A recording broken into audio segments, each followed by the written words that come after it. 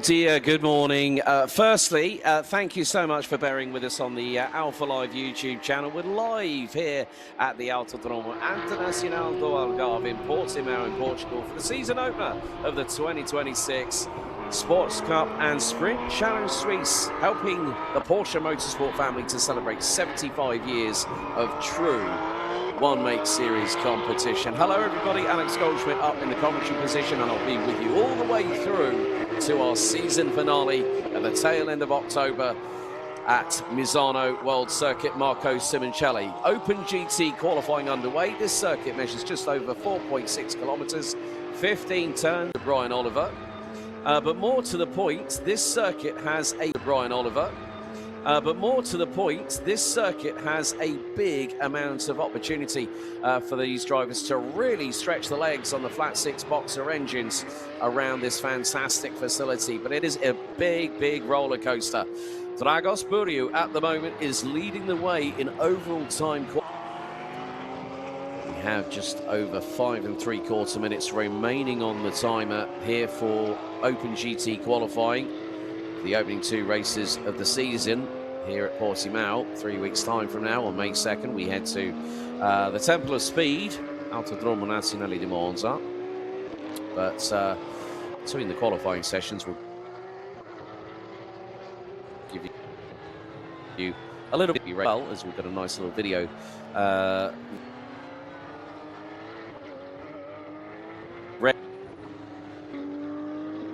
ready for you drivers, as it's around about 15 degrees centigrade up in the air, and yeah, from opposite me with the pit lane down below, there is sunshine, and so we're hoping that it's going to be a lot clearer as the day goes on.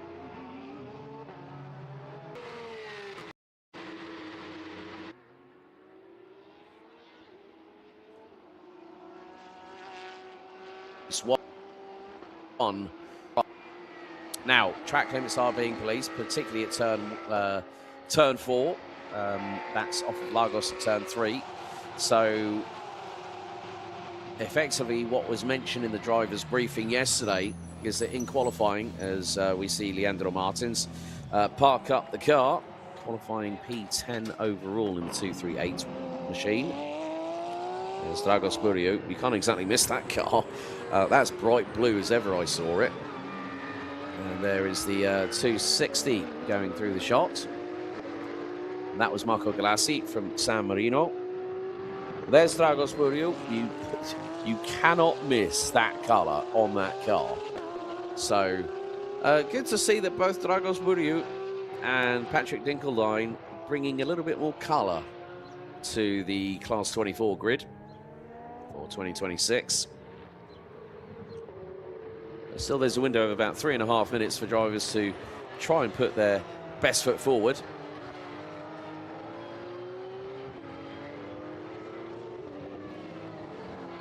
There is Buriu making his way through at Portimao. It turns 10 and 11. Then it's down the hill, through into the left-hand kink here at turn 12, through into turn 13. But at the moment, well, Dragos Buriu's fastest lap has been a 1:43.040. So he's about 3/10 off of his pace that he had earlier on. Now, bearing in mind, this is day number 5 in the car for the man from Romania. Yeah. Based on multiple drivers in with just 2 minutes and 40 to go. And at the minute, we've got to 18th, head of Marco Killer, who rounds out the field in 20th position. Johan Frisch in the 290 A-Works by Katana Tools.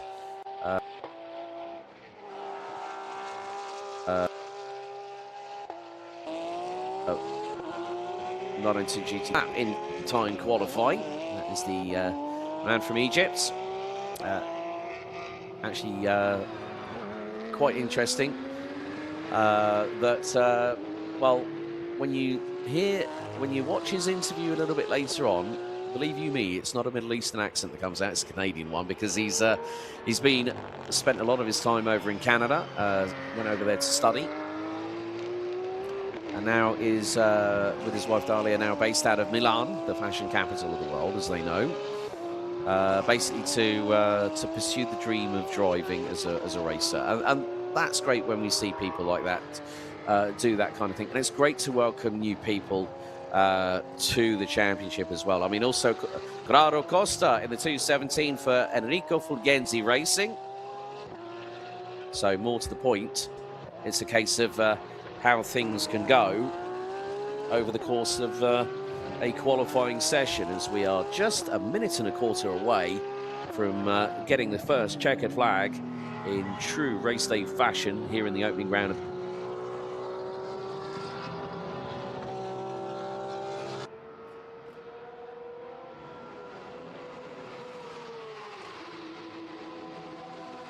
So, Dragos Buriu out of the final corner. Is the Romanian going to improve on the timesheets? It was a 1:43.533, 1:43.324. He's got an opportunity to do another lap. So can the 207 make his way a little bit further from Stefan Heim, who's actually gotten ahead in the 991.2 GT3R car, and he's picked Patrick Dinkeldine by about a tenth of a second, and there is Dinkeldine going through into Torrevip, closely followed by Dragos Buriu and Johan Fresh in the A-Works by Katana Tools car goes up to P12 on a 1:47.232. And that is going to put him 9th in Class 21.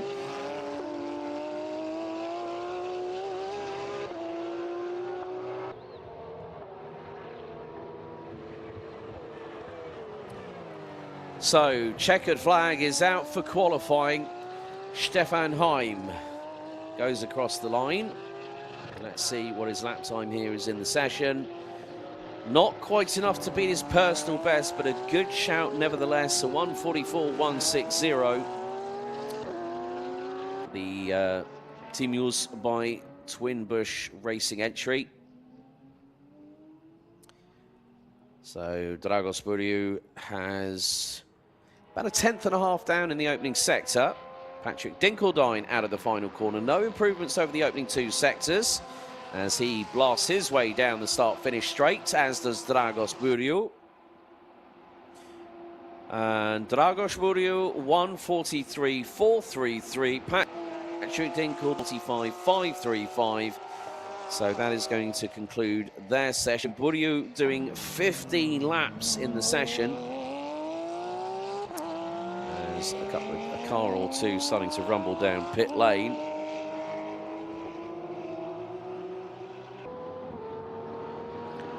So this will be the in-lap for both Buriu and Dinkeldine.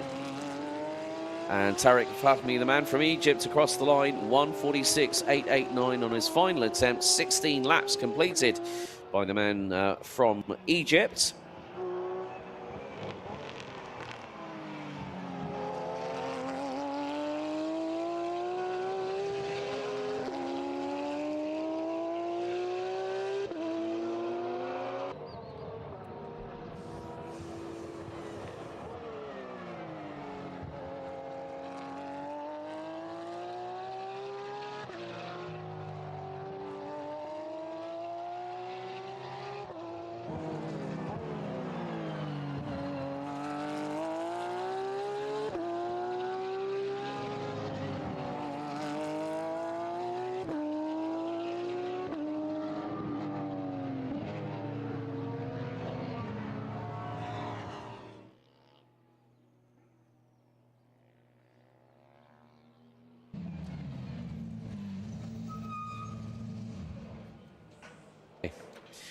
Right, qualifying completed for Open GT for the opening round of Porsche Cup and Sprint Challenge Suisse here at Portimao.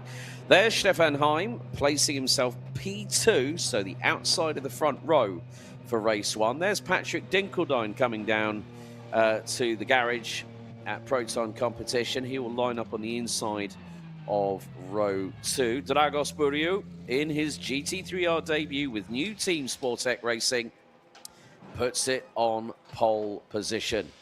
And a very, very good morning to the Czech Republic. Good to hear from you, Rod Christie. He's watching along. And yeah, have a good day as well yourself, buddy. We missed you. We hope at some point you'll be back in the paddock because you are very much missed. Nico Kundl on Class 21 debut takes pole position in the 225 track experience by Mantai entry. Ahead of Seebach Motorsports 244 of Levin Gelf. That is an exciting combination that I can't wait to see racing a little bit later on. And there he is, the overall pole sitter in Open GT. And just to think, this man had to make a split-second decision. You're going to hear the story a little bit later on from both Dragos Buriu and the man who's going to be back again in the number 88 in Class 1, Gregor Burkhardt, in our interview sections a little bit later on. And that will actually be before our 2-hour endurance race later on. Marcus Gratian takes P3 in Class 21 ahead of Max van Rosen, and the pairing of Nelson Montero and Nelson Marcondes take P5. Tarek Fahmy takes P6 ahead of Leandro Martins and Eric Santos, followed by Johan Frisch, Fakhradin Mirzoev from Azerbaijan, Helmut Hödich in the 202 Fach Autotech entry will line up 14th overall, ahead of David van Rosen, Stefan Kracht, Enrico Fulgenzi Racing's Corrado Costa in the 217, 17th overall, ahead of Marco Galassi, John Jastrzemski, and Marco Killer, rounding out your overall provisional result for classes 21, 23, and 24. But before we get on to time qualifying for GT3 Cup and GT4 Club Sport, it's time to give you the rundown here on the YouTube channel for Alpha Live of our official calendar for 2026.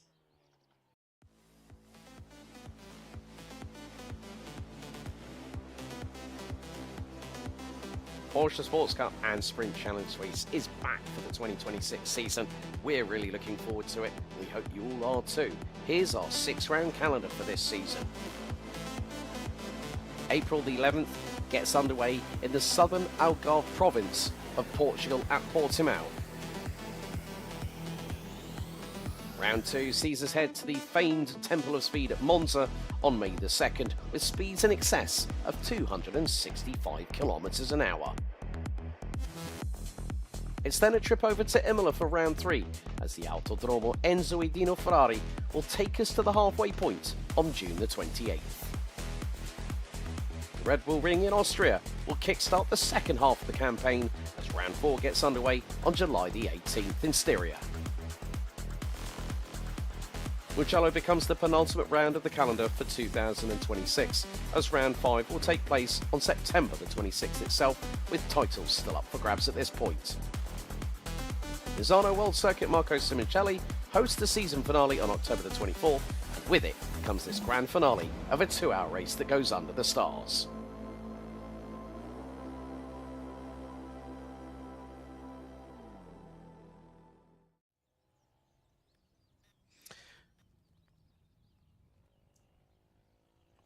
Well, there you have it, folks, and pretty much the tracks that we visited last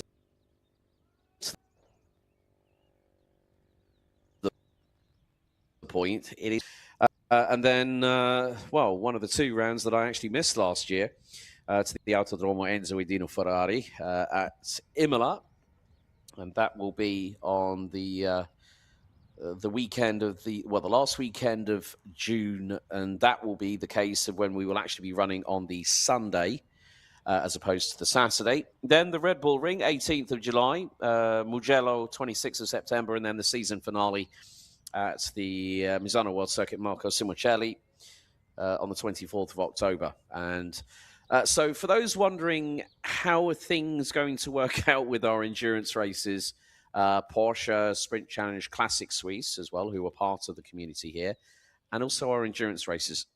So, Club Sport races 1 and 2, and then we have the 2-hour endurance race. Monza.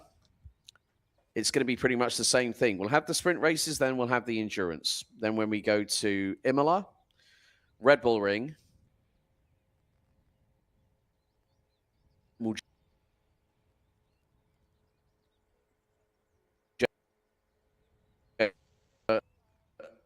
Challenge Classic Suisse will be joining us for the remainder of the calendar. And then Misano is when we have what I think one of the beautiful things of this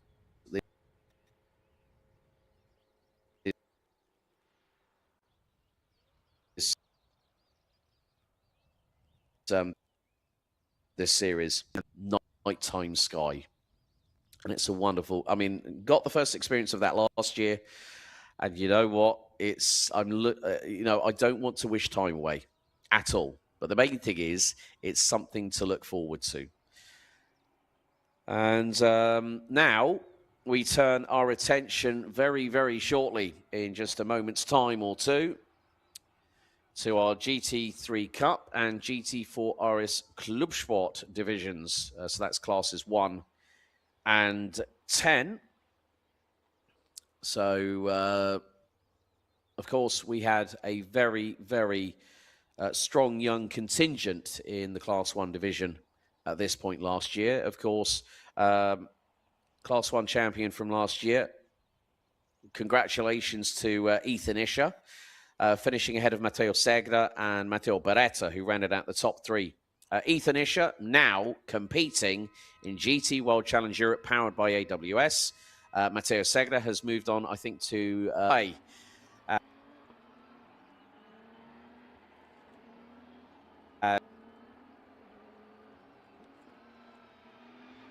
as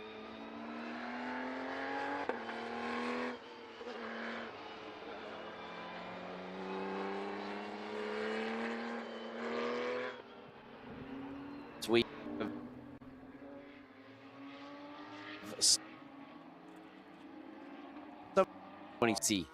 taking 3rd position.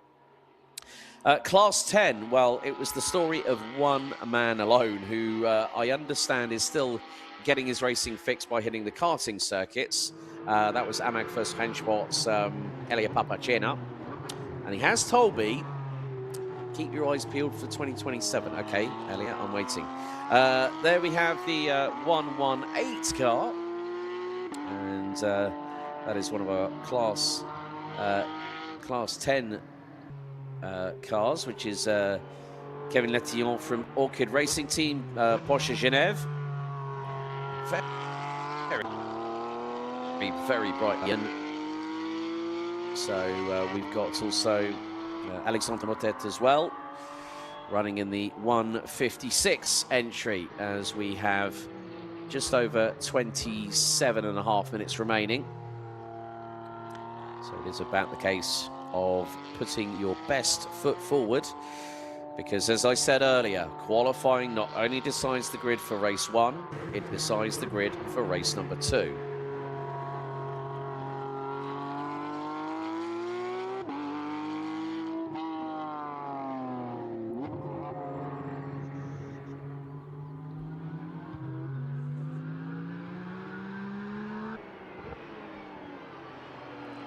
So some of the field out onto the grid, including the number 20, Ernst Inderbitzen, and also Jan Klingenberg, who is actually the one who has actually been coached by Dino Zamparelli. Ernst and Jan both running with Fach Autotech, and Jan raced in the Sprint Challenge Southern Europe earlier on this year in the club division, finished P8 overall in the standings. There is Christian Karamuskia running with Prima Ginzani Motorsports. So it's going to be interesting to see how things are going to ramp up as the track evolves, because now we see the 118 of Letillon through into turn 5 at Torre Vip. But we haven't really had a benchmark lap time set in both classes, but it'll be interesting to see over the course of the next just under 26 minutes remaining on the timer on how things will proceed. And, well, we've now also got the number 26 of Omnia Motorsports, Ilario Introna, just coming out of pit lane. Well, obviously, just mentioned Christian Karamuskia for Prima Ginzani, now out. So very shortly, it's going to be a case of the drivers will be going through a heat cycle just to get these tyres up to temp and scratch off that top layer of bitumen and excess sheen that the tyres will have when they're normally put onto the alloy wheels. So first couple of laps coming in, Ernst in de Bitsin, 1:58.425. Here comes Kevin Letillon across the line in the 118 car. And goes in with a 58.106. So top of the timesheets for the number 118. And a little bit of, I don't know if I just saw a puff of smoke from the right front as Latillon went into Primera at turn 1 with a big rate of speed.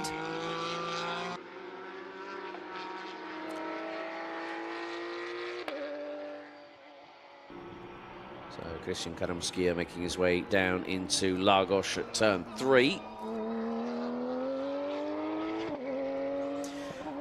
Now, I'm going to say this, when we actually are able to see the number 26, this livery that car has is just absolutely wonderful to see. But there is Karamuskia trying to get ready, or is probably part of the way through a push lap at the minute.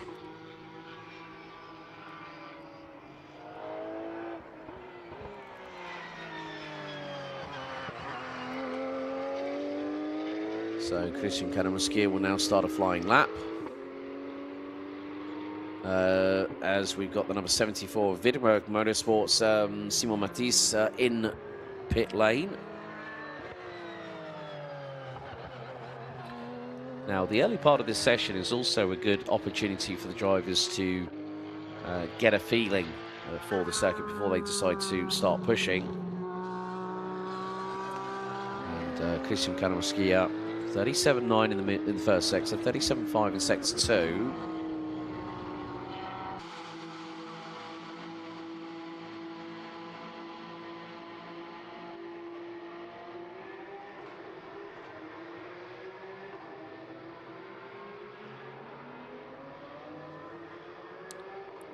So first banker lap in for Christian Karamuskia. Across the line goes the number 95. It's 1:56.723.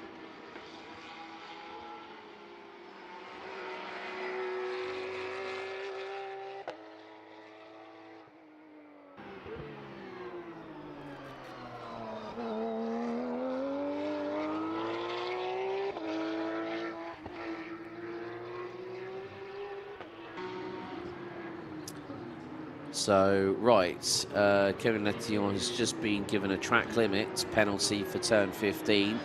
This plus the next lap will be deleted.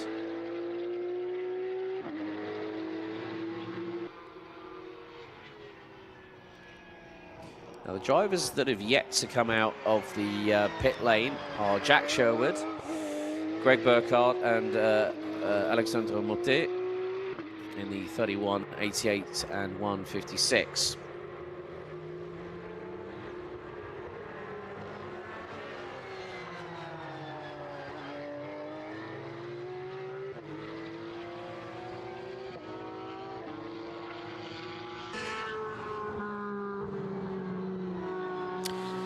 So Simon Matisse has now come out of pit lane in the Wittenberg Motorsport number 74 entry. That is, that looks like it's going, if that's even sitting still, that's probably looking like it's going fast. And there is the number 26. Now, this is the new livery for Omnia Motorsport, designed by Simone Guidarelli, and is, as Omnia Motorsport have said, it's the new code. It's the hashtag on Team Omnia _official on their Instagram, and it's a Di Factory Italia concept. Of course, Di Factory Italia do specialise in wrapping PPF body shop works and special projects. So lovely to see a very different livery on the Omnia Motorsport number 26 of Ilario Introna. And Introna yet to, well, his last lap was a 2-minute 1.4. So good to see many of you watching along on the alphalive YouTube channel, the official streaming partner of Porsche Cup and Sprint Challenge Suisse all the way through the 2026 season.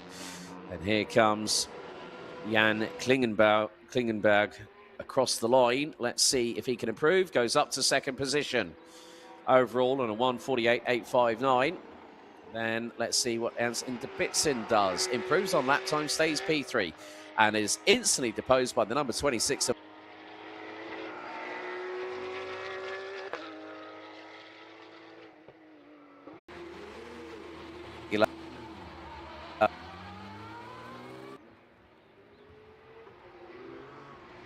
Motet, now out of pit lane in the 156.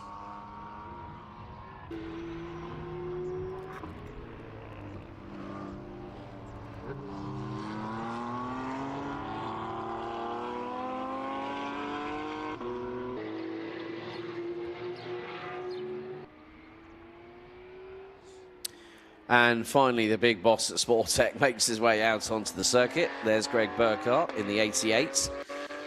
Very distinctive livery that he's run with for many a year in the orange and black. The yellow wing mirror covers and the off-center stripes, so to speak.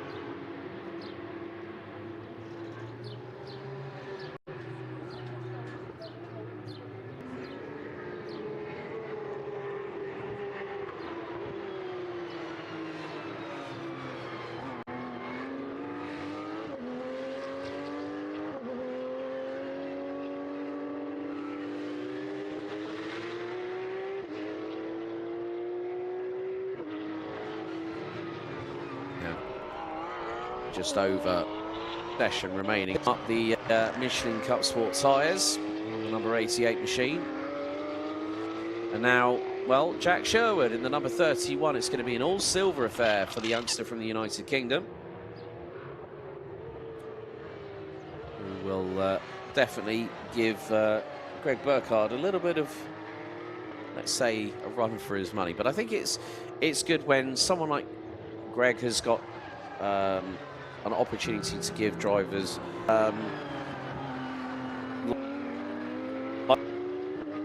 like Jack Sherwood, a good friend who actually tested at Paul Ricard with Sportec.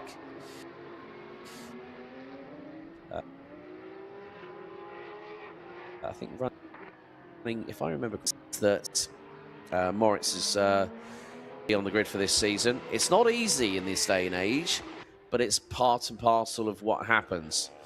So, you see, we side to side is Greg Burkhardt behind Jan Klingenberg in the number 22. Sitting in P2 at the moment on 1:47.815.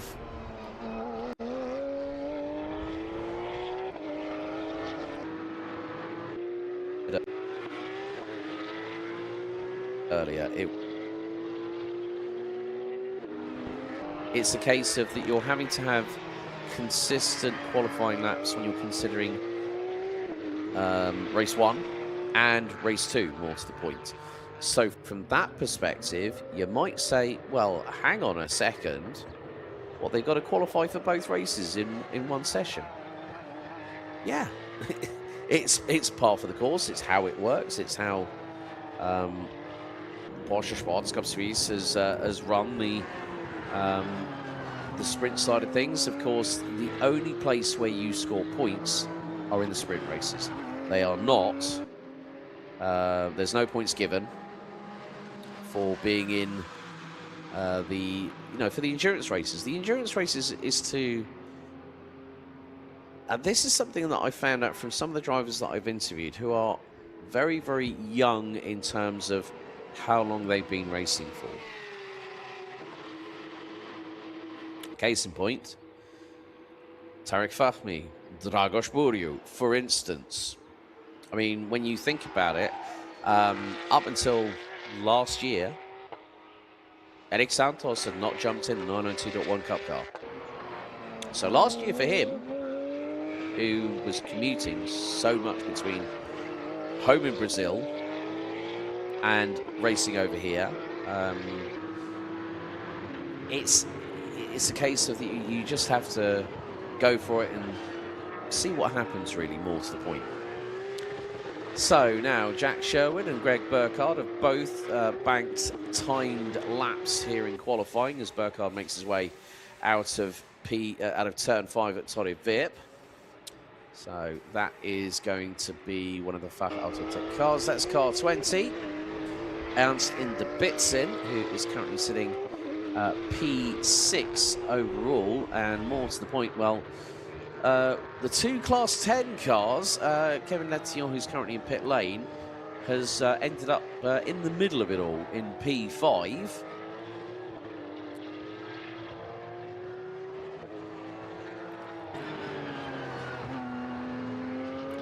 So, track limits at turn 1 for car 74, Simon Matisse. This time lap will be deleted.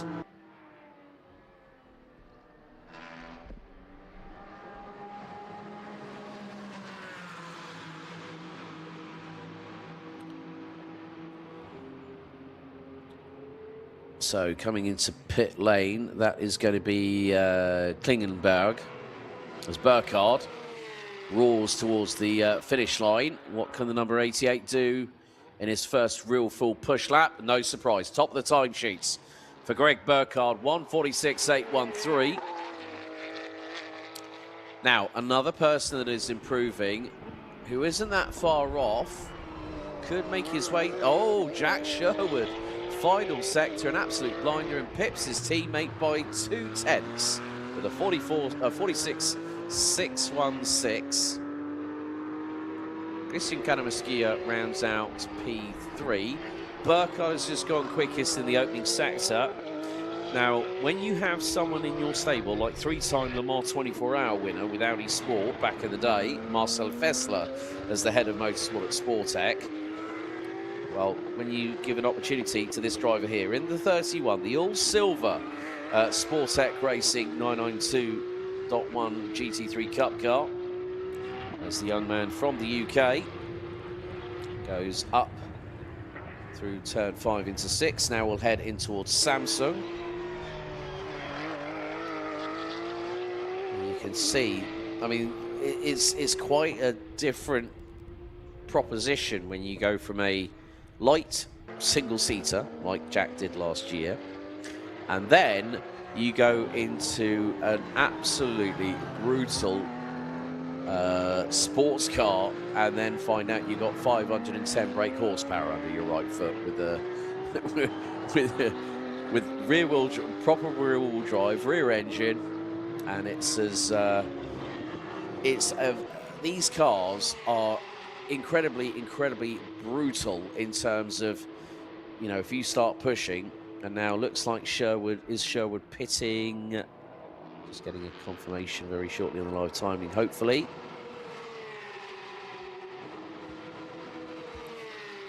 No, the car that was coming in was Hilario when Jack proves again. So does Greg Burkhardt. So Burkhardt puts in a 46.584. Jack Sherwood has just put in a 46.175.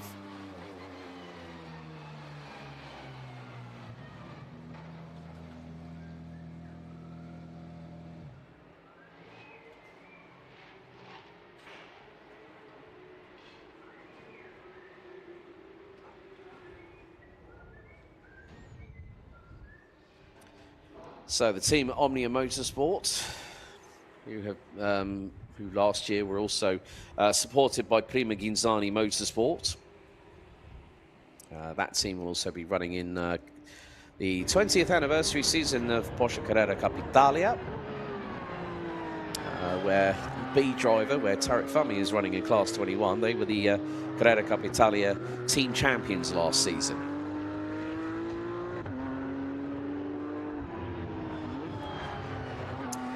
So at the moment we have got Christian Caramoschia in pit lane, Simon Matisse in pit lane, Introna in pit lane, Nation in pit lane. And here comes Jan Klingenberg across the line. Now his best effort so far is a 1:47.769. Just an outlap at the moment for the number 22 from Switzerland. In that predominantly white with significant flashes of green around the fenders and the end plates and the rear wing on the 22.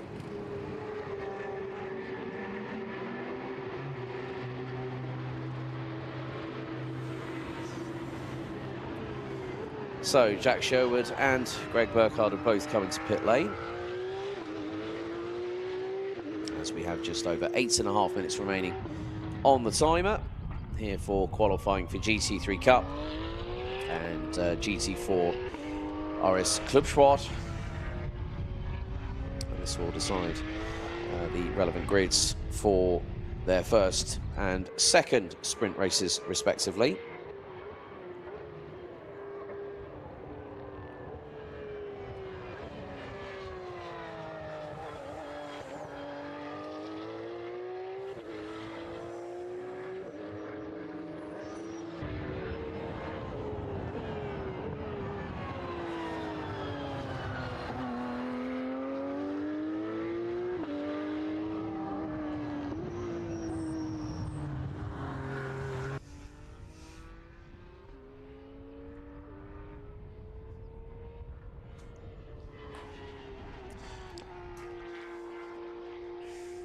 So now, here comes Klingenberg across the line. Currently P5 at the moment, and that's overall in the session. 1:49.987 for that particular lap time. Still room for improvement. He's still got time. I mean, it's a very, very long lap here at Portimao. But there is an opportunity. If he can find some grip, find some purchase coming into and out of corners, this might give him that window of opportunity to try and move up from P5 overall in the running order of things.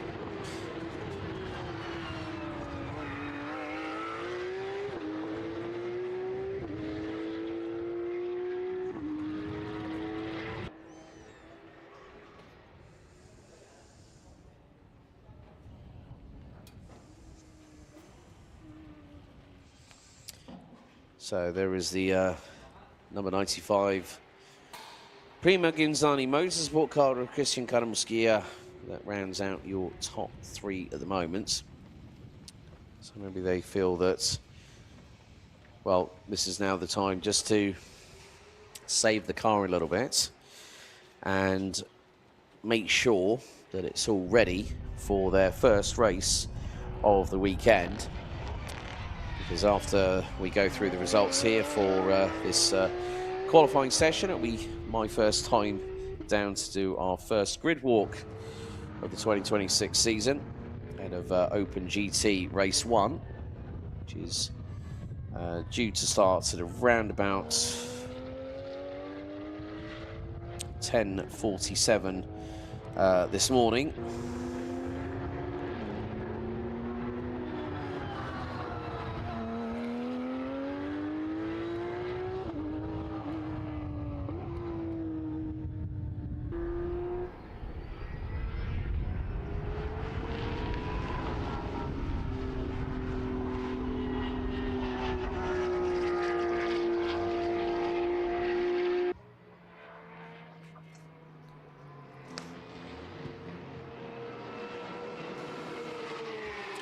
So our first race will get underway at 10:30 this morning local time. So if you are watching continental Europe, you're an hour in front of us. So, yeah, and that will be when we get things ready to race here in 2026. So a big thank you to everyone that's joined us. I have been duly informed that we will have more cars on the grid in the respective classes for round 2 in 3 weeks' time at Monza. So don't worry, there is going to be plenty of racing still to carry on with here today. And it's great to see a lot of people here, a lot of people that I've been able to talk to over the course of the weekend. And more to the point, I think a lot of drivers, there's... I'm going to give you a little bit of a quick story whilst we've got just over 4 minutes to go in this session. Patrick Dinkeldine said, yeah, Thursday was the first time in 5.5 months I'd been in the car. I was like, okay. Hopefully, and I'm like thinking in my head, maybe the muscle memory's working. But that just really does go to show that for some drivers, it is the case of, yeah, this is what I'm doing. This is my race program. Because a lot of people may say, well, I'm not a pro driver. There are some people that use the platform here at Porsche Sports Cup Suisse, along with other Porsche Sports Cups as well, to have a springboard platform. And that is very, very crucial, where the drivers are not under significant amount of pressure to get things, they need to learn in a safe and comfortable environment. So that's why we have things like Sports Cups, which then have incorporated sprint challenges. And then when you go to Carrera Cup, that's when things get a little bit, well, they get more than just serious. They get very, very, very aggressive at times. But it's close. It's hard-fought racing. Everyone's got the same machinery, but not everyone's got the same setup. The drivers will have their own different way of thinking, okay, how am I going to get this car to rotate through corners? What are my senses telling me? Because they're being bombarded, all 5 of them at the same time. But it's sort of like when a driver can feel through the bottom of their seats exactly what's happening, then they'll try and get a sense of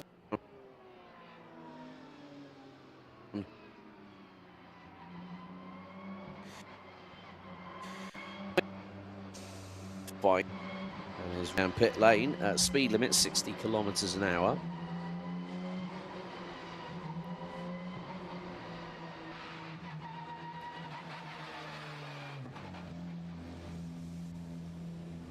So the big thing is that Ernst in de Bitsin's car is still circulating. Now this will mean this is going to be the last lap in qualifying. That's going to start pretty much right about now. 1:59.0. So Ernst in de Bitsin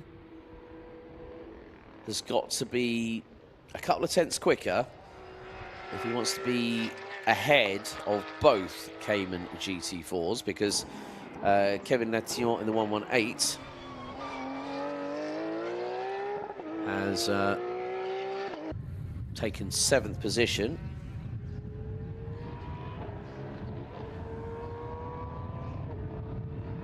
So with 45 seconds on the timer, Ernst in de Bitsin goes through turn 5 at Torrevieja.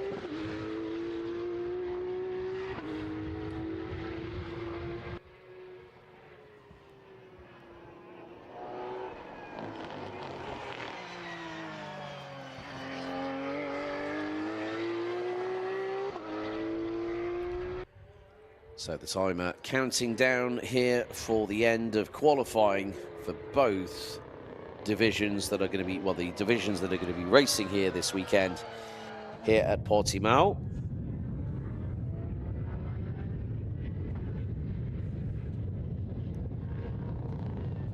So the only driver to see the checkered flag in this session will be this man here, Ernst Indebitzin,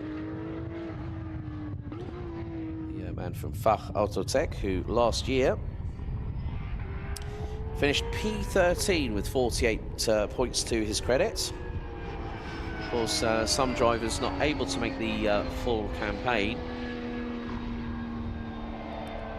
But now it's going to be a slow trundle for the number 20, who will finish P8 overall in the session.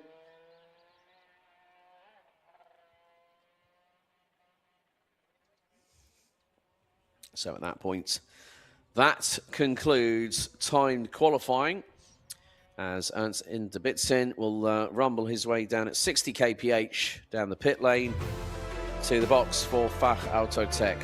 On his debut in a Porsche 992 GT3 Cup car, Jack Sherwood from Sportec Racing signed now for Team Parker Racing for 2026, takes pole position with a 1:46.175. Greg Burkhardt in P2 ahead of Christian Karamuskia. Simon Mattis in the Wittenberg Motorsport number 74 entry, just under 1.5 seconds off of pole position, takes fourth. Fach Autotech's Jan Klingenberg takes fifth ahead of Ilario Entrona from Omnia Motorsports in the wonderfully decaled number 26.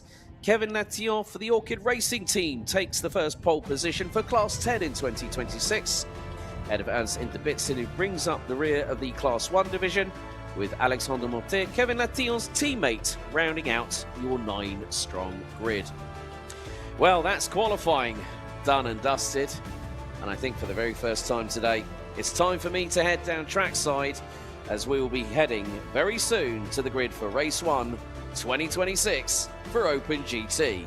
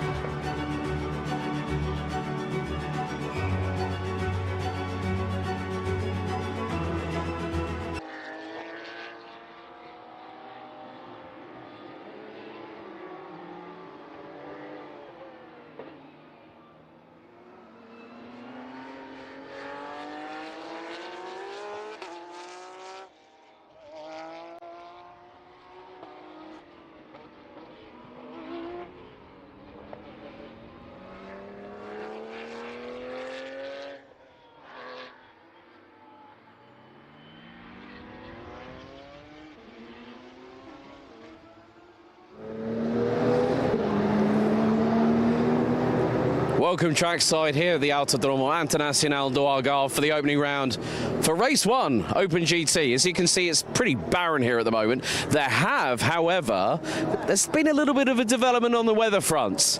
A few spots of water from the heavens up above, but the track's bone dry.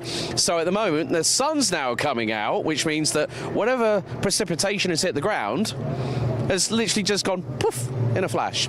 However, I need to speak to this man here, Richard Feller. My friend, we're back for season 2 here in 2026. It's great to be back 1 year after I was standing in very different clothing to what I am now. Yeah, that's right. I'm also glad to be back on the track, have you guys all together, you Alex and alphalive taking this over. It was great and have a good start to the season. Thanks a lot. Brilliant. Also, there's been a couple of developments in the off-season. New sunstrip visors. You know what? Whilst we got an opportunity, we've got Heim Technique, who are providing the side number plates, but then also the winery and restaurant company. Herbie, if you want to zoom in on Greg Burkhardt over there, he's the man that's going to be running in the 88. His family, which is Dragos Buriu, in the 207 for Sportec.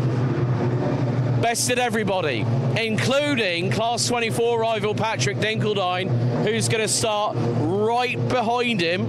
Stefan Heim's has stuck it on the outside of the front row for team used by Twin Bush in the car formerly driven by Christian Engelhardt and Aishan Guven to a vice championship in Adiatsid GT Masters. Also, the fact is Nico Kundel, on debut with track experience by Manthey, takes his first pole position, and he's going to start on the outside of row 2. Now, the thing is, we do have a little bit of time, maybe not that much, but because I've got a vamoose with 5 minutes to go, because I need to be up there and ready. However, now, we caught up last night in the little supermarket, didn't we? How are you? We did. I'm fine, super fine. Nice to see you here again. Ja, gleichfalls. Und jetzt auf Deutsch natürlich. Starkes Leistung für Patrick. Es ist das erste Mal in 5,5 Monate, dass er ist hinter den Steuer in sein schönes Auto. Das kommt gleich. Sehen wir gleich. Ja, sehen wir gleich. Aber wie ist das Gefühl nochmal, dass es gibt eine Neuigkeiten bei Proton Competition, dass Proton Huber und Proton sind jetzt eingesammelt. Das ist ein guter Unterschied für den ganzen Team. Und wie ist das Gefühl noch mal wieder hier bei Porsche Cup Suisse hier in 2026 hier zu sein auf dem Grid? Na, das ist natürlich mega. Also wir sind ja auch schon lange ein Teil davon und Patrick ist immer super gerne hier, ist einfach eine super Championship.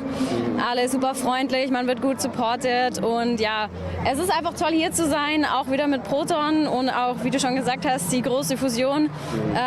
Ist einfach Wahnsinn, was Proton jetzt abdeckt und in wie vielen Rennserien und das ist schon wirklich, ja, ist toll, ein Teil davon zu sein und hier zu sein und jetzt hoffen wir auf ein gutes Rennen, ja. Vielleicht kommt ein paar guten Augenblicken, wer hat den Überholmanöver außerseits am Variante der Parco in Misano gegen Rod Christie, der hat Hi gesagt, Hi Rod, greetings for the grid, aber viel Glück für heute bei den the full livery. Hang on a second, Herbie, because we've got a couple of cars, we are waiting for our pole sitter. So this is the new livery for Patrick Dinkeldine. It was mainly matte black with chrome. He's gone white, so you can't miss it, purple with a few flecks of gold there. Arilo Interabianca is the sponsor that is also joining Heim Technique. So both companies within families within the Porsche Sports Cup and Sprint Challenge Suisse family. But here is your pole sitter on debut. Dragos Buriu takes pole for Sportec. You know what I'm going to do is, firstly, Mr. Burkhardt. Hello, sir. Good morning. How are you? I'm good. I'm good. Lovely to see the Arilo Interabianca sun strips on the car. It's cool, isn't it? It's yeah. Well, looks similar to me to all these cars. It's something special. Normally, my car only had this logo on it, so it's nice to see so many cars with this logo on it. Yeah. Beautiful. Obviously.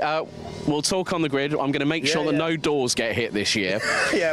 We talked about that. We're talking about that a little bit later on in the interview. But Greg, I'll see you on the grid for race one a little bit later on. But thanks. Great to see this man on pole position on debut. 5 days in the car, and he's muscled that thing around this circuit, hasn't he? I'm really happy for him and for the team that we are now starting from P1.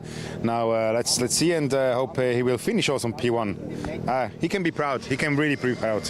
I'm sure he's going to be grinning like ear to ear like the Cheshire Cat from Alice in Wonderland, Greg. But I'll catch up with you a little bit later, buddy. Let's see. Can I get a thumbs up? Yes, Dragos. You got. Now look at that smile. 5 days in a GT3R car, and you put it on pole. Congrats, buddy. Thank you very much. It was just putting in those laps, and you've built that confidence. 2 days at the tests at Le Castellet, 2 days here, and now it's time to go. Again, because guys, I have an interview. Yeah, so 2 days at Le Castellet, 2 days testing this week, and now you stick it on pole.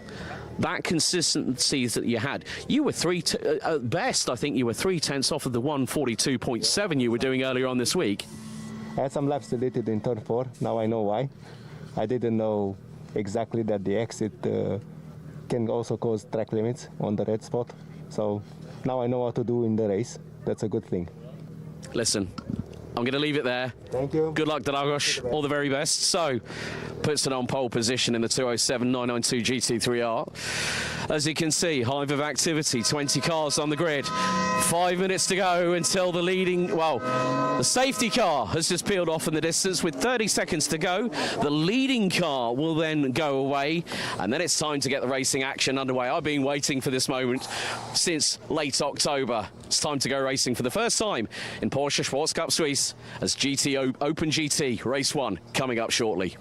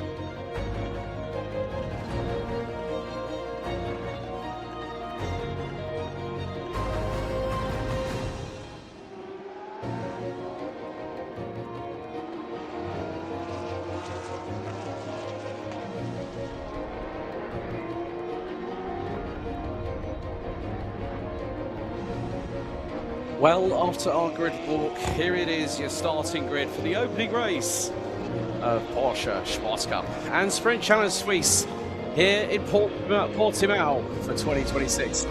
Dragos Burio on the Class 24 debut takes pole position, joined by the current reigning and defending Class 23 champion Stefan Heim on the front row. Row 2, Patrick Nickeldine versus Class 21 pole setter on debut, but track experience by Manthey, Germany's Nico Kundl. Levengel for Marcus Gratian ran out your top 3 rows with Max van Rosen, and I believe it's going to be Nelson Montero that is going to be behind the wheel of the GDL Racing 286. They ran out the top 4 rows.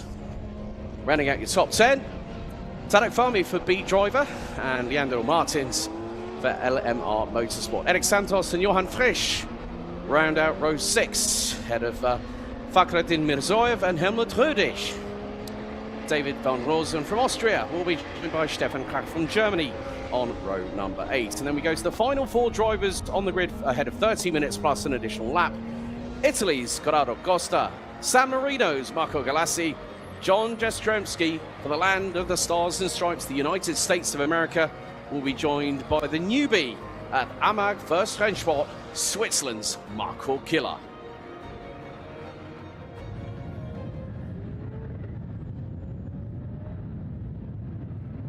So, the leading car, Porsche 992 Generation 911 GT3, which I know has had its bedding in mileage done.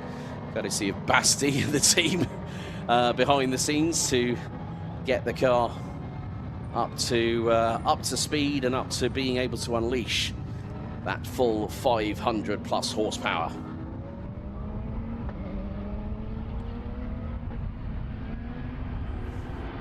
And this is it.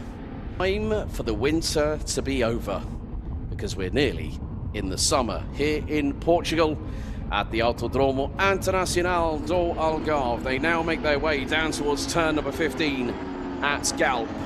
And now the leading car will peel into pit lane. Burio on pole, Heim alongside on the front row. So the drivers will now go over the crest, leading car into pit lane. We are set and ready to kickstart the action. At a steady 80 kilometers now, the red lights are on. And here we go. It's time to get the revs build as we start to help celebrate 75 years of Porsche Motorsport Week.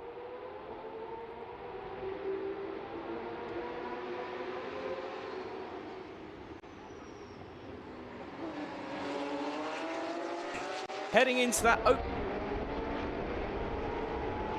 through into turn 3, it is Burio leading. And more to the point, Patrick Dinkeldine has had an absolute shocker of a start. He's probably towards the top 10. Looks like we've got a yellow flag, as that is the Enrico Fulgenzi entry. Corrado Costa, as now it's 2x2, side-by-side Noah's Ark style into turn 5 at Torre Vip. Dragos Burio starting to pull away from Stefan Heim, was over a second quicker in the opening sector. And look at the line of cars making their way through. Dinkeldine's got to get a move on here. And more to the point, Dragos Burio to Greg Burkhardt on the grid walk. He's smiling like the Cheshire Cat. I'm sure he's got the biggest glint in both eyes of his right about now. And there is the green mirrored Porsche, or the track experience by Manthey car, Nico Kundl at the minute. A little bit further back, 260 Marco Galassi. But here we go. Right, it's the battle at the top end of Class 21. As down through out of Sagres into Galp here at turn number 15. The battle for Class 21 really starts to get a light here, as here comes Levin Gelf as they go across the line. 266 meters between finish line and start line, and look at this, Levin Gelf on the flashers to the outside into Primera. He sweeps in the 244 Seebach Motorsport car to the outside. He goes on Grundl, who is trying to keep him at bay, and here comes Marcus Gratian in the 2-2-1, and a dive from there. That's Max van Rosen. Oh, he tags the right side of Marcus Gratian. Oh, disaster for the 2-2-1. Track experienced by Manthey operated vehicle, and that has cost Marcus Gratian big time. As oh, that's not going to work. I think there's damage to the front of that car. That was unstable under braking into the gravel off of Torrevieja.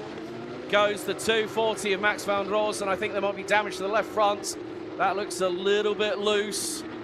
As drive-through penalty for Max van Rosen for not maintaining their starting position. Leandro Martins has also been hit with the same drive-through penalty. They were told at the briefing, if you do not go through the boxes, then you will be given a drive-through penalty. But the car has stopped on track.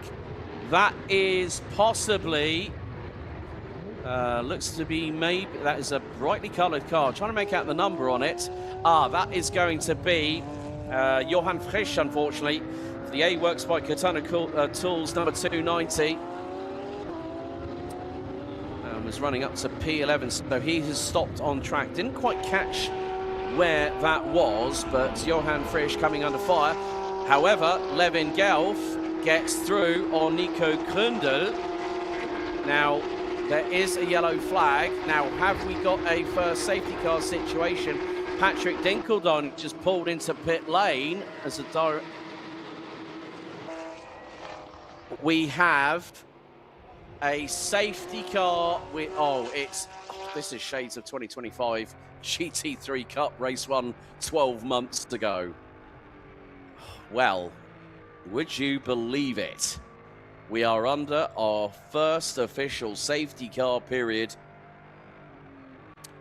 And good to see some cheers coming on for the likes of Jack Sherwood. Good morning to Caitlin Penny, David Mirzoev, Alex Roggio, who's also been there. Also, grüß dich, unsere Kameraden in Deutschland, Motorsport TV Deutschland. And also to a big ciao a tutti at Parc Fermé, our friends over in Italy, who are providing the German and Italian commentary streams. But there we see Johan Frisch's race has not gotten off to the best of starts, and I'm wondering why that has happened. As Levin Gelf has spun it under the safety car. Now, there were some spots of rain. There is a little bit of a breeze. They're having to avoid him.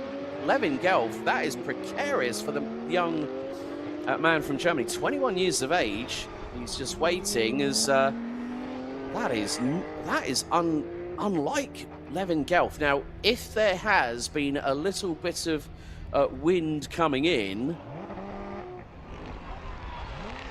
so let's see. And he was leading the way, so he's obviously had a moment, and that's going up the hill. So safety car is out.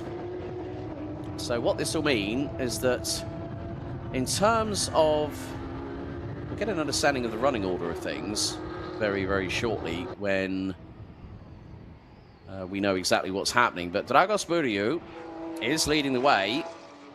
Erich Stefan Heim, Nico Krundel P3. Max van Rosen is in the pit. So there's the safety car. It's just picked up Dragos Buriu. So Levin Gelf, where has this dropped into? I think it might be towards the bottom of the field, possibly, apart from excluding Max van Rosen. Okay, Dinkeldine is out of the pits. But that still means he's P2 in Class 24. And good to see that even though she's physically here, good morning, Dalia Abbas, Tarek Fami's other half, as the pickup has now got behind it Johan Frisch in the 290. Now, I'm wondering if they're going to pull that car away. So here's a replay of Levin Gelf. Now this is... now I'm wondering if the right side, now from that angle, oh dear. I have to say, Leandro Martins definitely, he definitely felt something twitch in having to move his hands with cat-like reflexes there.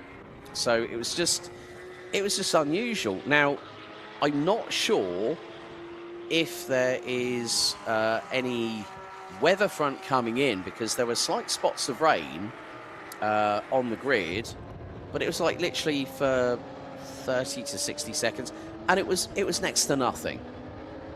However,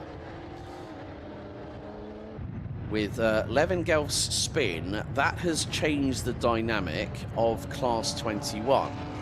Now, depending on when we get the single file restart to get things going again here for Open GT, that could be very decisive. Now, this will bunch up the field, and it will give a little bit of impetus to Levengelf to go, okay, right, I messed that up. And it's, let's just say, it's part of the human condition, folks. We are not completely infallible. We do make mistakes. We are going to go under safety car for another lap, as we are currently on lap 5 of this race. But look how close Stefan Heim is staying behind Dragos Buriu. Now, the thing is that Stefan Heim has battled, has fought against the likes of Rod Christie. Now, you might remember Open GT Race 2 last year. I certainly do, and Rod, if you are watching, you know exactly what I'm going to say. A certain man in a Martini liveried 992 GT3R Porsche lost the back end at high speed at turn 9 at Craig Jones going up the hill through the left-hander. And that's why I had to ask him after the race what exactly has happened. And I'm sure that, Rod, you're probably going to send me a text message in a minute and say, yeah, I remember that one. It was a close one with the barrier. However, now this, you might say that, oh, Levengelfs is going to be out of it. This young 21-year-old who's who loves his guitars, by the way. Spoiler for one of the interviews later on. I don't like giving spoilers, but it's like little tidbits to whet your appetite. Here we are on board with Tarek Fahmy in the B driver entry, the number 242. You can't exactly miss the livery on that car either. So Tarek currently now is P6 in class with the leader Nico Krundel, P3 overall. So Max von Rosen is in the pits.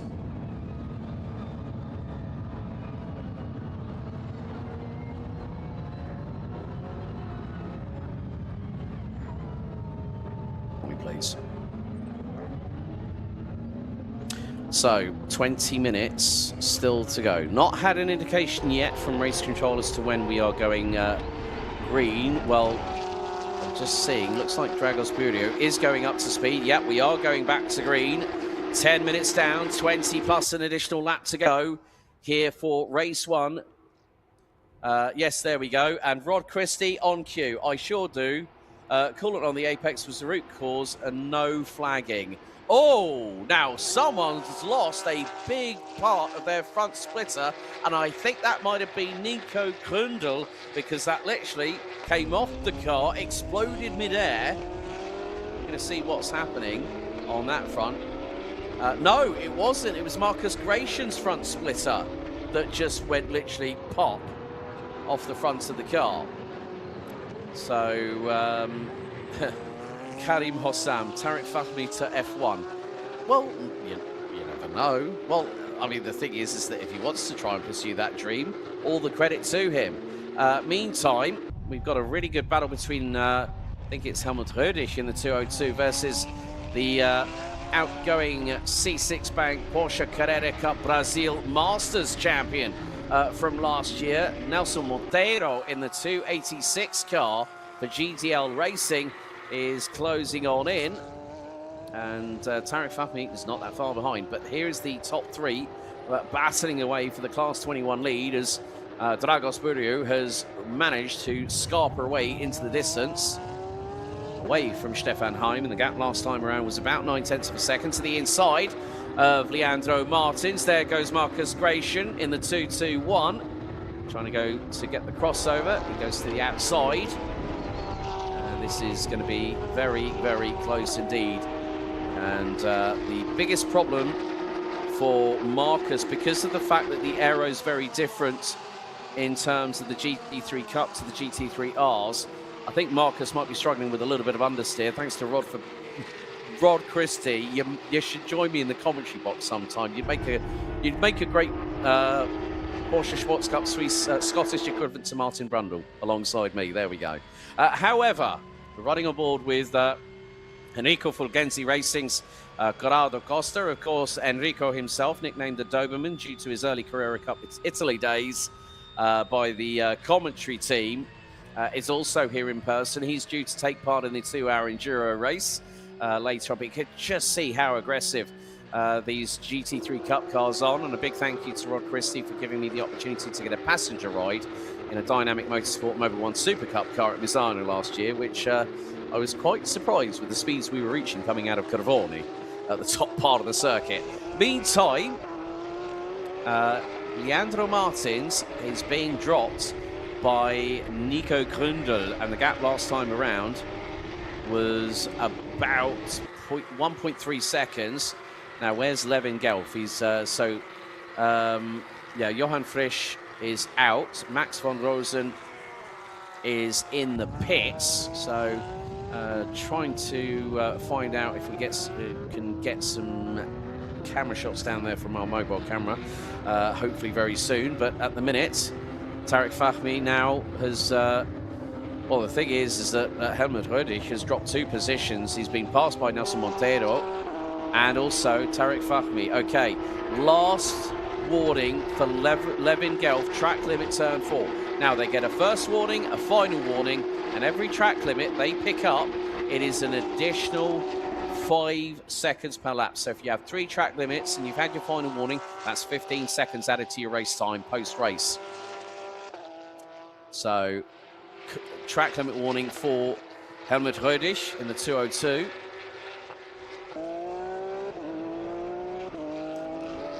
Meantime, some battles really starting to come alive here. Now, Nelson Montero very, very close to the top 3 in Open GT as for Class 21, as the leaders in the division make their way through into Torre Vip at turn 5.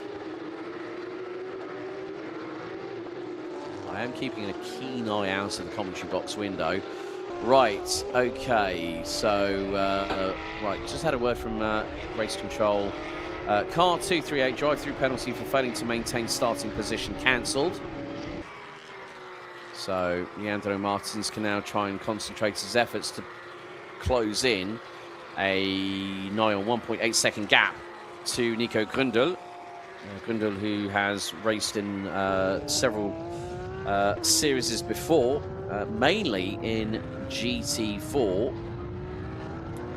and won a Winter Series Pro-Am title with back in, I think it was in 2025, last year, and that was alongside a man who shares a lot in common with Robert Wickens, Tim Horrell from the USA, who is also a paraplegic racer, so is wheelchair bound, and they won the Pro-Am division in their series. So when I saw Nico Gründel's name on the list, I was like, right, we've got something special with regards to that driver coming in. But then you look at the list of accomplishments of the teammate of Nelson Montero. We'll be talking about him in race 2. GDL's Nelson Marcondes, who I know is keeping a keen eye on what's happening. Meantime, through on Stefan Kracht, that's 10th overall for Proton competitions, Patrick Dinkeldine. Now, that just shows that when you've been 5.5 months out of the car, you've got to basically try and get yourself back into it, into the swing of things. But more to the point, with regards to Patrick, absolutely in fine form. I spoke to him Thursday and Friday. Levin Gelf has got to be very, very careful, because the next time he hits the track limit, that's it. 5-second slam dunk penalty coming the way of the 244 from Seebach Motorsport. So at this point, this is going to be a long year. You know, when you think about it, it's April to October. That's 4 months, effectively. Just over 4.5 months. Well, 6.5 months. But Dinkeldine now looking to get through. That's going to be David van Rosen in the sister Team Neuhofer Henge Sport car. Oh, and that's gone around. Oh dear, dramas for the 253. David manages to get it back in. Oh, there is now that is not a good sign. Looks like that is coolant pipes off because the cooling systems are based at the front end of these cars. And if your front end gets a bit of a hit, then, well, you've got to watch yourself. In the meantime, Nelson Monteiro closing in, and that is on Marcus Gratian. But look who's joined the fray. They say 2's company, but 3 is quite clearly a Porsche crowd right about now, because it's Karim Hossan. I will not say such a thing. Look, the thing is, we all know that some drivers come into this sport later on in life, but still have that passion, that joie de vivre, that spring in their step to go for it. But Nelson Monteiro is not hanging about. Neither is Tarek Fahmy, I must admit. Tarek, who made his debut in Porsche Cup Suisse last year at round 5 at Mugello. So more to the point, Patrick Dinkeldine. Now, I'm wondering, with regards to David van Rosen with his spin, now was it self-inflicted or was it an assist? Because Patrick Dinkeldine was robbed. So it's more the case of seeing, you know, it's very difficult from the angle that I could see.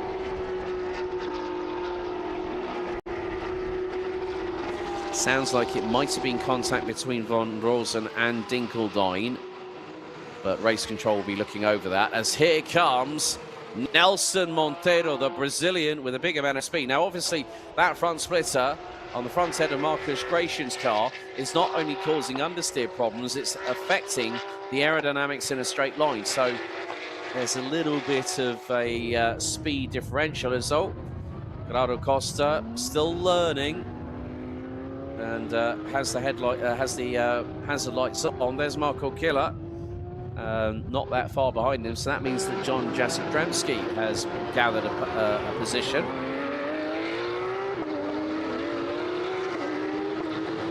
Here goes Dinkeldine on Tarek Fahmy, and keep your eyes on who's behind Helmut Röhrig, the man from Germany for Fach Autotech. Of course, have to give a shout out to a couple of former alumni who have moved on in their racing careers. Joel Monegro and Ahmed Mehdi, who were with us last year. Joel picked up the Sprint Challenge Southern Europe Club Division, in which Eric Santos, who is currently P11, that is 9th in class, rounded out the overall top 5. Marcus Gratian also had a couple of top 5s, top 6s as well, but Marcus, at the moment, well, he's been passed by Nelson Monteiro, but he's trying to fight back. Is the man in the 221, but he's got Patrick Dinkeldine to worry about now. That's not going to be easy, because he's got his own race battle, but when you've got someone in a weapon like a 992 GT3R that a certain Patrick Dinkeldine is piloting, you want to get out of the way very, very quickly indeed. And more to the point, well, now there's a wiper going, and that is on Nico Grundles. Oh dear, has the rain started to make a little bit of an impact onto the circuit? I'm just having a look outside of the commentary box window, but when I see wiper blades wiping across the screen, I get worried. Okay. Nakaro in YouTube chat, when is race 2? That is due at 1:30 p.m. is when they will start opening up the pit lane. Now, I'm keeping an eye on windscreen wipers as drivers come across the start-finish line. Now, Patrick Dinkeldine goes a little bit wide out of Torre Vip as Gerardo Costa across the line. So Dinkeldine has got through on Monteiro. Monteiro's got the wiper going. So it looks like there is a little bit of a rainfall situation here at Portimao. Like I said, the weather has been changeable, and that is a spin. Oh, just about the same place where we saw Levin Gelf drop the back end of the 244 Seebach Motorsport car. Now it's Helmut Rödisch has just got a lot of catching up to do. But Patrick Dinkeldine, despite that early trip into the pit lane, just as we got well, it went yellow flag circuit wide, then went safety car. It's going to show that, well, Dinkel, at the moment, the track is still very, very dry. So from that perspective, you might say, well, if it's only a slight pitter-patter of rain, as I said on the grid walk earlier on, it's more the case of you might want to keep that windscreen clear. Now, when the rain has hit here in the locality, here at Portimao, and also by the coast, I mean, I walked out to my hire car like we'd been transported to Zandvoort all of a sudden because there was sand everywhere on the car. That just goes to show that with the weather, it brings different atmospherics as we're into the final 6.5 minutes now. Tarek Fahmy is closing in. Now, this is a chance for him to go for position at this point. And that, folks, when you think Grunder's leading Class 21, Leandro Martins, Nelson Montero, this is for 4th in Class 21 because Patrick Dinkeldine in the Class 24 Proton competition entry is now up to P5 overall. Levin Gelf has got himself behind Sebastian Krach. It's 1:30 p.m. local time here in Portimao. So not CEST. Portugal is on the same time zone as the United Kingdom. So effectively Portuguese summertime, I would say.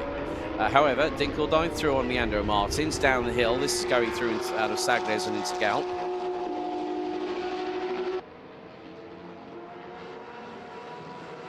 So I know for a fact that I have to give a shout out to Rod Christie for giving me all this information. And yeah, like, you know, top speed loss. Now, Tarek Fahmy has got through, and he started using his center wiper blade on the front of the car. So if the rain gets significant, it will thereby counteract the situation that the car behind him, Marcus Gratian in the number 221, will have to deal with as we ride on board with the 217. And this is going up the hill through into turns 6, 7 and 8 before he hits the yeah, so there's Torrevip. So we were coming out of turn 4. Now the thing is that Tarek Fahmy is trying to close that gap, but he's got to keep an eye on what's going on behind him. And the reason being is that Marcus Gratian is not that far behind him.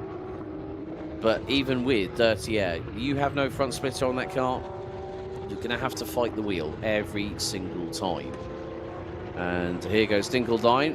That is going to be a position on Class 21 leader, Nico Kundl. So the 250 says hi and bye, all at the same time.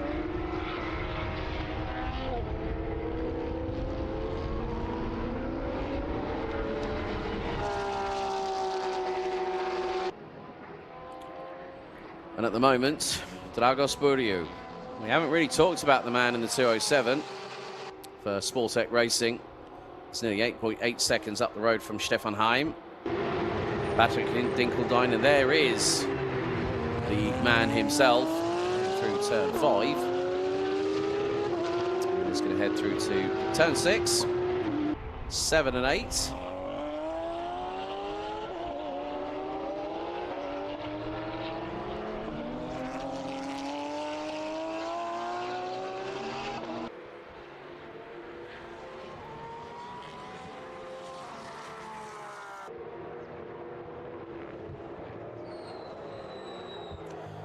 But just to think, this man has only been racing for 18 months, folks.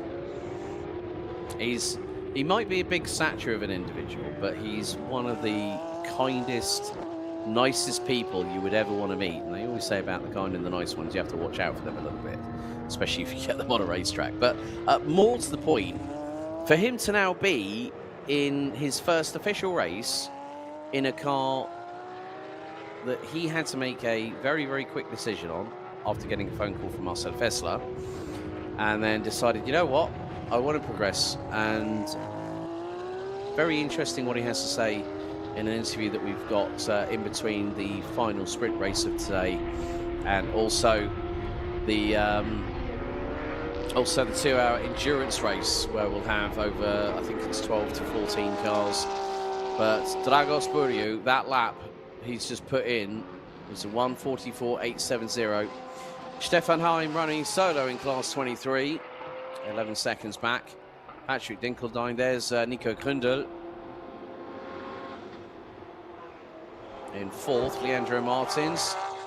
Nelson Monteiro rounds out the top three. Tarek Fahmy and Marcus Gratian round out the top 8. Levin Gelf has managed to get himself up to P10. There you see it. If you screenshot it now, or like literally 15 seconds ago, and zoom in to that rear bumper, that has the word crazy on it. Just quite deceptive, but you've got to really, really look at it and see it in person. Maybe when I go down to do the podium interviews post-race, we'll maybe get a nice little brief look at the back end of that wonderfully glorious. There you go, crazy. It's difficult to make out, but once you you look through, you look past the colours and you see the outline, and there you go.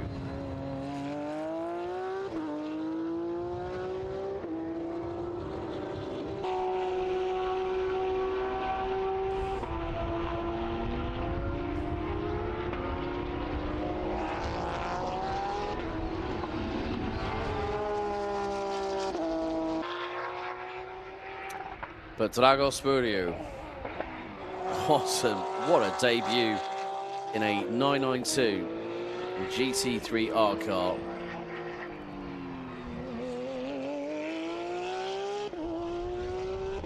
Because next time around,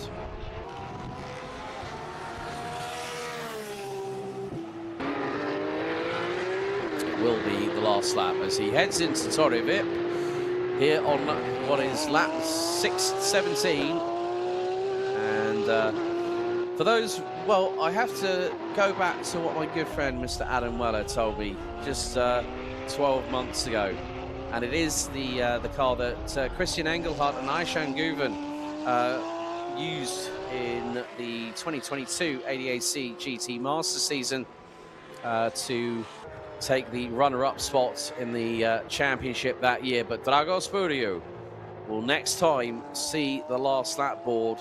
He is away and clear. The gap between him and Stefan Heim is now 12.9 seconds, and it's nearly the same delta relative for Patrick Dinkeldine between him and Stefan Heim in the 251, who rounds out second overall. But the timer has hit 0, and it's going to be down the hill for the penultimate time here for the blue and yellow, the mean machine of Sportec Racing's Dragos Buriu. Here we go, last lap underway for the 207 from Romania.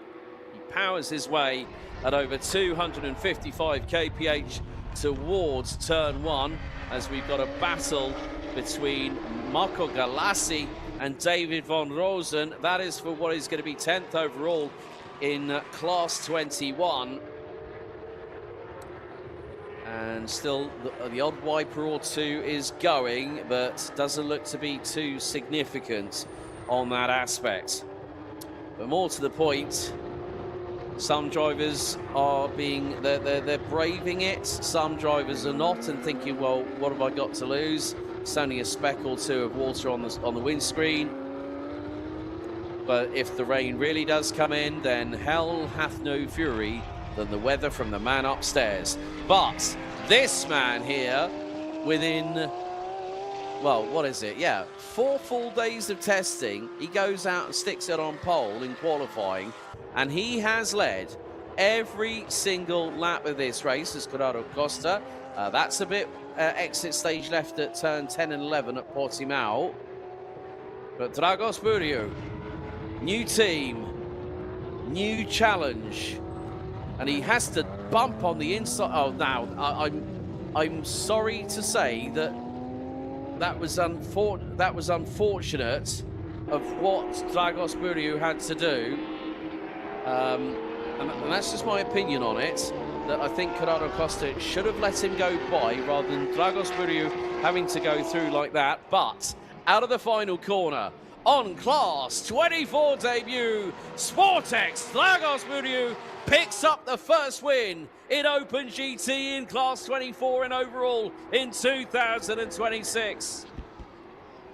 A little bit of a wait now because here he comes, the Heimmeister himself, Stefan Heim, brings home the 291 across the line to finish P2 overall. Then a little bit of a further wait. Proton Company Patrick Dinkeldine takes P3 and rounds out your overall top 3. But what a debut here in the GT3 Class 21 division. Gratulation, Nico Gründel from Germany, who wins race 1. Leandro Martins, parabéns, and parabéns as well to his fellow Brazilian, Nelson Monteiro, on his first race in Europe, picks up P3.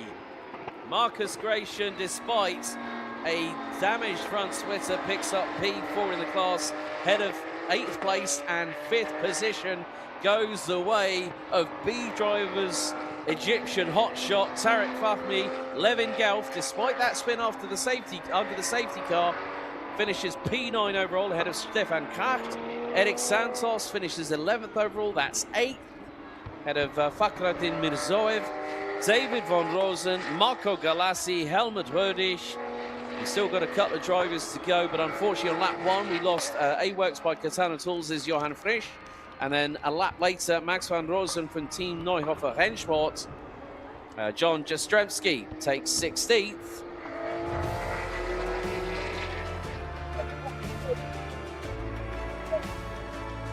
Coming through the final sector as we speak, but Dragos Buriu, after 18 laps, wins race 1 in Open GT, starting our help and assistance in celebrating 75 years of Porsche motorsport here in the Algarve by a consummate, consistent and dominant display in the 207 Newton by Sportec Racing 992 GT3R. Heim, Dinkeldine round out the overall top 3. Gründel victorious in Class 21 ahead of Leandro Martins and Nelson Monteiro.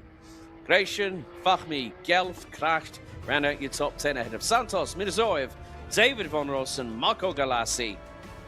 Helmut Rödisch rounding out the overall top 15 with John Jastrzębski, Corrado Costa and Marco Killer from Amag First Rennsport on debut, finishing 18th ahead of Max van Rosen and Johann Frisch. And for the first time today, it's time for me to go down and speak to some of our podium drivers as well as our race winners.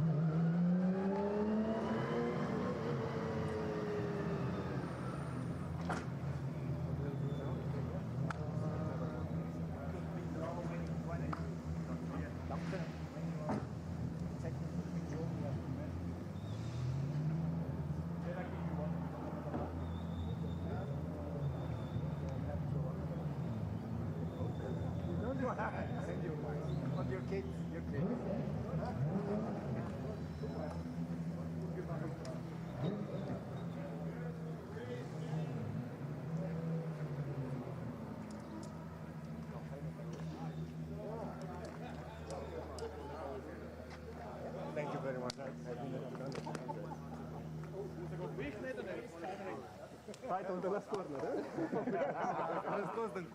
You have to think about that.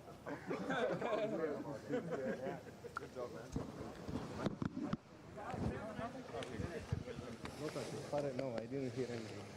Come here. Oh, thank you. 18 months in, pole position, lights out to checkered flag victory despite a scare. I'm having some grass. Well, you didn't. You took the grass, and I think you nearly had a. It was very, very close, but you gave them due warning. You said, "Look, I'm the faster car. Just keep out of the way." And you had to. I think you did your Travis Pastrana impersonation there, Dragos. But well done on the victory. Thank you. It would have been a shame to lose it in the last round, in the last. Sorry, I'm finding my words. Well, I think it was turn 13, penultimate lap, but still. That gave me the most chills I've had the whole race.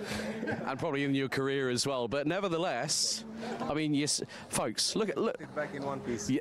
So that's. Well, we've talked about this earlier on this weekend. Obviously, this man has got an interview coming up later on, which you'll see live on the live stream. But you brought it back in one piece, you finished the race, and it's a maximum score. Plus also, because you're in class 24, you get 3 points for pole position as well for race 1. How are you feeling after that one? Because now you've got that first race out of the way, that the nerves have gone somewhat, haven't they? Yes, but I think you have seen, I have been pushing until the last lap. I was only looking at the delta. I wanted not to reduce the pace and give it my best till the end. So that was my only focus. Brilliant. Well, Dragos, congratulations. Well done to him. But next up, der Heimmeister, komm mal hier. Zweiter Platz heute bei erstes Rennen. Ja. Ja, du, war okay. Ich sag mal mit dem 991. Er hat ein bisschen weniger Downforce wie die 992. Ich bin zufrieden, oder? Ja. Aber für die ersten paar Runden warst du ganz kurz am Hinten von Dragos, ne? Genau, ja. Ja, lief's gut, oder? Und wo es dann abgerissen ist, dann habe ich halt einfach mein eigenes Rennen gefahren. Nach dem Safety Car habe ich wieder eine kleine Phase gehabt, wo ich ein bisschen näher kam. Und zum Schluss war ein schönes Rennen. Hat Spaß gemacht. Nochmal bei Klasse 23, nochmal ein Sieg. Congratulations. Danke. Stefan, I'm very, very happy. Knew that he couldn't really, with the 2022 ADAC GT Masters runner-up car. It is the chassis. It has been confirmed by Michi Jus last year. He kept close and he said, look, I needed to run my own race. That's another victory for him in class 23. Let's see. Who else have we got that I can collar?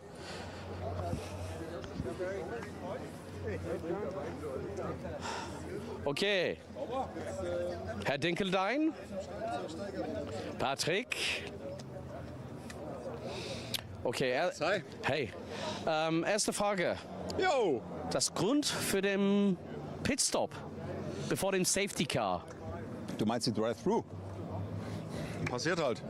Ah, du hast eine Drive-Thru-Strafe bekommen. Ja, sozusagen, ja. Wir haben eine Drive-Thru-Strafe bekommen und ja, da musste ich halt durch und ja, es war am Anfang schwierig. Ich habe mit der Situation gerechnet, dass die zwei wahrscheinlich sich behaken werden, weil die Kehre da vorne ist natürlich sehr, sehr eng. Und da musste ich halt zu viel vom Gas und rechts rüber, und dann sind die ganzen Cup-Cars auf der linken Seite vorbei und da war es ein bisschen schwierig und dann Drive-Thru und dann, aber gut, ich konnte dann wenigstens noch hinten an Safety-Car ranfahren, das war okay. Ja.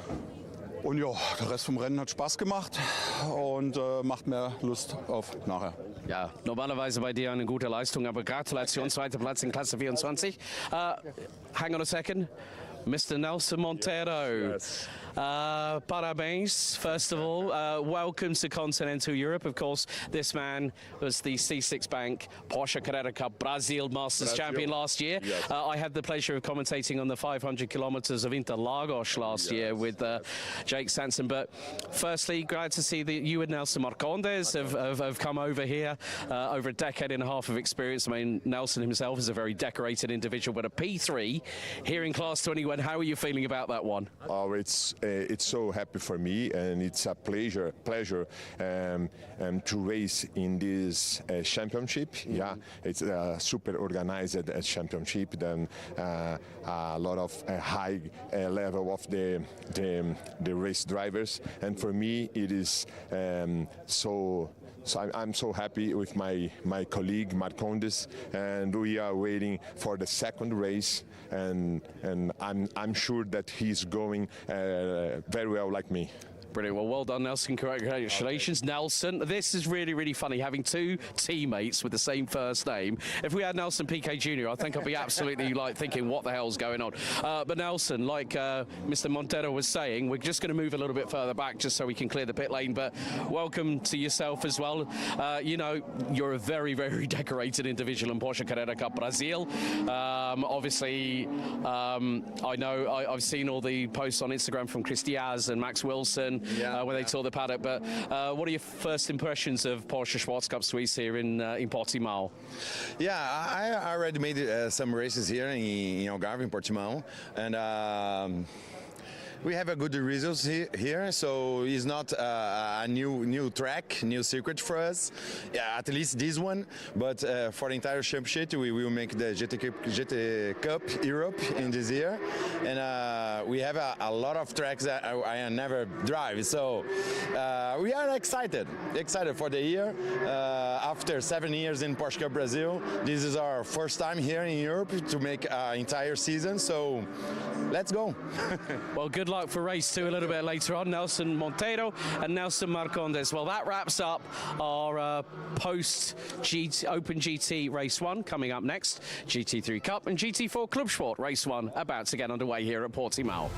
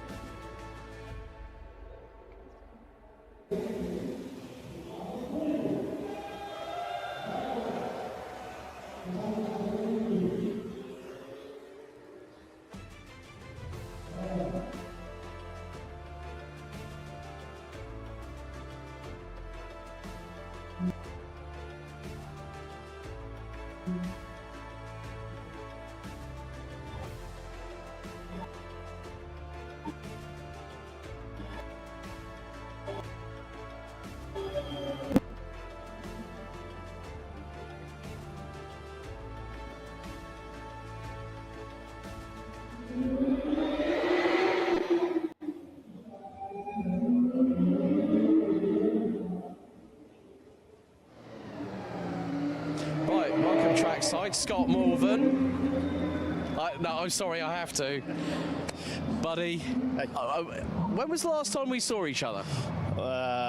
Shamelessly don't want to admit that probably about 15 years ago, wasn't it? But No, it was less than that, probably about 5 maybe. But I mean, firstly, glad to have you here. Obviously, you're helping out young Jack, who's now running with Team Parker Racing in Porsche Cup GB.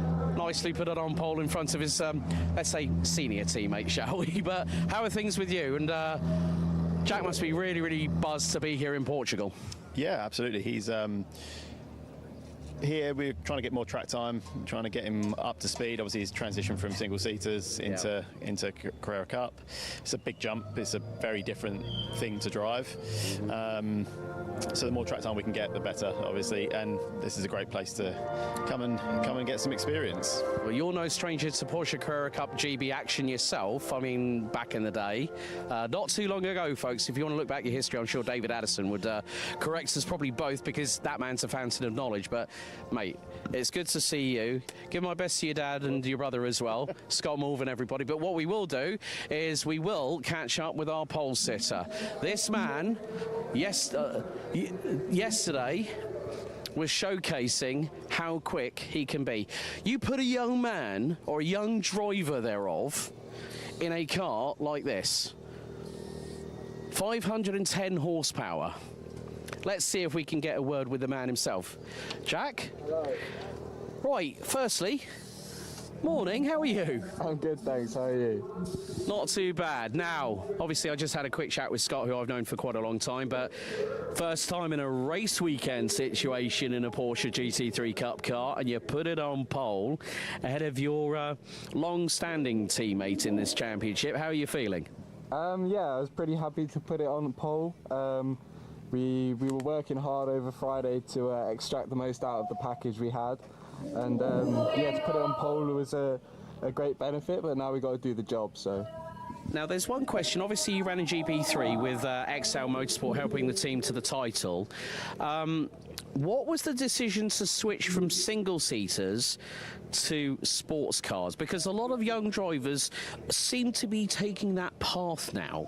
yeah, I think just the amount of opportunities there are in sports cars nowadays is a lot more than single seaters. I mean, don't get me wrong, I loved single seaters, but the Porsche pathway, I just wanted to try something new, and the Porsche pathway and the pyramid, you know, presented an opportunity for me, and I'm really glad I took it now. Well, considering the fact that a fellow Brit in the form of Nick Tandy, who needs no introduction to you Porsche Motorsport fans out there, I think you're definitely putting yourself in the right way. So if this is the only time that I speak to you here at Porsche Sports Cup Suisse, I hope we have you back, depending on your Porsche Carrera Cup GB commitments with Team Parker Racing. So enjoy the racing today. Good luck. Go get them. Thank you very much. Cheers. So Jack Sherwood, young man, but with a lot of potential pressure on his shoulders. Right, we've already had a chat with this man, but Marcel, yes. Good morning. Hi. Hello. So, back for 2026, clean slate, young hotshot following in the footsteps of, I have to say congratulations to our good friend Mr. Broccoli, Ethan Isher, now at Paul Ricard this weekend. How's things been over the winter for you guys at Sportec? Actually, so far quite quiet, let's say. The preparation of cars and the whole setup, and but now we are very happy that the season begins, and at the moment the start was quite well. Yes, exactly, when Jack put it on pole position, and it's an all Sportec front row, but obviously Dragos 5 days in a 992 GT3R car after you phoned him and said you got 24 hours to make your decision on a GT3R car. and he pulled the trigger, and now he's got his first win 5 days in. That's not bad for a guy that's only been racing for 18 months. Yeah, that's actually really great, and the circumstances how everything came together was also very special, but we are really happy to have him with us, and also got the opportunity for the team to maintain a GTR, and very happy to have the first win with him. I think he's very, very pleased and looking forward for the next races. I'm looking forward to seeing when he goes into battle with Patrick Dinkeldine later on today. But Marcel, pleasure as always, buddy. So, you know what? We are not that far away from getting going for GT3 Cup and GT4 Club Sport. So I'm going to head back up to the commentary box to take you all through the grid very shortly, as the 5-minute board has just been shown on the digital flag by the gantry.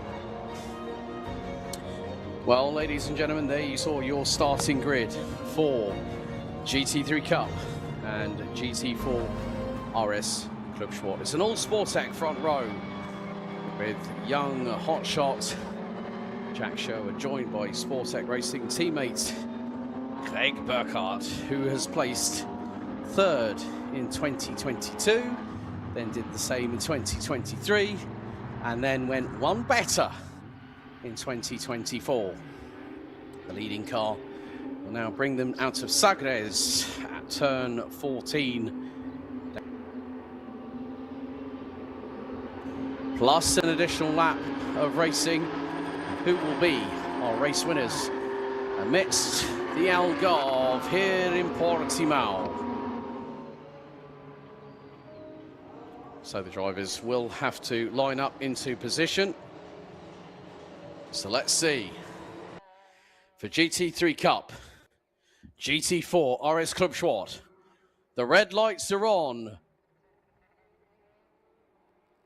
And we go full throttle. Lights go green. We're underway. Run down to turn one. Christian Karamaskia looking to the inside. Burkhardt to the outside of his teammate Sherwood as they headed to Primera. And oh, wheel to wheel. Off track goes Burkhardt into turn two. And he's going to sweep around the outside of Lagos at turn three. Oh, and a little bit of a touch between Kevin Latillon, I believe, and Ilario Introna in the Omnia Motorsport number 26.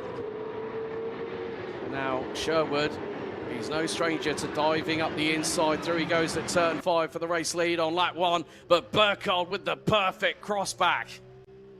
The 88, the man who, when he's on the weekends here at Porsche Cup Suisse, he is a racing driver. But now we're going to find out the old question being answered. Well, he's recently become a dad in the winter for him and his wife Leah, a wonderful young little baby girl.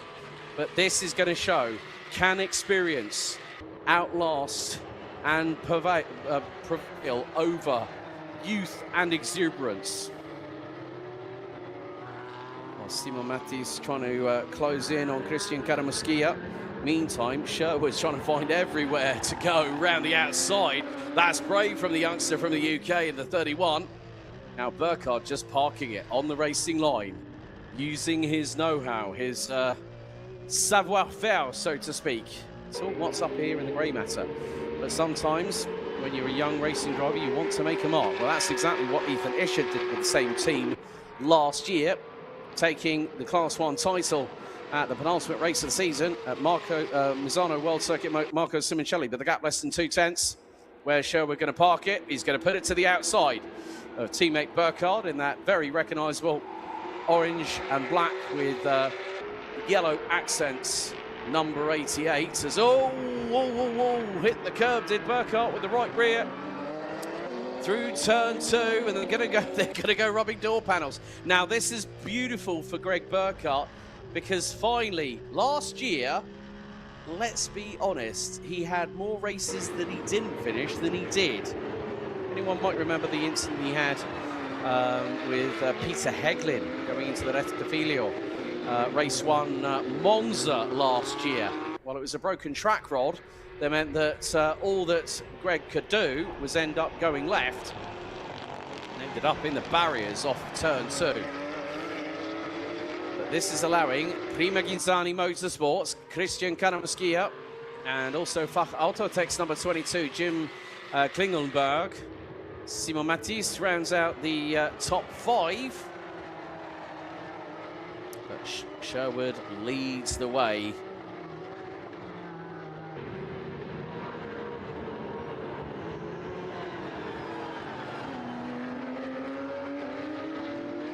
More to the point, it is about how you gather pace, consistency, and wherewithal over the course of this race. Now, Sherwood is, as Jack Sherwood said to me, as you all probably more than likely heard it through the start grid interview, it was more the case of, I want to, the Porsche pathway gives me more opportunities.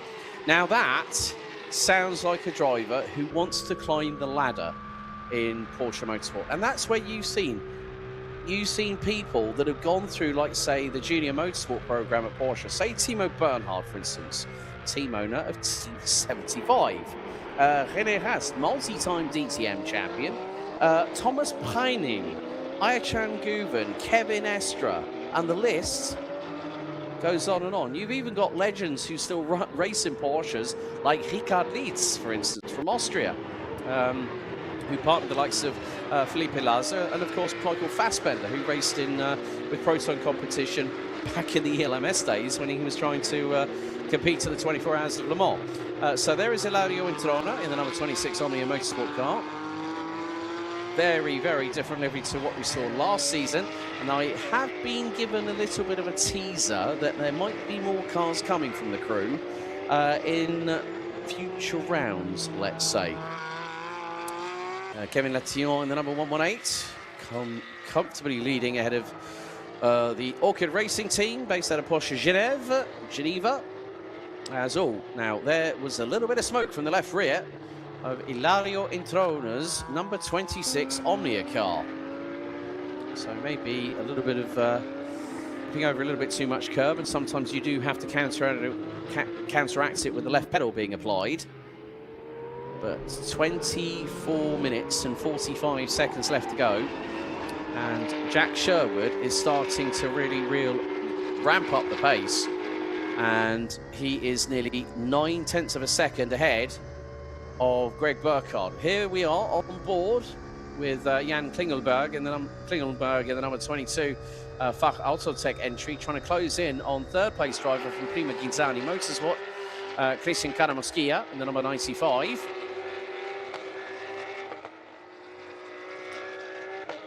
So this is just early days in this race, but Jack Sherwood already giving us a glimpse of what Porsche Carrera Cup GP can expect when he joins Team Parker Racing for 2026.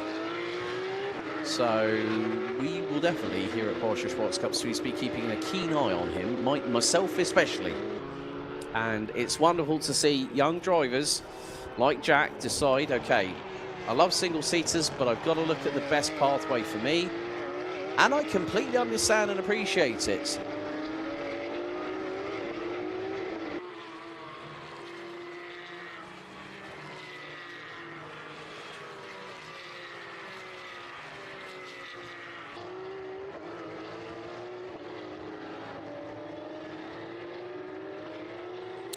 So there is the number 74, Simon Matisse for Widberg Motorsport, the team that we saw a lot of last year running a Cayman GT4 RS Club Sport that was also piloted by the president of Porsche Motorsport Club Suisse, Richard Feller. Good to be back with him, Florian and Xavi, who are part of the team here at Porsche Cup Suisse. As we see Matisse go through at high speed down the hill, right-hander here at turn 15 at Gout, and then it's a short run to the start-finish line. And Jack Sherwood now with the new fastest lap of the race, so 1 minute 46.806. He's 2 seconds up the road from Greg Burkhardt. And Christian Karamoschia in the number 95. Well, raced with us last year, finished P11 with 64 points. Greg Burkhardt, P6, so took 86 points last year. And funny enough, I have to give a shout out to a driver who's actually aligned in some ways with Jack Sherwood. The young driver called Pat Huizenhoider, who is actually a protege of David Brabham, of all people, would you believe it? An XL Motorsport in the GB3 Championship. Took P3 in the standings. So I'm really excited at what this young man from the United Kingdom is going to be capable of in a Porsche GT3 Cup car this season.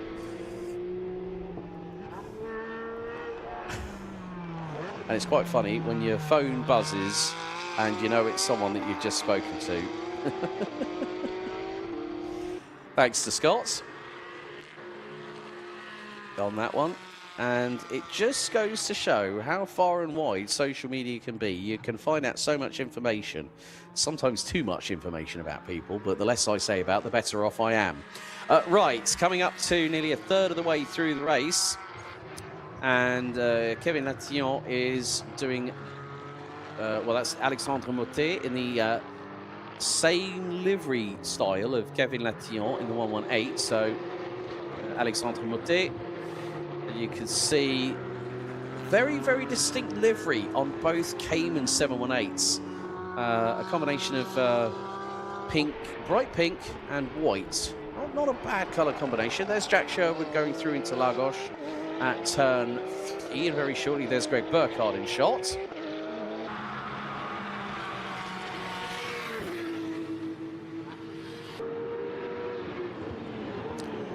And Greg did admit to me over the last couple of days, he said, I'm happy. I know we haven't got the pace, but his goal this season is to finish every single race in the championship, because what does that mean? It means points.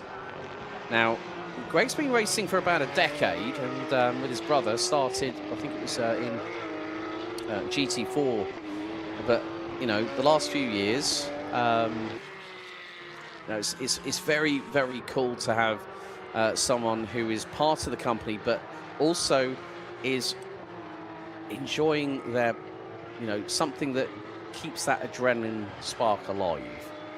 And for Greg, that's putting on a race suit, putting on a harness, hands device, and also a race helmet, and getting himself strapped in with a multi-point harness into a bucket seat, where you're literally, you have no creature comforts in these cars. They are wicked fast, they are brutal on the body, and you can see just by that little bit of damper rebound on the right side of Greg Burkhardt's car going through into the halfway point of Galp just shows that you can be a little bit more rambunctious, a little bit more robust on how you rotate the cars through the corner, because it's all about momentum and rotation.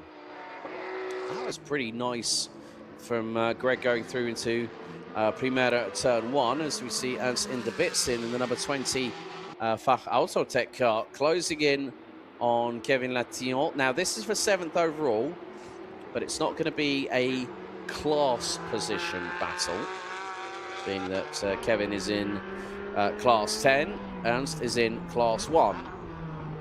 And a little look up the inside of turn 3 at Lagos by Indebitzin. Now they've got the run coming over the crest, and you can see over the curving the right side of the number 20 Fach Autotech car. Once again, just those springs and dampers doing what they need to do in order to keep the car as it is on the circuit. So just coming up to just under 3 minutes away from half-time in this race. So still plenty of opportunities for these drivers to make some headway whilst the sky is cloudy up above. I would say whilst the sun shines, but I'm kind of hoping, I think we might be more like praying for rain up above, but it is looking looking fairly clear up there, but the temperature has started to increase.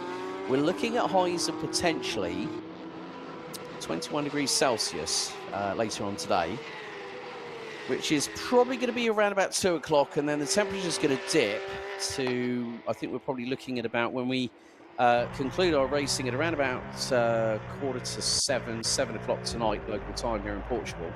So for those watching in Switzerland, thank you very much for joining us, which is 10 o'clock Central European summertime. We're running on board with Simon Matisse, who has got one of our onboards this weekend. So we are seeing him trying to chase down Fach Autotech's Jim Klingelberg in the number 22. And there is Hilario Introna in the number 26 Omnia Motorsport car.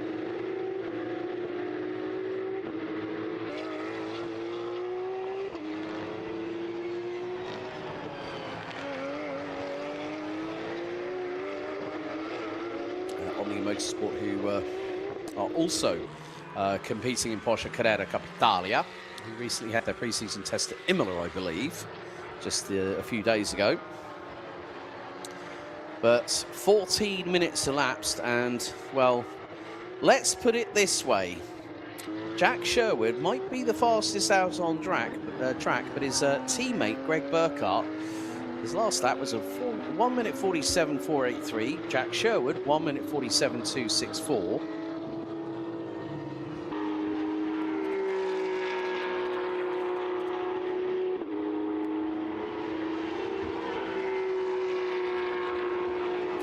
So Ilario Introna is getting closer and closer to the rear wing of Simon Matisse. So Omnia Motorsport versus Vidberg.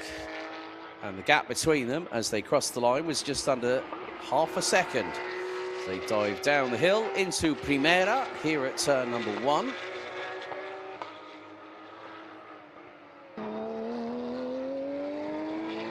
So we've hit the halfway point of this race. 15 minutes down, 15 to go here in GT3 Cup and GT4 RS Club Sport Race 1 2026 here at the opening round at Portimao. So Jack Sherwood leading the way is in Ilario Introna. Oh, might have nearly stuck his nose up the inside of Simon Matisse, but the car decided it wanted to do its own thing.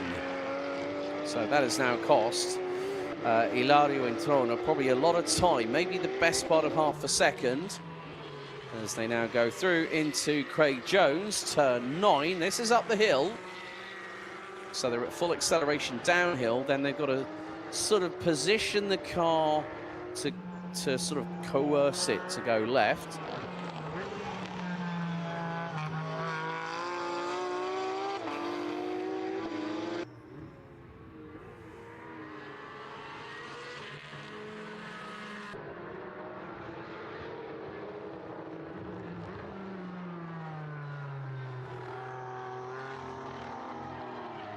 Oh, and that was a big, big wobble.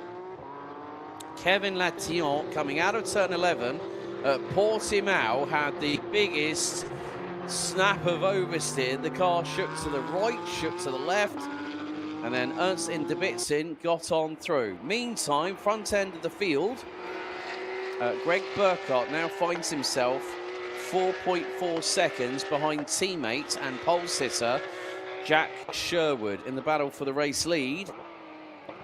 As Ilario Introna, well, he lost about 1.5 seconds to Simon Matisse after he had that misstep coming out of turn 5 at Torre Vip.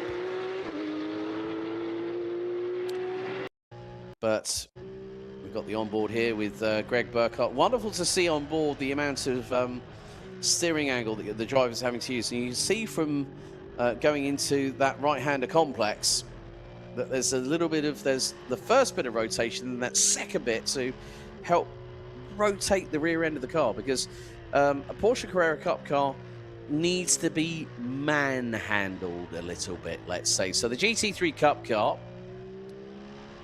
still has a lot of performance going through the rear wheels, as we see the 88 now on the outside of the car, going through into what will be Sagres as he's gone past post 14.2 on the circuit. So here he comes down the hill very shortly. So down into Galt. This is part of the roller coaster here at Portimao. Out of turn 15 he goes.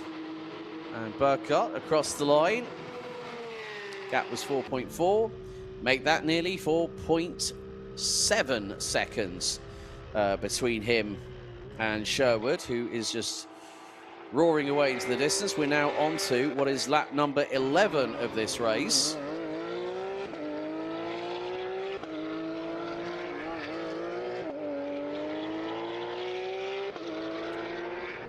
So, a bit of a gap between Ilario Introna and Ernst Indebitzin in these numbers 26 and 20. Sherwood has just broken the timing beam through sector 1 with a high 31.6, Burkhardt low 33.7.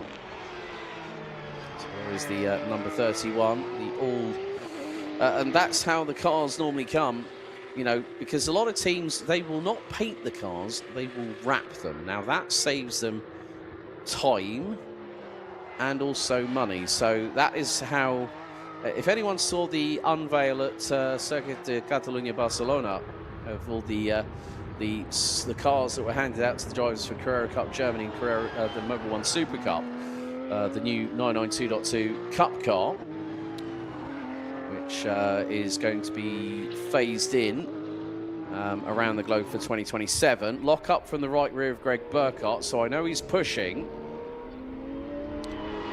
But Sherwood has just done exactly what he's needed to do. Get it on pole and just lead the way.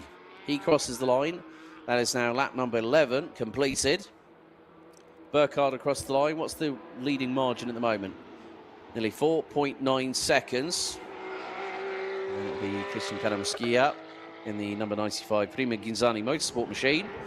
In P3, Jan Klingelberg rounds out your top four ahead of Simon Matisse from Windberg Motorsports in the number 74. So top five covered by 18 seconds. Lauro Intronas across the line, and that is on a 1:49.141.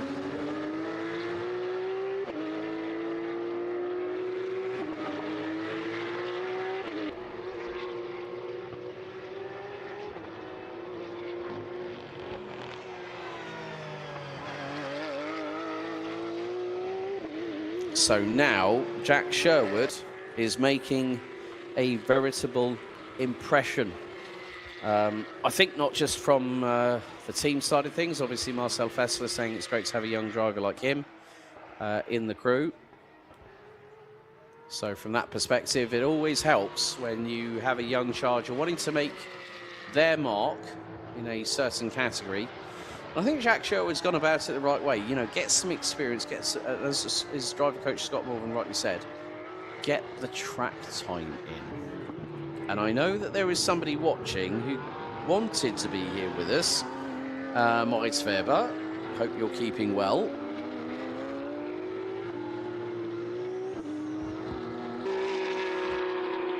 Moritz running in the Deutsche Kartmeisterschaft last year, the German Kart Championship, under the ADAC banner.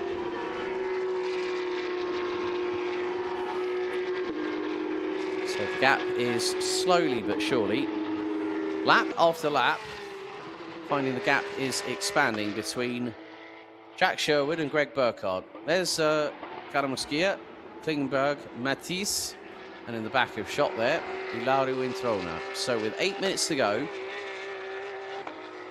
plus an additional lap, who's not to say something may happen? But touch wood, don't wish that on anybody. And because some drivers have not had the opportunity to get back behind the wheel, you know, it's just getting the muscle memory activating again, but also getting off that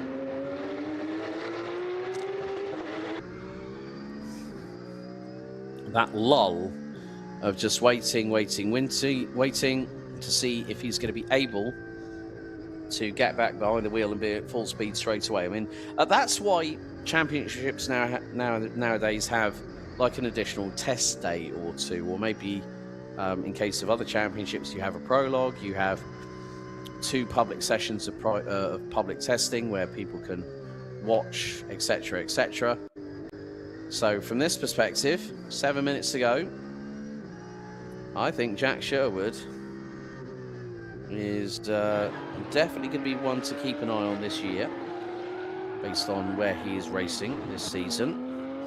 As, oh dear, right, that is Jan Klingelberg, who has just lost the back end, rotated it 180 degrees the wrong way by mistake.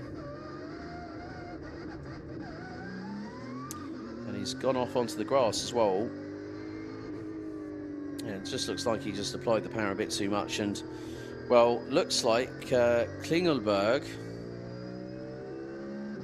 is just trying to gather himself back up again, and that's not easy when you've had a little bit of a, I wouldn't say the words have a bit of a scare, but something seems, well, he's at full throttle coming across the line. Let's be truthful on this.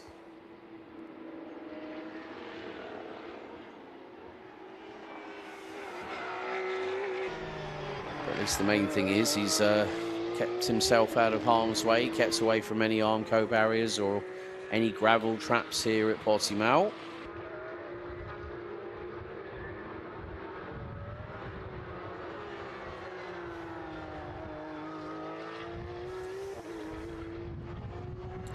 So we've got just over 5 minutes of racing plus an additional lap here in the opening race of round 1 of the Class 1 and Class 10 divisions. That's GT3 Cup and 718 Cayman GT4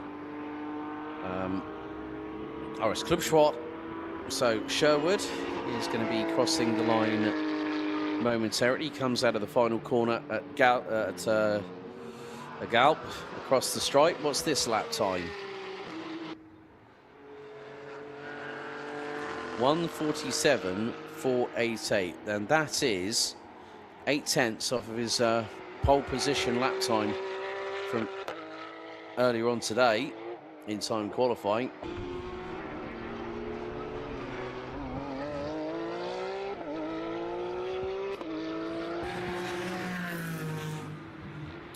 Thing is that you might say, okay, he's now started moving forward a little bit, but with any young driver, they've got to concentrate on their own race. But if they do need to get the elbows out, have a little bit of rubbings racing, folks, kind of wouldn't be surprised at that.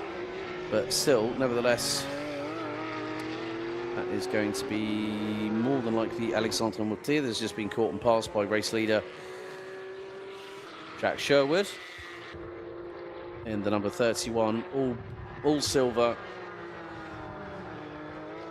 car from Sportec.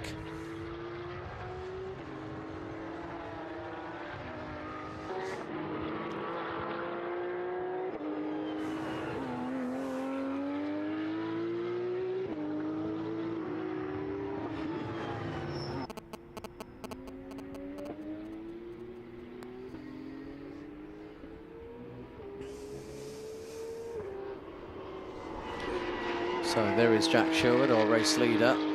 So his last lap was a 1:47, call it 1:47.5.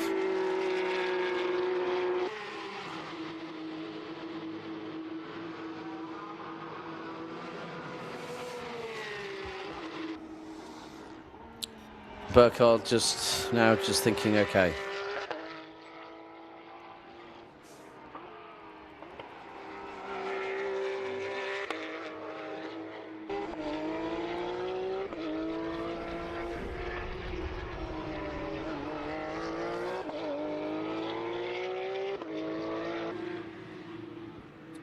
But no matter how hard Greg Burkhardt is pushing, Jack Sherwood is doing exactly what he's wanted to do. He's led from the front of the grid, and now it has led every single one of the 15 laps so far.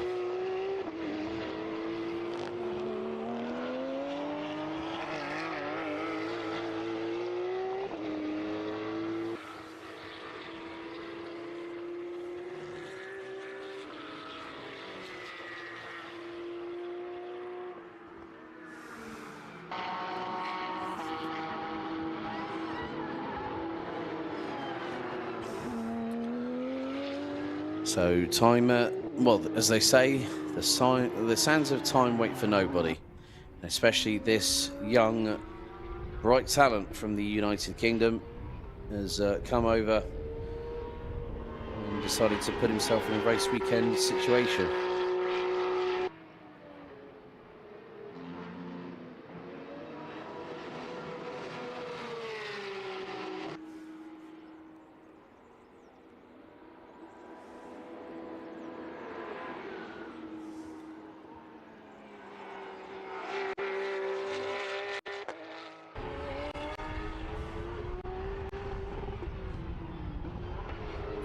So we are not that far away from the last couple of moments of this race, and Jack Sherwood got the jump on teammate Greg Burkhardt, and he has led every single lap so far. Between first and second, the leading margin is just shy.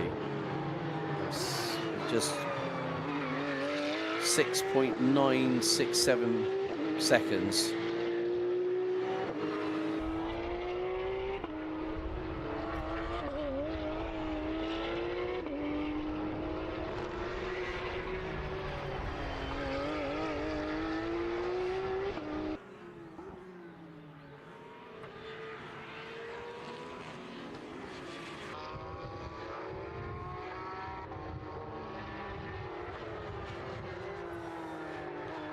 So that was Klingelberg going in, well, going through into turn one.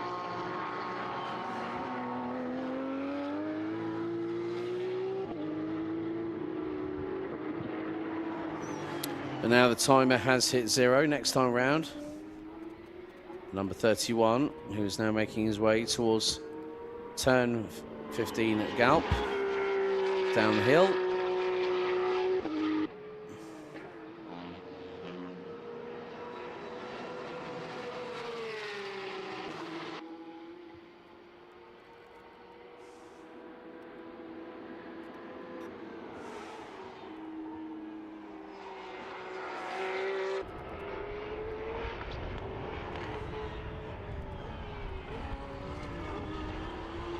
But what a run it has been for the youngster from the United Kingdom in the number 31 from Sportec Racing.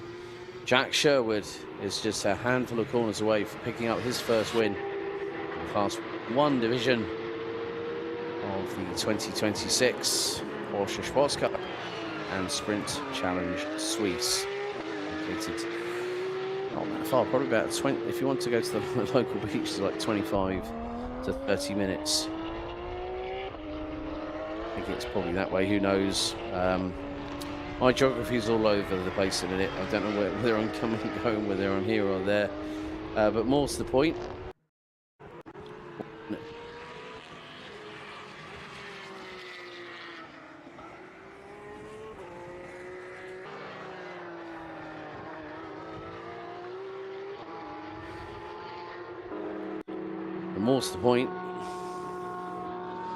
Jack Sherwood is pretty much nigh on the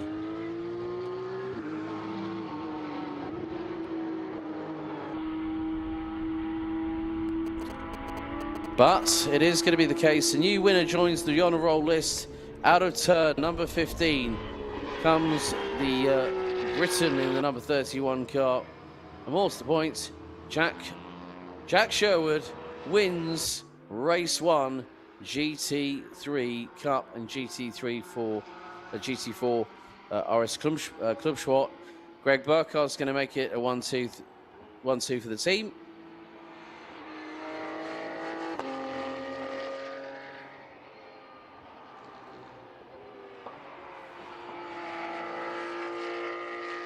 So let's run you through the provisional results after race number 1. They've all come in. I think there's a car or two running around the circuit. But Jack Sherwood takes the win ahead of Greg Burkhardt, with Christian Karamuskia rounding out the top 3. Simon Matisse, Jan Klingelberg, Ernst Inderbitzen. Winning the opening round of the Class 10 division is Orchid Racing Team's very own Kevin Latillon taking the win in Class 10 in the 118s, with Alexandre Motet rounding out your finishing order, 1 lap down off of the leaders. But Sherwood and Latillon victorious in their respective classes. As it's time for me to once again head down to pit lane to speak to our drivers that are going to very shortly be hitting the podium.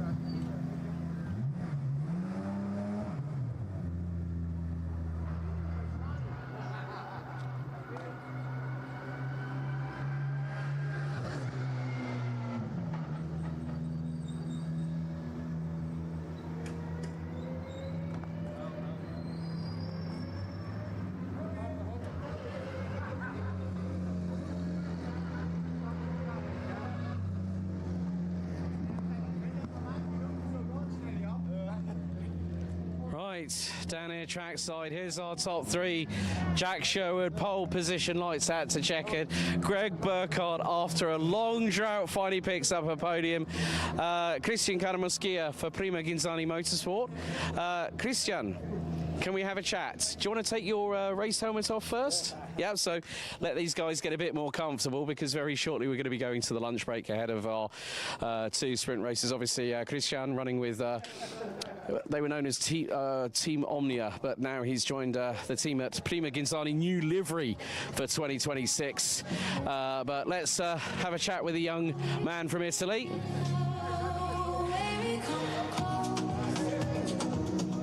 Well, thank you. Christian, firstly, good to see you. New colours, Prima Ginzani Motorsport, first race of the year, you pick up a P3. It was a difficult one trying to catch these two guys in front, wasn't it? Yes, this is a beautiful race. For me, it's a first podium in Porsche, and I'm happy. Yeah. Well, all I can say is, my friend, complimenti. Hopefully there's more podiums to come. Right. You know what? Let's see. Hang on a second. Well, Jack and Greg have already gone that way. Hopefully we might catch them a little bit later on. But this man, we haven't... come on. This man is one of the... Adrian, one of the team behind the scenes here at Sportec. But you can see, not a scratch, all home in one piece. So Jack Sherwood, before he even hits the race car with Team Parker Racing, he's picked up his first Porsche Motorsport victory. And what a way to do it, as the sun finally beams down here at the Autodromo Internacional do Algarve in Portimao for GT3 Cup and GT4 Club Sport Race 1. Sherwood, Burkhardt and Karamuskia, your top three. Well, that concludes the morning action for round 106 for 2026 here for Porsche Sports Cup and Sprint Challenge Suisse. We're now going to head to the lunch break, but during the lunch break, we've got our first couple of interviews for drivers who I spoke to earlier on this weekend. First up, Eric Santos, followed by Seebach Motorsports, Levin Gelf. We'll see you just before 1:30 as we now head to the lunch break here on the live stream. See you in a bit.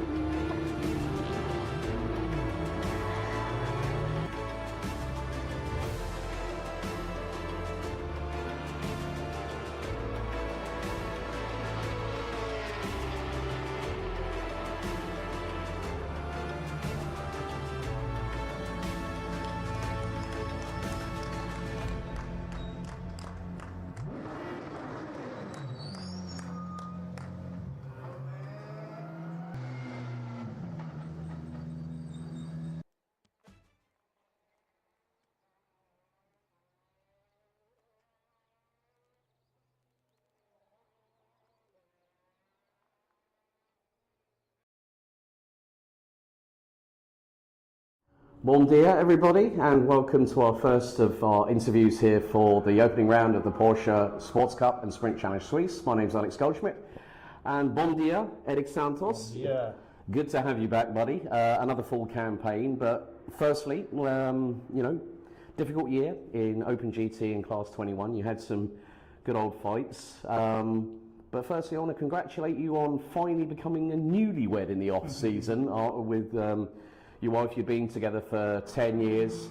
It must have been really nice to sort of like, I think as we racing drivers would, well, us racing people would say, you finally got into pole position. Yeah, for sure. Well, thanks for the opportunity. Glad to be back here and really happy to do this season again. I think the last year was the year of learning for me, not in terms of the team and the tracks and everything, but also on the personal side, as you mentioned, I'm trying to pay some debts that I had. One was, as you mentioned, we've been together for almost 10 years now, and it was great to have the opportunity to do a proper celebration with the kids participating. So it was a very happy day, and I try to include them as much as possible in this crazy life of being traveling all the time here, and so far I think we're doing a good job, but it's always challenging. You must have quite a few frequent air miles now, traveling to and from Brazil all the time. I mean, we were talking early part of November because you did the final round of the Porsche Endurance Cup Brazil. Muito parabéns to the team over there, over in South America. 20 years of the C6 Bank Porsche Carrera Cup. Of course, we've got a couple of fellow Brazilians. Nelson Monteiro, last year's Porsche Carrera Cup Brazil Masters champion, and Nelson Marcondes, who was also in the overall title fight with the likes of Marcel Muller, who everyone knows. If you know the 554 Pentas car, you know that man's always rapid. But it's nice to see those guys. Between them, they've got over a decade and a half of experience in Carrera Cup over in Brazil, and now they come to Europe. What's it like to see those guys in the paddock here with you?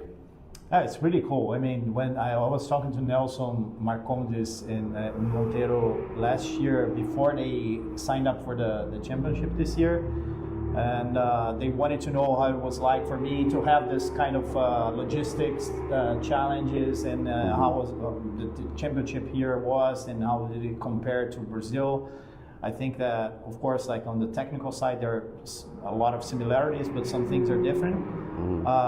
The event there is pretty different. They try to put this, big show there, and I think that's something that I wanted them to be aware of, that because it's different in the way that you can handle sponsorships and partners that you can bring to the races too. But rather than that, I'm happy that more people are also trying to do the same thing, like not abandoning Carrera Cup Brazil for sure, but also exploring more the opportunities of racing here in Europe too. I think it's better for everyone involved. Now, before we get on to this season, you partnered up with Gabriel Robb at the 500 kilometers of Interlagos, and shared a grid with a certain Michael Fassbender. I mean, obviously there was a lot of pomp and circumstance, there was a lot of celebration. We've got a Hollywood superstar who actually is a very, very accredited racing driver, like when we had Patrick Dempsey last year. What was it like having him on the grid, and the Arquibacandas, the bleachers, basically, in other words, in English, folks, which is turn 15 at Interlagos. What was it like having that additional jolt to that atmosphere at the Autodromo José Carlos Pache? For me, the big coincidence was that he actually did the program that I'm doing now, Porsche Track Experience. And I think he did his season in 2019 before he moved to ELMS and racing GT3s.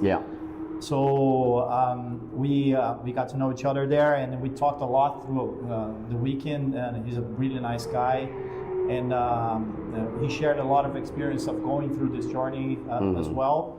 And he was also like trying to learn the track and trying to learn the regulations there and the different system there. So I was helping him a little bit with that.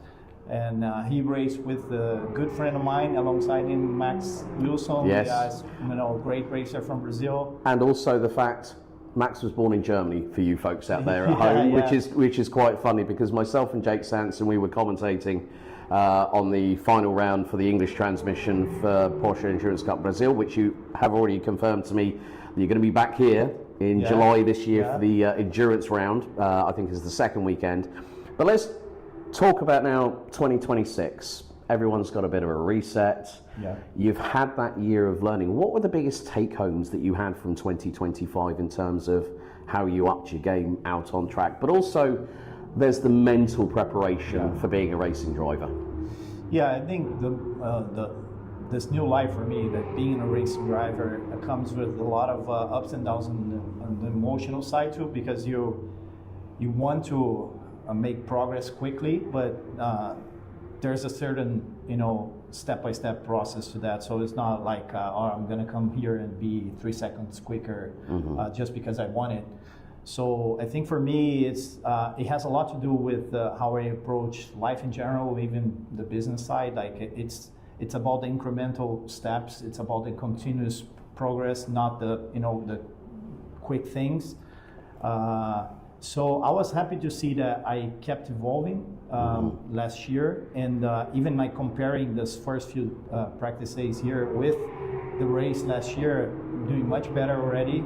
So for me, that's the benchmark. Like I wanted to keep improving.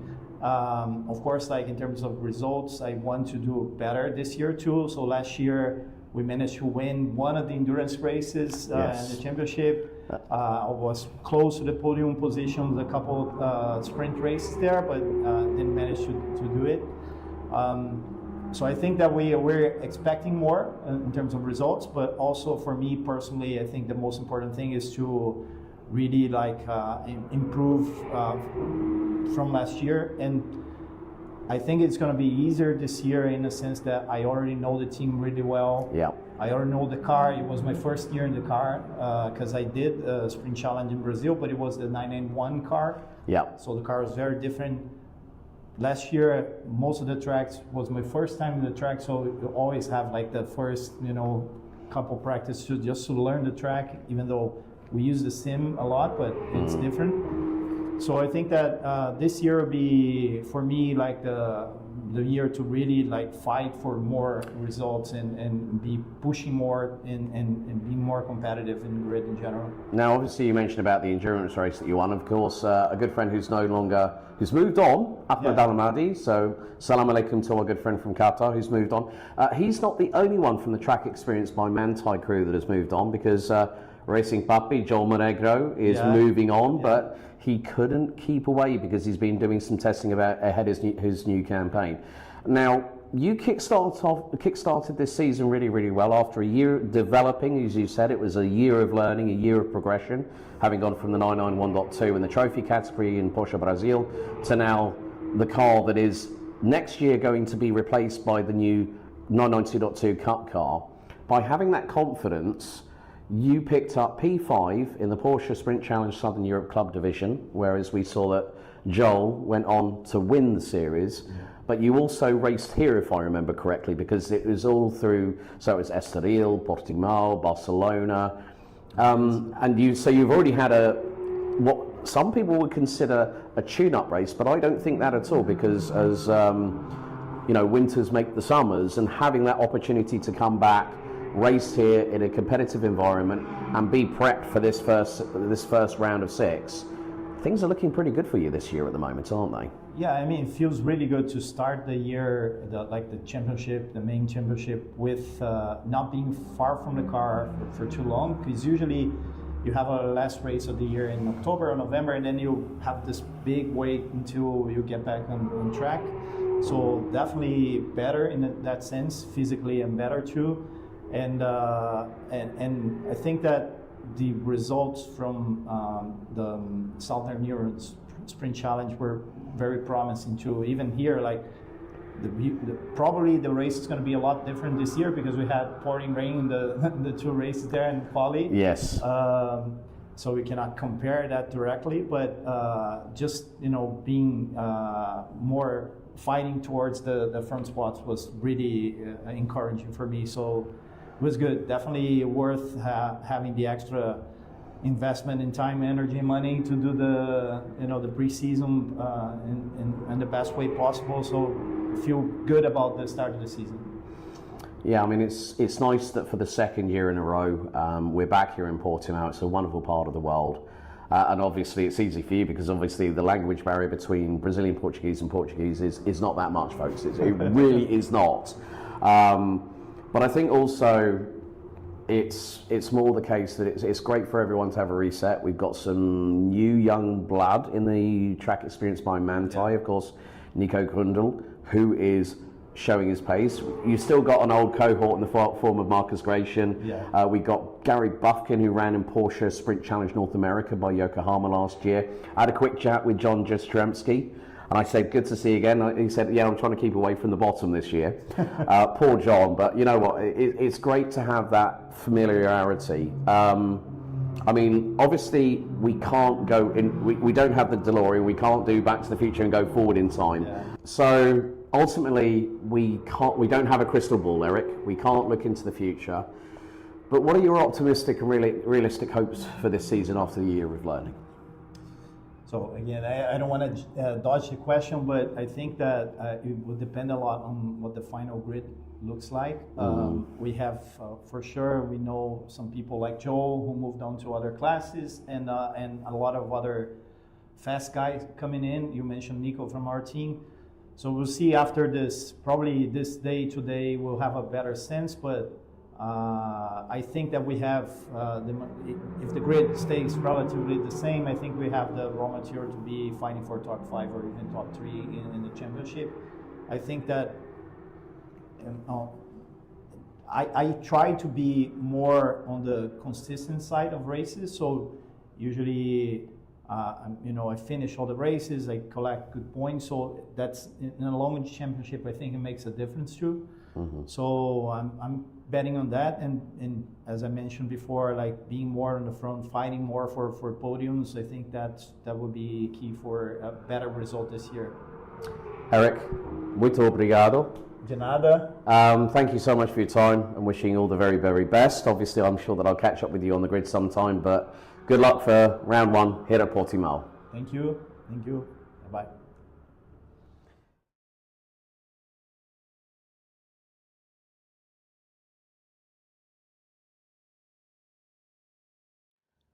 Hello everybody, and welcome back to another interview here at Portimao for the opening round of Porsche Cup Suisse for 2026.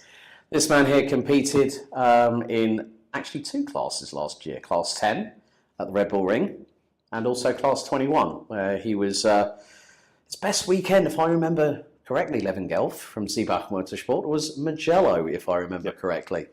So obviously 2025, there were some high points, there were some very low points, but we're not going to talk about that because the focus is the here and now, here for what's going to be a full campaign for Porsche Cup Suisse. Obviously, there's been a couple of clashes on the calendar with Porsche Cup Deutschland that you competed in last year. But first of all, how happy are you being back in this paddock here with us here at Porsche Cup Suisse? Yeah, I'm quite happy to be back.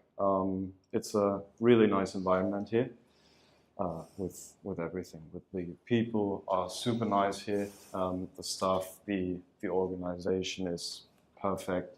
The catering, just everything. And I think that whole package of quality makes it better on track too. Yeah.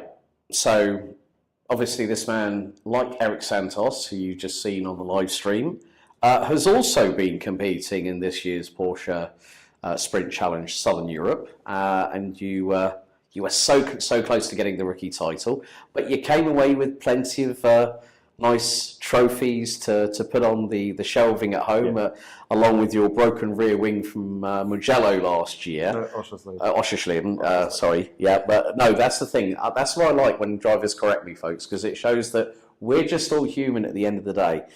But you've had a very, very good compadre by your side in the form of your countryman, Yanis Fitcher, who's going to be running alongside you in the 2-hour endurance race later on Saturday. The progress you've shown since last season, I have to say, Levin, I'm really, really impressed. I mean, What have you attributed that to, apart from learning from Yannis when he's like, there's no BS between you, because he just says, look, it's good, but it's not good enough. Yeah. And if it was shit, he's going to tell me this was shit. So it's really straightforward, and that's what I enjoy about working with him. Mm-hmm. Because it's not like that, yeah, it was good, and then you're just gonna sit back, relax, and think, yeah, he said it was good. I'm just gonna rely on that. It's always like, yeah, it was good, but you can change something there, brake harder and later there, and you'll get some, whatever, 3/10. Mm-hmm. And that's, at the end of the day, what makes the difference. Yeah, I mean, obviously, doing Sprint Challenge Southern Europe, you've already raced here this year in 2026. Yep. So race weekend, no matter if you come to the same track twice within the first 4 months. The weather is different. Well, considering last night when I checked into my hotel, there was an absolute deluge of rain. Yep. So I would have thought, okay, if I was a racing driver, I'd think, well, hang on, the track's going to be pretty green because all that rubber that's been laid down with the Michelin Cup Sport tyres is going to be rinsed away. So you're having to go through that learning phase of what is going to work on the setup between you and Yannis, because in some respects, yeah, you're doing an amount whereby it's fine-tuned for the endurance races, whereas for the Open GT races, the full focus is on you. Yeah, I mean, with the setup, as Yannis and I am getting much closer together now in terms of pace and what I can handle in the car. Mm-hmm. Makes it easier for him, because if he has to drive a car that's like super friendly and forgiving, he won't be quick. That's just with the pros. They like a really itchy and like should be like a beast. So unforgiving and really tight to drive. And so we're getting closer now, so that makes it easier for him to perform then. Well, when I had a chat with you in the in box pit box 32, which is where Seabach Motorsport is based, you said, like, literally when you told me that you'd gotten to within about half a second of Yannis, I thought, right, a second and a half to some people's everyday lives is next to nothing. Here on the racetrack, it is a big gap. But like you say, you want the car to be tight. You want it to be ultra responsive. And with you learning off of Yannis, you're, in a way, taking on board his style of driving and piling it into your own. So you're getting this nice hybrid driving style where you can go, okay, for me, yeah, I know where I can push, where I can't push. When I'm running with Yannis as my teammate, okay, let's try and work out what's going to work for both of us, so we both have, the seat of our pants, feeling what the car's doing, with a car that's set up for both of us in mind. But as you said, that window of skills that you gathered over 2025 and you brought into 2026, that's given you, as a racing driver, the mental agility to find out and work with Yannis and work with the team. But then it's also translating to the physical aspect of the sport, getting behind that wheel, strapping yourself in, helmet, hands device, race suit, boots, everything, and you go out there, and it's like, it's. I always like this kind of saying that I hear from some drivers, and I would imagine that when you get in that car and that door shuts, you're on your own, and you're like thinking, now it's me time, this is the bit where I really come alive. Yeah. Do you sort of kind of get that feeling that you feel the adrenaline pick up a little bit, and you're like thinking, okay, it's calm, but I know it's going to get very, very busy very shortly? Yeah, so for me it's not that over dramatized cinematic thing. I just did it for the viewers at home. Yeah. I mean, you kind of do say to yourself, like, all right, now fun and games aside, and do my job.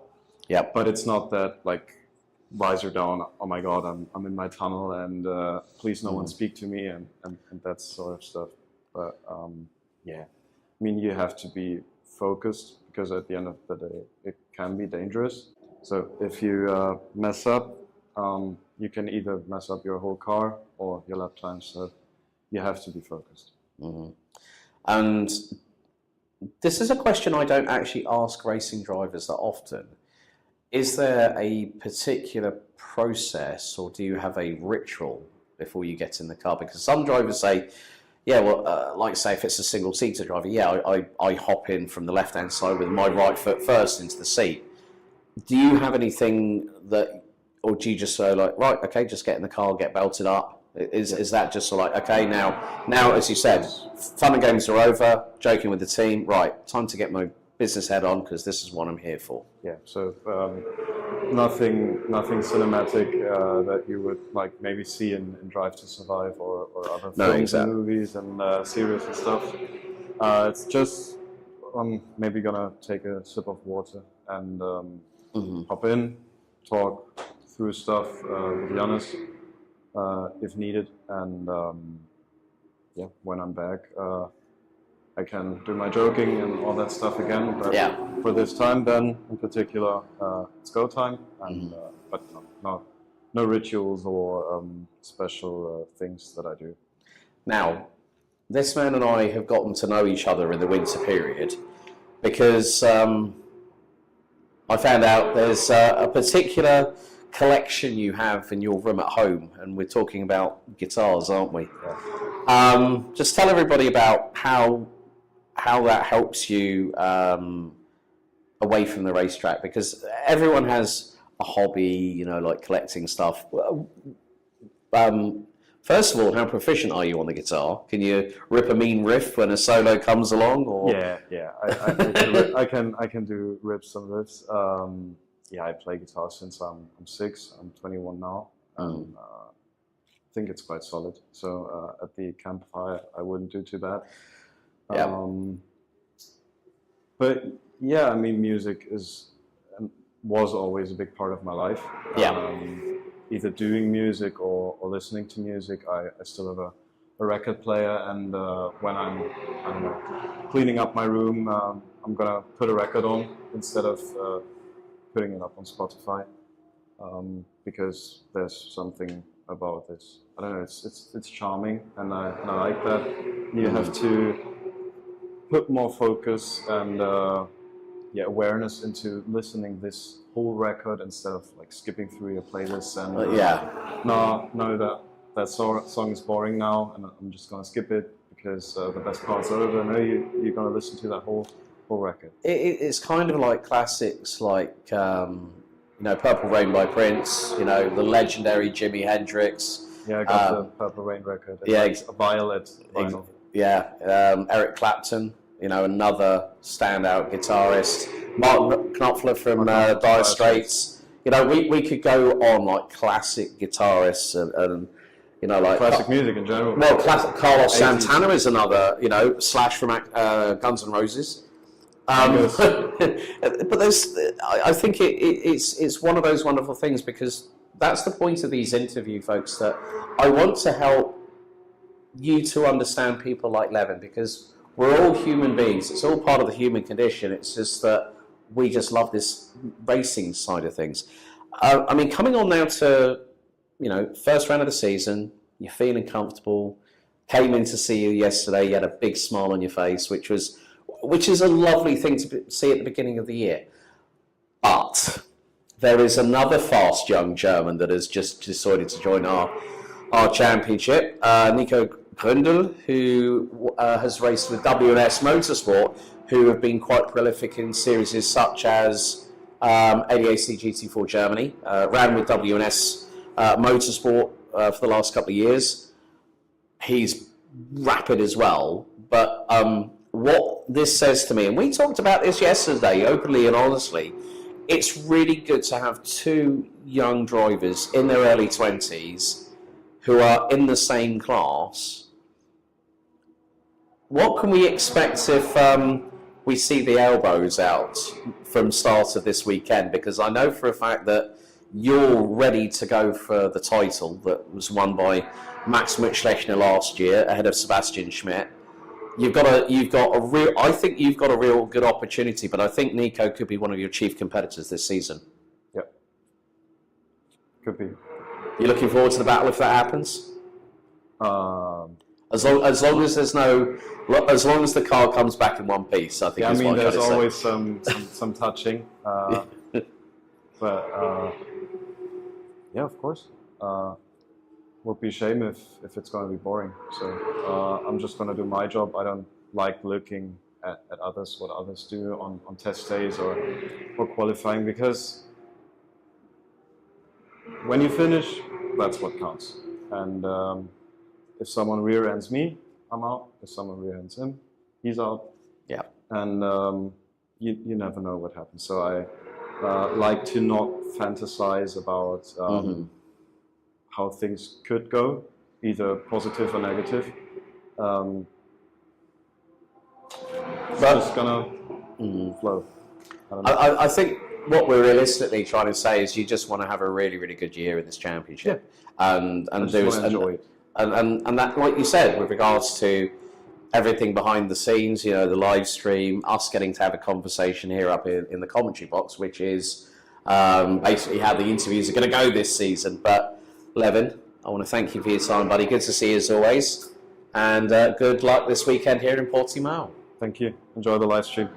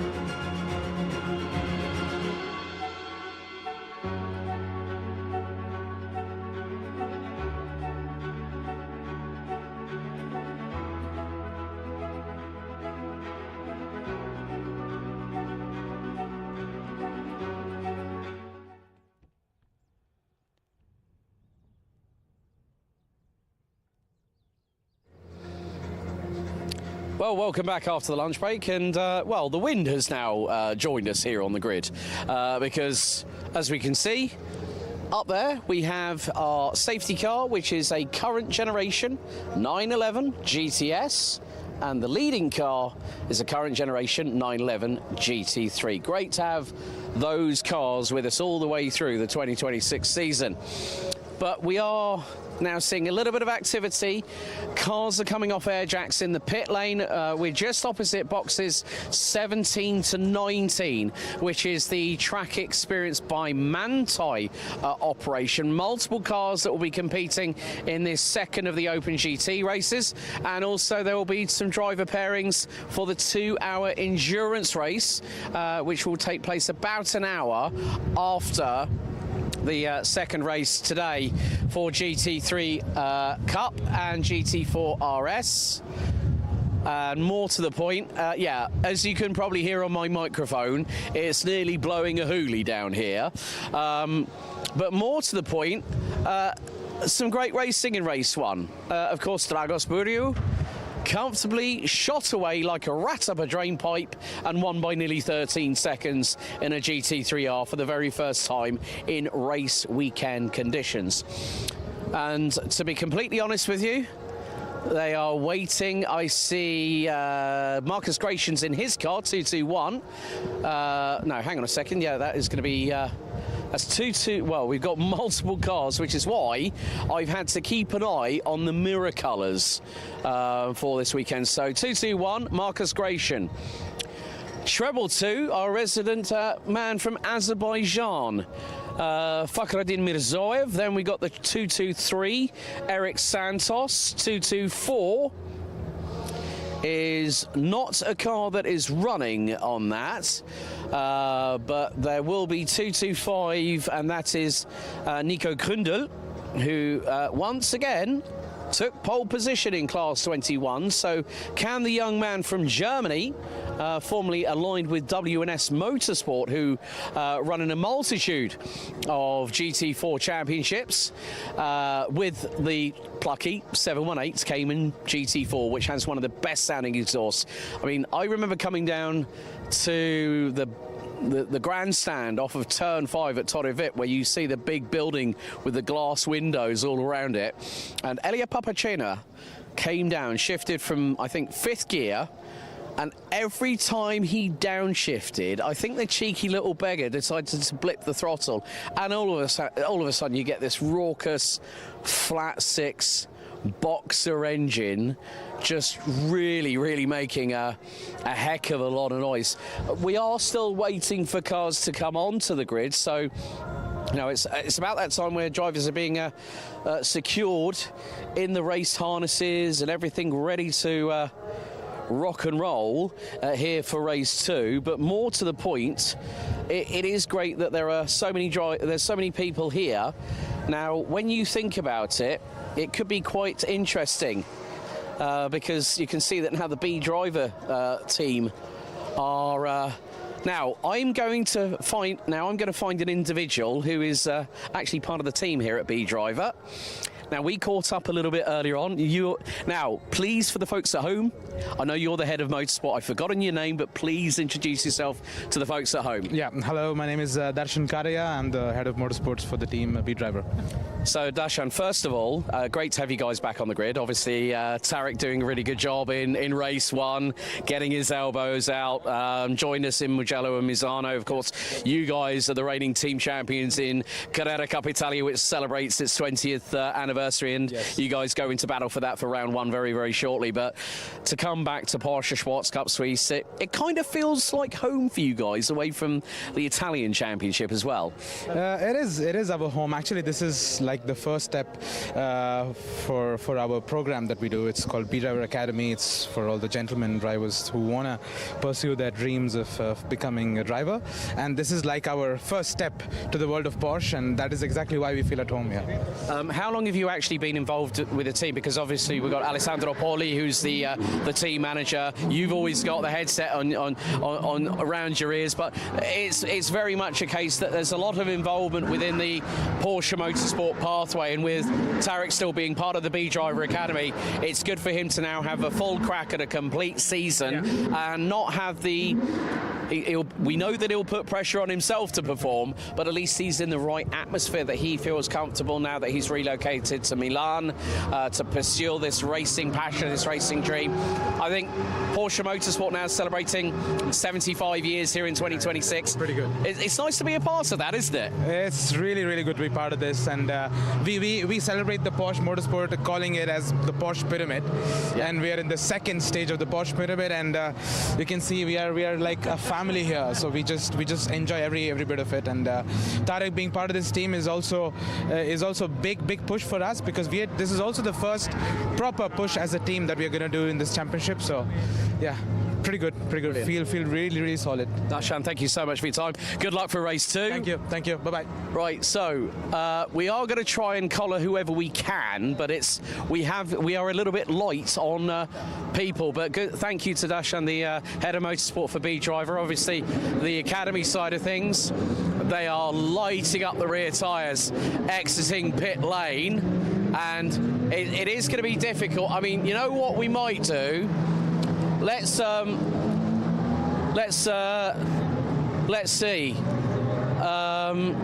Right.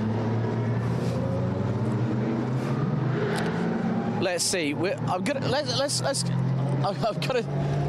right. Okay. So Santos is about to go out. Gracian's already out. 222 is already out. So Jastrzemski. Right. Let me see. I'm gonna. You know what we'll do? We're gonna gate stop people now, rather than walking. Okay. Now listen to this. A nice rumble at 60 kilometers an hour of a 991.2 GT3R. Let's see. It's right. Come on. Dalia Abbas, the better half of Tarek Fahmy. You must be so proud of your man after P5 in that opening race of the season. Very proud of him. He's worked really hard for this. You know, he's only been racing for about a year. So, yeah, really excited for the rest of the season and happy to see that the pace is good. Yeah, I think, to be honest with you, like I was just speaking to Dashan, the head of motorsport, obviously big part of the team here at B Driver, and I look at this. We've got the official fan club founder, and I think, what was it on Instagram when you tagged me? Am I officially called a wag now? Officially a wag, a wife, and a girlfriend of a driver? I guess I am. Well, at least you put it out there on Instagram for everyone to see. But no, I mean, it's great to have you guys with us. Obviously, both Egyptian American, Egyptian Canadian. I mean, if that is not a cultural mix of North America, Canada, and the Middle East, all in one smorgasbord between the pair of you. I mean, like, it's wonderful to be here. There are people from all over the world. I know on the grid we have people from Brazil, we have people from Italy, we have people from Germany. So it's great. It's great to be with an Italian team. B Driver has been fantastic. The mechanics are great. You know, the team manager is great. The racing engineer has been fantastic. So we're very lucky to have found a fantastic team. Brilliant, Dalia. Lovely to see you. And you take care. Right. Thank you very much. Okay, so there's still cars rumbling down pit road. Now I'm wondering, 240 obviously had radiator damage in race 1, Max van der Orsen. So whether he's going to be on the grid, we'll find out momentarily. So there's a couple of the guys here from A-Works Motorsport. Johan Frisch behind the wheel of that wagon. So yes, we are looking a bit thin on the ground, but as I said, I'd rather stick by the gate because I'm going to get hopefully an influx of some people here. Can I grab you for a minute? Have you got time, like 60 seconds, or? Maybe. How are things at Manside? Because obviously there's an anniversary this year for you guys as well. Sorry, I don't understand. Es gibt einen Geburtstag bei Manside dieses Jahr. 30 Jahre Jubiläum. Yeah, exactly, that's right. I had to surprise you. I had to make it easier with the German because we can't hear anything over these flat sixes. But how are things at the track experience team? Things are looking really good after the first race with Nico Grundl on debut taking a win. Yeah, that was a very, very nice race. So we're looking forward for the second race, how it's going on, and yeah, we wish everyone in the field the best. Have a best race, and yeah, we're looking forward to it. Dann wünsche ich euch auch viel Glück für den zweites Rennen bei Open GT. Bitteschön. So, interesting development there was because of the fuel supplier not being able to travel here. There's actually been a safety precaution, a map done by Porsche Motorsport directly, whereby it changes the mapping of the car so it reacts accordingly to the fuel that we're able to get here. So what it means is that sometimes when the car goes through its combustion cycle, so when it's providing the power to the rear wheels, there's only a minimal dip in horsepower, but the drivers won't feel it. But the teams have already been instructed after the proper map is put onto the engines, then they have been instructed to clear the system out by using just an oil and filter change. As now we're seeing our first couple of cars coming onto the grid. So Levin Gelf, Marcus Gratian. I was hoping to have a chat with that man. He nearly missed out on a podium, but they've repaired the front splitter on it. Right, there we go.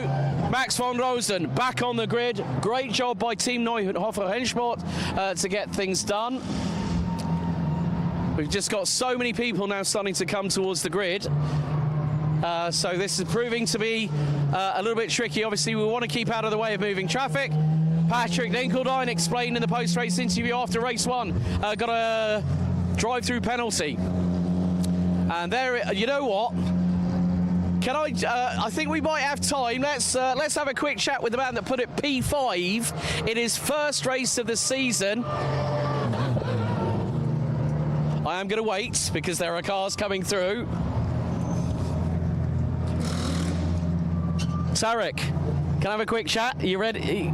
Can we have a quick chat now? Sure, sure. Right, congratulations, P5 in race one. How does that feel to start off the season? It was a great race, a lot of good battles. Hopefully this race will be pretty good too. We're starting a little bit further back, so we'll have to do a bit more work, but looking forward to it. You definitely got your elbows out there in race one. I'm expecting more of the same with a little bit more vigor in race two here. I think so, especially starting a little bit further back, and we have some fast guys who are maybe a little bit out of place. I think it'll be a fun battle up ahead. Okay, give him hell out there, Tarek. Good luck. Thank you. Right. So, yeah, pretty much everyone. Now, there is a stipulation. With 5 minutes to go, all cars must be, they have to be on the grid, engine switched off. If any of these cars, on 3 minutes to go, if the wheels are not on the tarmac, that is an automatic penalty going their way. So, just like any motorsport series, folks, these drivers are under pressure. But you could see from Tarek's eyes, you know, he's very, very happy with race one. Race two, starting a little bit further back, starting down in P11 behind Marcus Gratian. So realistically, you know, there's a lot going on here. There's a lot. You can hear the wheel guns going, like with regards to Fakhreddin Minizov's car, bolting on the rear tyres. Of course, the Michelin Pilot Sport Cup tyres used here on the GT3 Cup cars. So our man from Azerbaijan, of course, Azerbaijan in Baku, the home of the Azerbaijan Formula One Grand Prix every season. But it is going to be a pretty tough affair. I was hoping to see if I could collar somebody from Amag First Rennsport, but you know what? This is a wonderful sight to see 20 cars on the grid. Okay, we're only at round 1 out of 6, but believe you me, when these cars, you know, these particular cars, the GT3 Cup cars, producing around about 510 horsepower from a 6-speed paddle shift sequential gearbox. You know, there are no creature comforts at all. It's driver and machine all in one, and they've got to make it work. And this is very, very crucial. So the big thing from my perspective is, having sat in and been a passenger in one of these cars late last year in Misano, it's an experience unlike any other. And if you get a passenger ride in one of these cars, believe you me, take that person up and snap their hand off. Or you might snap their arm off at the shoulder if you're pulling a bit too hard on their hand. But to be completely truthful, I think that's going to be it for the grid walk for race 2, Open GT. 5-minute board is up. Better get my backside up to the commentary box to call the action. See you in a second, folks.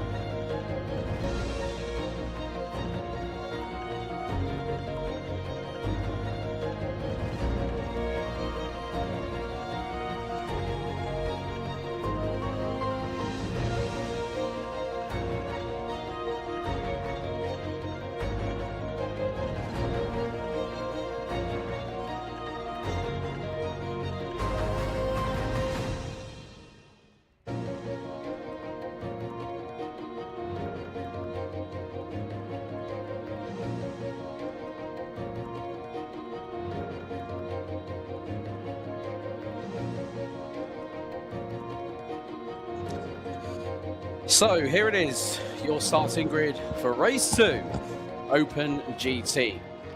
Can Drago Spuriu on his debut weekend in a 992 GT3 for Newton by Sportec Racing take a double victory, heading into Monza in 3 weeks' time. Stefan Hein lines up alongside on the front row in the 291. Team used by Hein Bartechnik, new change on the team name for 2026. Patrick Dinkeldine and Nico Gründel round out your top 4.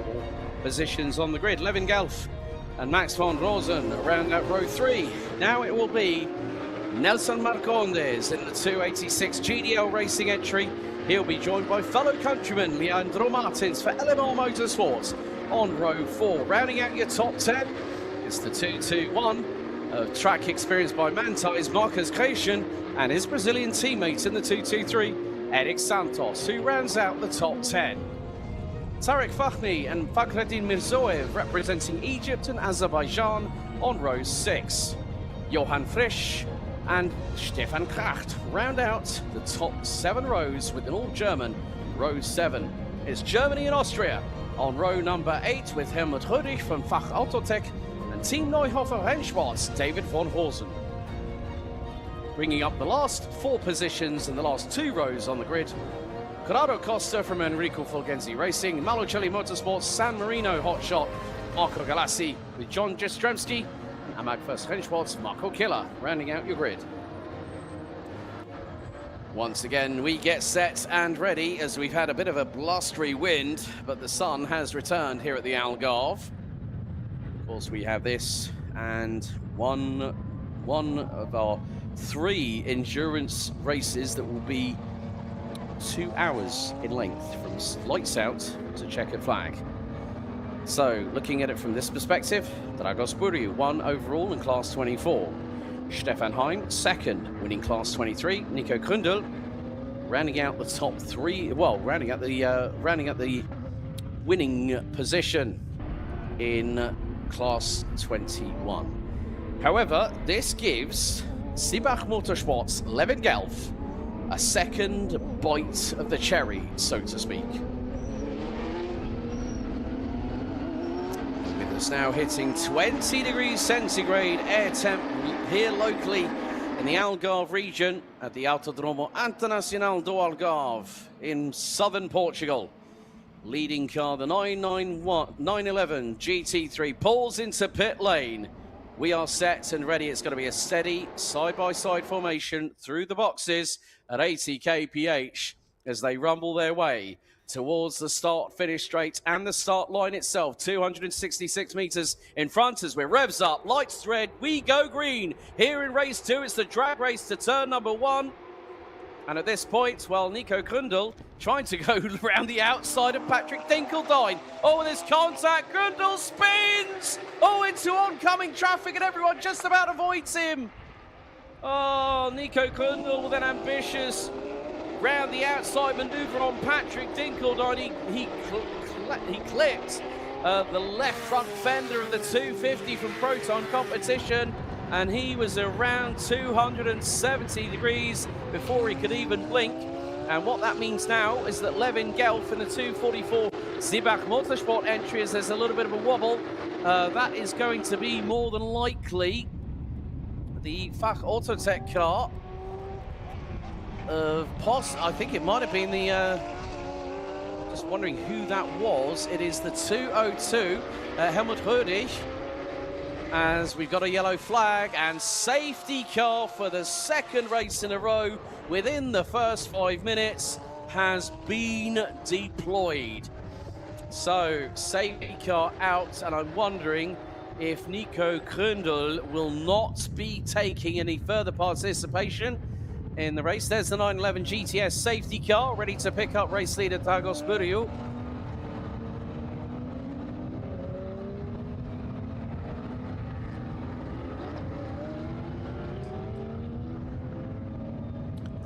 So,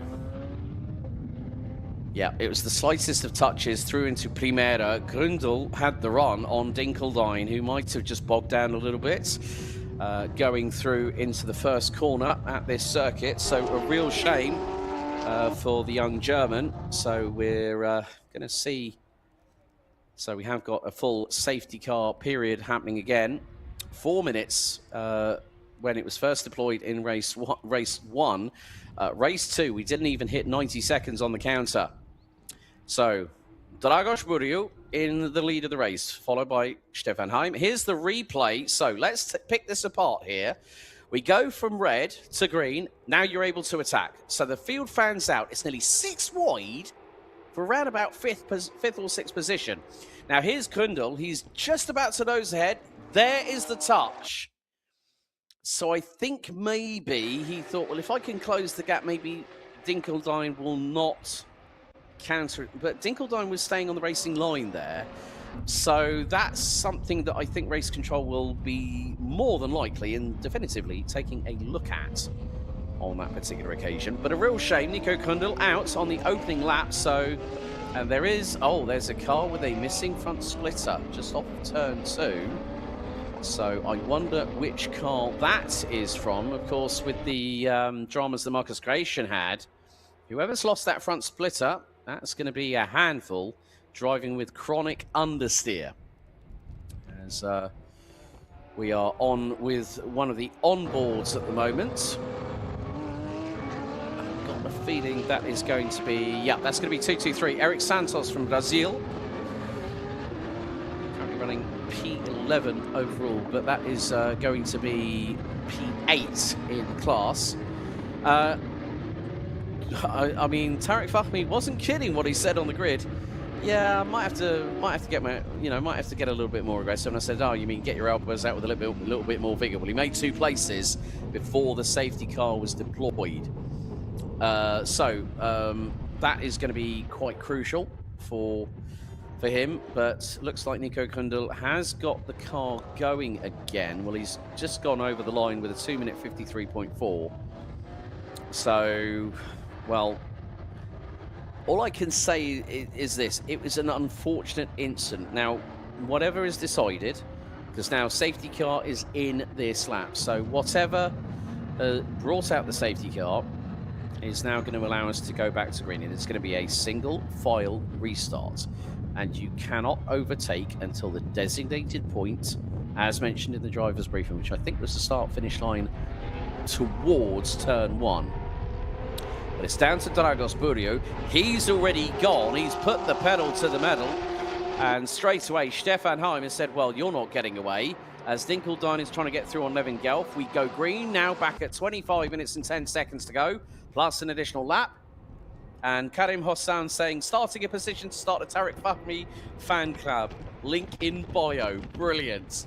But here goes Nelson Marcondes, and that is going to be on Marcus Creation in the 221. He's got the light blue mirror covers, has Marcus. So it's the darker blue for Eric Santos in the 223. As Max van Rosen trying to close in on Tarek Fahmy, who's got the lights ablaze.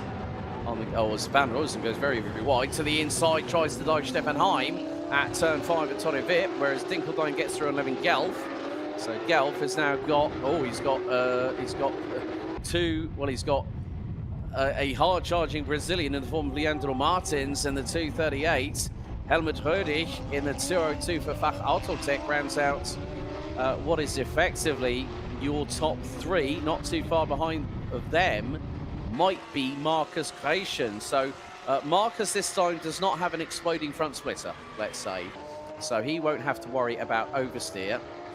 Meantime, now that we've got back under green, I think Nico Kundal must have been at max speed when the green flag dropped. That's a Days of Thunder reference if ever you heard one there, folks. From crew chief Harry Hogg to Cold Trickle. As no, Marcus Creation has just gone grass tracking. He's mowed the lawn. And that has cost him big time. So he's got the likes of Eric Santos, Tarek Fahmy just behind. There's the battle between Max van Rosen. He's trying to dive up the inside of Nelson Marcondes, through out of Sagres and through into Galp here at turn number 15. We've got some firecrackers in terms of battles up and down the order. And then you see going a little bit exit stage left, nearly into the path of the 290 of Johan Frisch in the A-Works by Katana Tools Porsche.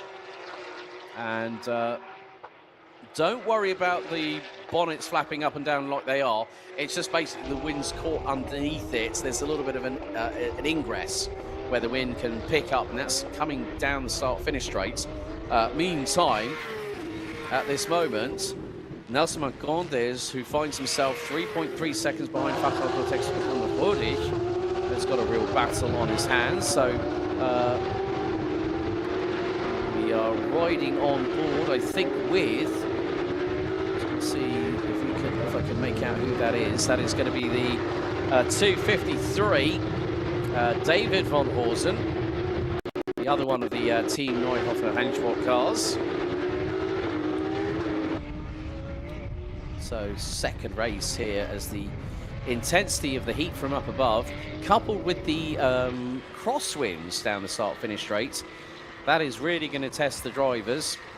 And unfortunately, after his trip through the grass, it's not been a good one for Marcus Gratian. He's ended up behind Max van Horsen, as it's going to be side by side for the briefest of moments. That was Eric Santos versus Tarek Fahmy. As you see the 277. Stefan Kracht with the Porsche Basel racing team, running out of pit box 15 alongside Sportec. But it's been a closer affair because the top three are breaking away from the rest of the opposition, because Patrick Dinkelnine now finds himself 4.7 seconds, make that 4.7 seconds ahead of Levin Gelf. Leandro Martins being chased down by Helmut Herdich as we get the class 24 bread round the meat in the sandwich, and it's this man here. I think I've got a new nickname for him, the Heimmeister Stefan Heim, for team used by Heim Bohrtechnik. Heim Bohrtechnik coming on board as a new sponsor of Porsche Cup Suisse for 2026. And he is giving chase. Now, I remember when Stefan Heim used to race against good old Rod Christie last season, and there were some great battles. So hopefully Stefan, okay, he said he's been openly honest about this in a post-race interview earlier on after race 1. And he said, you know, I knew I didn't have the pace of the others, but it was more a case of, you know what, I'm just going to go out there. I'm going to run my own race. Now, considering the fact he's the only driver in Class 23, but he's giving the new kid on the block when it comes to Class 23 and Class 24, Dragos Buriu, something to think about. Now, Patrick Dinkelnine, who has no initial penalty after the start, which is a good thing for him, as we see Marcus Gratian in the number 221, closing in on Max van Horsen, who's got Nelson Macondes just in front. So we have had 10 minutes elapsed, just under 20 plus an additional lap remaining on the counter. New fastest lap of the race, 1:44.915, and that is in the capable hands of race leader Dragos Buriu. And good to see the Fahmy family, Tarek's family now getting involved. Fan club is growing. A big smiley face in the YouTube chat. Brilliant stuff. Great to have you all along. Wherever you're watching from in the world, whether it's from the US, from Canada, from all over the globe, we bid you welcome here to Portimao, and we've got great conditions for racing. Meantime, Levin Gelf now is the race is in his hands, very much like it was with Nico Grundl, and now we get on board with the 244. You're going to see the elevation changes here, so let's stick on board with the 21-year-old from Germany. This is going to go up the hill, and you can see it's going to be down the hill. This is Craig Jokes, turn 9, up the hill in towards turn 10 and 11 at Portimao, down the hill through into turn 12. Now look at the elevation change. It's like you've got this big compression zone. It's a bit like Paddock Hill Bend and going up the hill into towards Druids at Brands Hatch. And then they have to go through it. And it's a sweeping right-hand hairpin that then brings you into a downhill slant. Karim Hossam. Greetings to Glasgow. Glad to have you with us. So down the hill goes Levin Gelf at full speed. He'll be pushing north of 230 kph in 6th gear as he will cross the line. He's expanding his lead over Leandro Martins in the 238 from LMR Motorsports. And the gap is now 1.6 seconds. Meantime, Dragos Buriu has said, right, I want a double win today. He's got the family with him as well, which is wonderful to see. Here as Dinkelnine and Heim, they know each other very, very well. And Patrick might just have the edge in top speed, but when you think about it, if you can make a car like Stefan Heim's as wide as humanly possible, especially with the back haunches of that 991.2 GT3R, it's not a bad thing to do. Right, car 286, warning, track limits, but we've got a safety car has been deployed again. Now, why has that happened is the big question, because I've seen that Nico Kundel has now recovered to 15th place. So, getting word in my ear that there is something relating to the safety car, but I'll be informed in due course. Ah, Thiago Lopez from NASCAR Brazil. Oh, this is how small the motorsport world is. Great to hear from you, Thiago. Of course, last year, Rubens Barrichello won the NASCAR Brazil title. Also a two-time Stock Car Pro Series champion in his own right, 2017 and 2022. Great to hear our friends from South America over there as well. And Thiago, we'd love to have you on the grid. We definitely, you know what you need to do? Put a call into Eric Santos and get him to get you over here.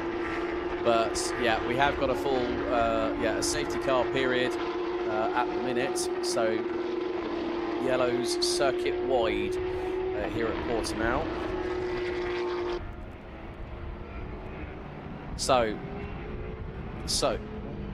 Okay, so it's due to an incident that occurred at Primera, I've just been informed, at turn 1.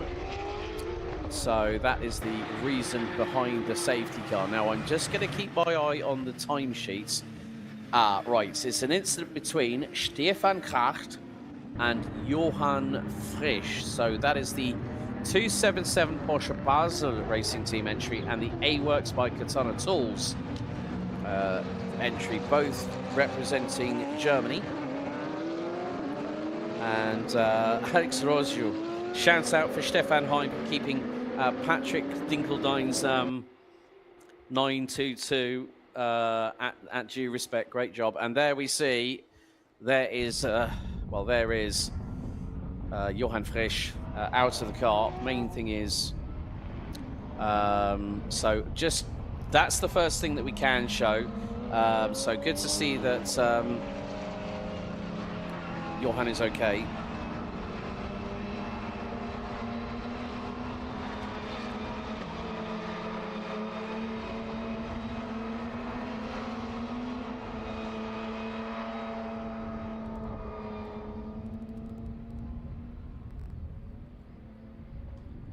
So the main thing, the main thing is, all I know at the moment,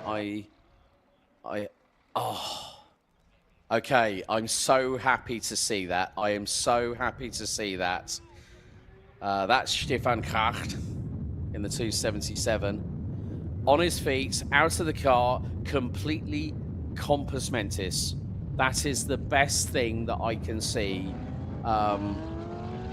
from that. And to be honest with you, if based on obviously the fact that the medical crew are down there as well, that shows that there is a level of severity in the incident. So of course the recovery crew, the marshalling team, will have a recovery operation underway. Yeah.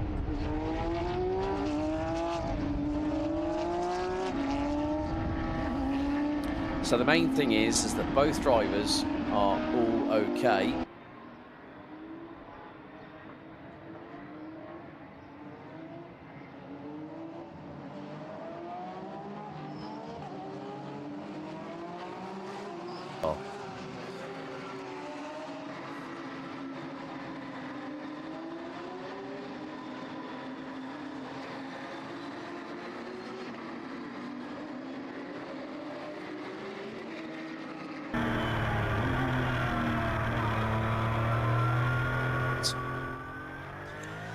So just to let you know that Stefan Kracht and Johann Frisch both okay.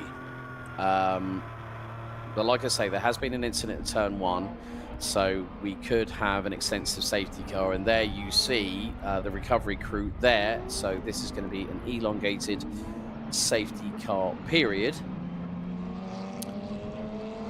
So it means that it becomes a sprint race within a sprint race.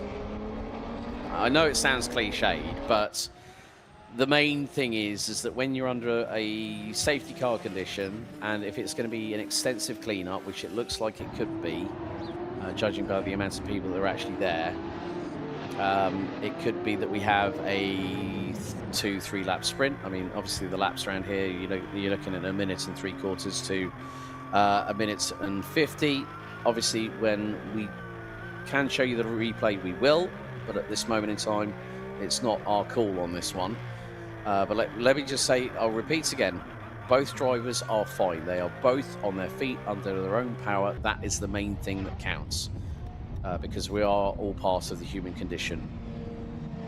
So time ticks down at the moment. So just to give you an update on the grid as it stands. So Dragos Burio leads the way behind the safety car ahead of Stefan Heim. Patrick Dinkeldine rounds out the top 3. Levin Gelf and Leandro Martins with Helmut Rödig ran at the top 6 and complete the top 3 in class 21. Marcus Gratian is in 8th behind Max van Rosen. Nelson Magrandes in 9th ahead of David van Rosen. That basically rounds out 6th and 7th. Eric Santos 8th in class 21 ahead of Tarek Fahmy, Nico Grundl.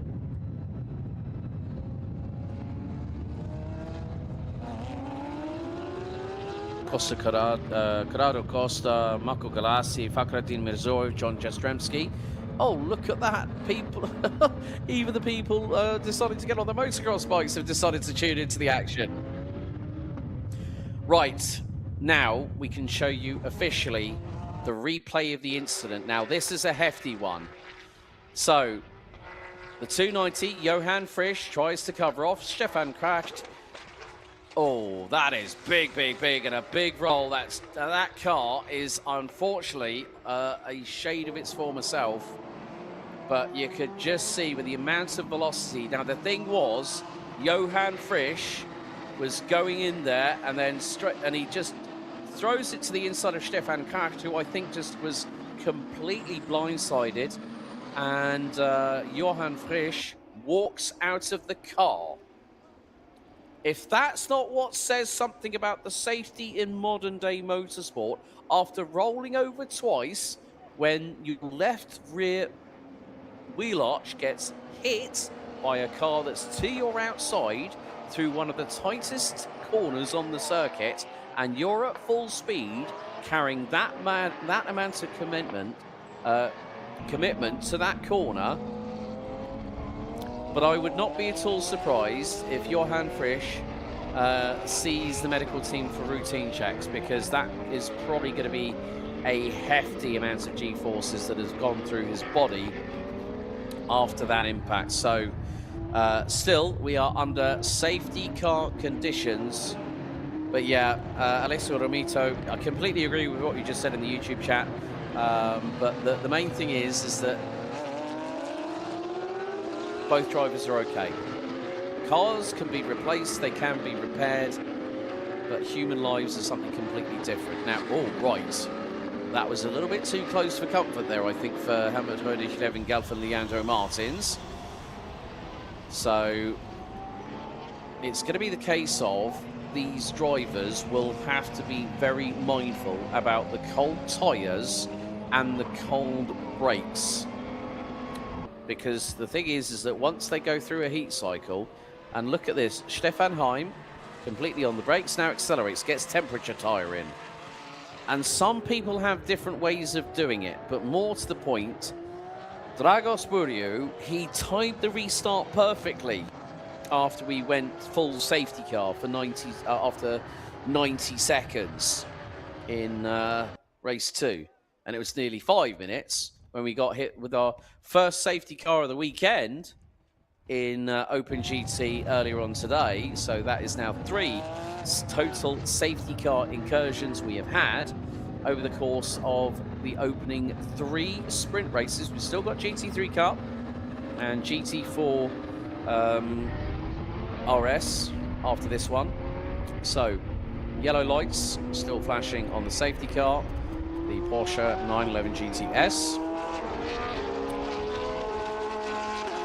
So, no notification yet as to when we will go back to green, but I think when you have a car that's pretty much immobile, the right rear on Johan Frisch's car took the brunt of the impact when it landed. I mean, it was the back end of the car took the brunt of the impact when it got rolled after the rear end was just skyward. And unfortunately for Johan Frisch, he was a passenger in that one.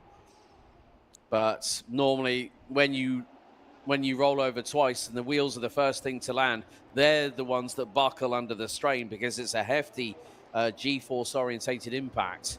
You know, it's forward motion, it's rotational motion.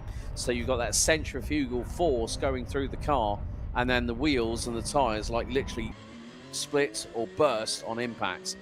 But Stefan Heim is doing what feels comfortable to him when it comes to the warming up of the tires and the brakes on the 291 Class 23 machine.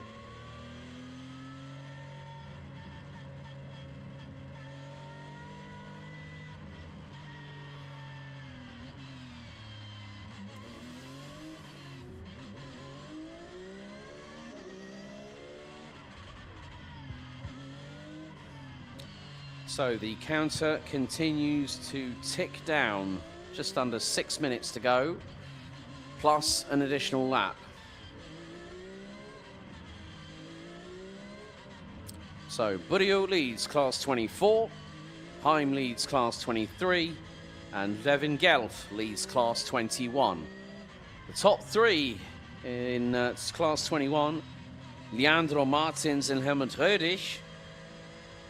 So Germany, Brazil, Germany in the top 3. But it depends on obviously how turn 1 is coming along at the minute with regards to the cleanup operation.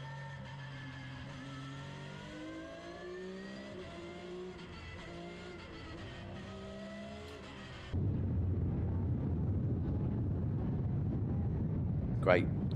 Safety car lights are out. Looks like the cleanup operation has been expedited very quickly. Big thank you to the recovery and the marshal teams and the medical crew there at the scene of the hefty turn 1 incident between Stefan Kracht and Johan Frisch. So it is time to get back to racing. It is going to be, depending on how quick, so we are going to have about probably 4 laps of racing, because now Dragos Burio went for it. Stefan Heim said, hang on, sunshine, here I come. And we're underway for green flag racing with 4 minutes and 20 to go. And Stefan Heim has not been caught napping this time. He's right up close and personal to the rear end of the Newton by Sportec Racing 207 992 GT3R of Dragos Burio as we head into turn 1 for the restart. And Leandro Martins has taken the Class 21 lead off of Levin Gelf in the meantime. Up to Lagos at turn 3. Burio's got to do something to break the toe, because keep your eyes on Stefan Heim. They do say that age is nothing but a number, and that is very true of this man here. He's got, you know, the thing is, they love this. They love the feel of getting the wheel, putting that race suit on, putting that helmet on, and getting in and going out there and racing to their heart's content, and very competitively. Meantime, Marcus Gratian, I think, has just gone on the inside.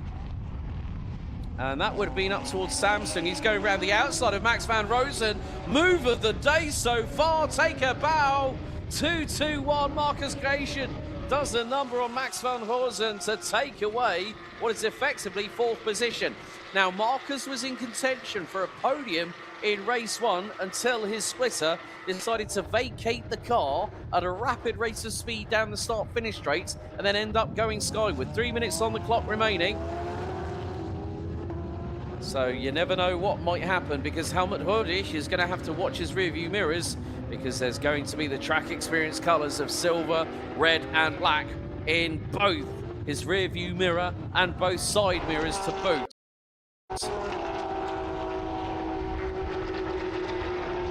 Down through into Galp. Let's see, Marcus Gratian, can he close the gap on the car in front, Helmut Herdich?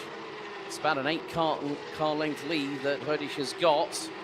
So Van Hosen as, Patrick Dinkeldoy was being a little cheeky, showing his nose to the outside of Stefan Heim for P2.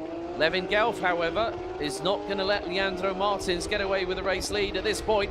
Into turn 4 go the 2:38 and the 2:44 from LMR Motorsports and from Seebach Motorsport. And Helmut Herdich, he might be thinking, I might have P3 sewn up here.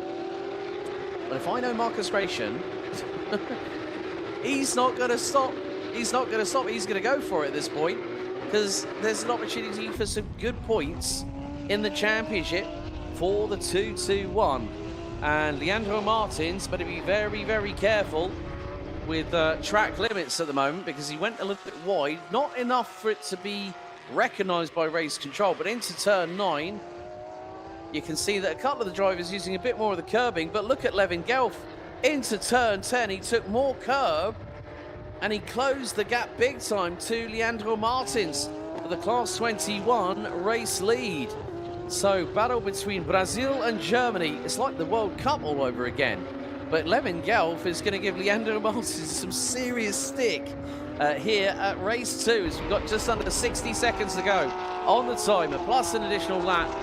Leandro Martins has got to be very, very careful. So is Levin Gelf. Gelf got a warning, a last warning in race 1 for track limits. But we have got 2 more laps remaining as Marcus Gratian comes out of the slipstream of Helmut Herdich. And he's got Max van Hosen and also the hard-charging Brazilian in the form of Nelson Marcondes right behind. So this is going to be a 3-way, this is a 4-way scrap. A quartet of drivers battling for the final step on the Class 21 podium. But it's got to be that someone's got to pull the trigger. Someone's got to put the bravery on the line. Here comes Marcus Gratian. He went late to the inside of Helmut Herdich, and he's right on his rear bumper coming out of turn 5 at Tottenham through into turn 6. On the run through the right-hander at 7, into Samsung at 8. Gratian can just about feel that it might be his, but Van Hosen and Marcondes, a little bit of a love tap from behind by Max Van Rosen. He's already had coolant damage once today. I don't think he wants it twice, but through into turn 9 for the penultimate time we go. And you cannot separate these 4, make that 5 drivers, because David Van Rosen has just joined the back of it. Makes it a quintet in the battle for the final position on the podium for Class 21. We've hit 0 on the timer. Marcus Gratian, Max Van Hosen, Nelson Marcondes and David Van Hosen for Team Neuhofer Henschwald at the back of the quintet is really starting the show. And Nico Gründel, what a comeback from the young man from Germany, as here goes Max Van Rosen through at turn 14. He rubs panels briefly with Marcus Gratian down into Galp for the penultimate time, as we're now on our last lap of this race. We've had to hit 0 on the timer. Dinkel, Dunn and Heim side by side into turn 1. And Stefan Heim, well, if you might remember last year, one of the races, he was spinning around by the inside of turn 2. And they are battling over second overall. Meantime, Max Van Rosen has got through on Marcus Gratian. But this has allowed Dragos Buriu to canter away into the distance. He's away and clear by 2.5 seconds. And there he is up the hill through into turn 6 for what is going to be the final time. This is lap 15 out of 15. Well, some of these drivers will be partaking in the 2-hour endurance race a little bit later on this afternoon. But Dragos Buriu, the man from Romania, now these days based out of London in the United Kingdom, and the Newton by Sportec Racing 207-992 GT3R just has Sagres and Galp to negotiate his way to a double delight of maiden victories here in Class 24 in Open GT in Porsche Cup Suisse in 2026. Checkered flag is being prepped. Here he comes. 5 days of driving in a GT3R. It's going to be a double victory. Dragos Buriu wins race 2 here at Portimao. And joys and celebration from the team at Sportec. And it was a drag race to the line. Dinkeldine edges out Stefan Heim by a 10th for overall P2. And it's Leandro Martins. Muito parabéns to the man from Brazil for LMR Motorsport, who wins Class 21 ahead of Levin Gelf. And get this for a development. Max van Horsen from Austria. Gratulation. Dritter Platz verdient bei der Nummer 240. The 240 of Austria's Max van Rosen steals the podium. The final podium position. And Nelson Marcondes nearly made it a double alongside teammate Nelson Montero for 2 possible podiums for GDL Racing. Helmut Röhrig rounds out 8th ahead of David von Horsen. Nico Kundl rounds out 7th in Class 21, finishes P10 overall. Head of Marcus Gratian, Tarek Fahmy, Eric Santos and Marco Galassi from Malacelli Motorsport, the man from San Marino. Rounds out your top 14. Corrado Costa from Enrico Fulgenzi Racing rounds out the top 15 ahead of Track Experience by Mantais, Fakhraddin Mirzoev, John Jastrzemski. Marco Killer from Amag First Rennsport is the last classified runner across the line in the number 251. But all I can say is thank goodness for modern day safety in motorsport. Good to see that Stefan Kracht and Johann Frisch have now. There has been a change because Leandro Martins has been hit with a post-race penalty. Right, that is interesting because now it changes the top 3. Levin Gelf now is promoted to Class 21 race winner ahead of Nelson Marcondes.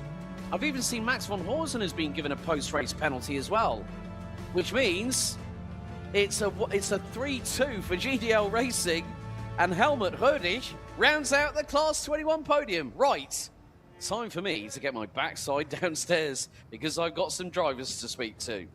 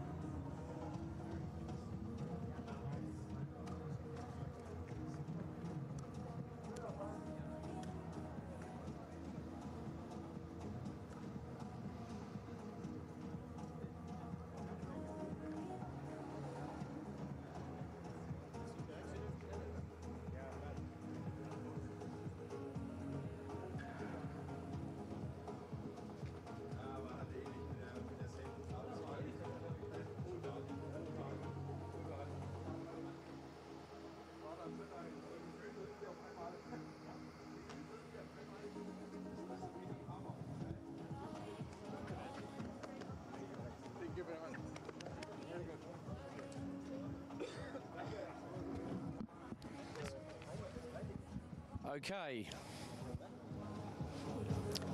Nice to see you again.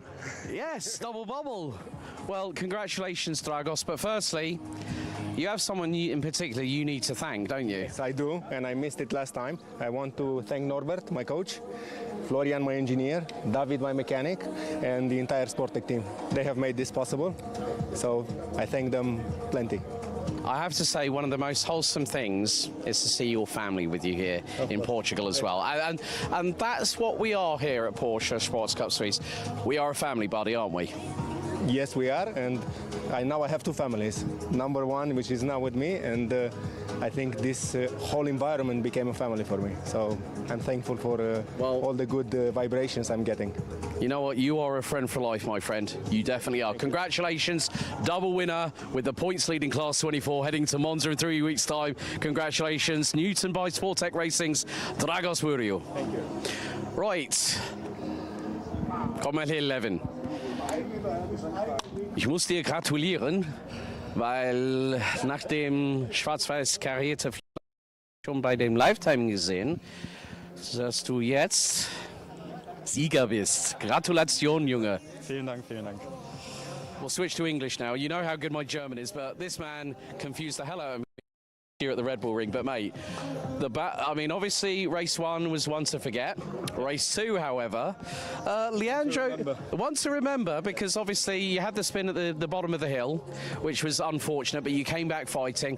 We obviously saw Nico go spinning at turn 1 when he tried to go around the outside of Patrick, but still, okay. You would have wanted to out-drag Leandro to the line, but you've now got your first win in Porsche Sports Cup Suisse in Class 21. Race winner here in this championship. That's a way to cap off the weekend before the 2-hour Enduro, isn't it? Yeah, that settles a good mood for later on, yeah. I'm pleased with how it went now, especially after the first race. Yeah, I'm just going to enjoy this now. Ja, aber viel Glück bei dem 2-Stunden-Endurance-Rennen heute Nachmittag. So, Levin Galf, you know what? Let's see.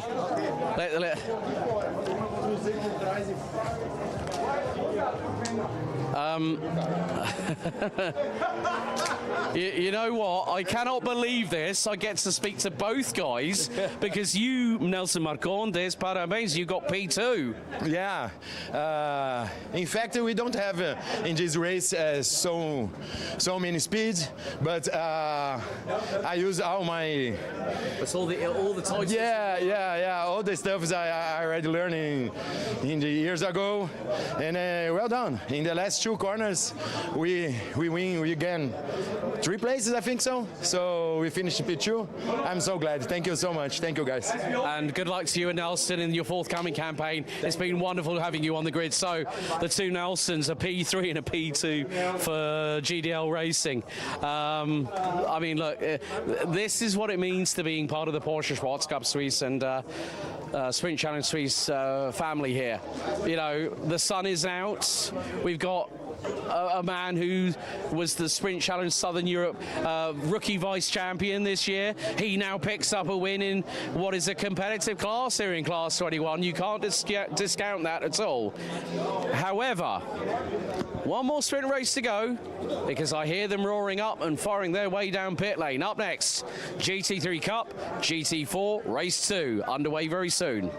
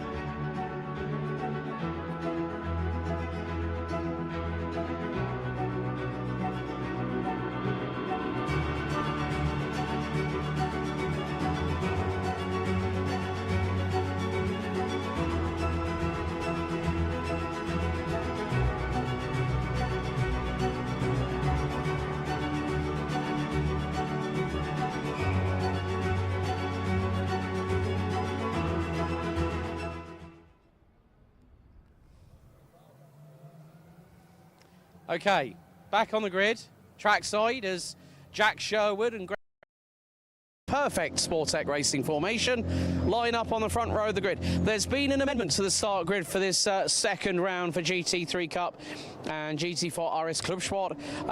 Right, Joker tyres have been selected by Jan Klingelnberg in the number 22, and the 118 Orchid Racing team from Porsche Genève. Kevin Latillon has ended up at the back end of the grid. So Christian Karamuskia, Complimenti, third place. Also going to be interested to see what the 74 from Widberg Motorsport does here. So, you know what? I haven't had this man on camera this year. No. This is the man. No, come on.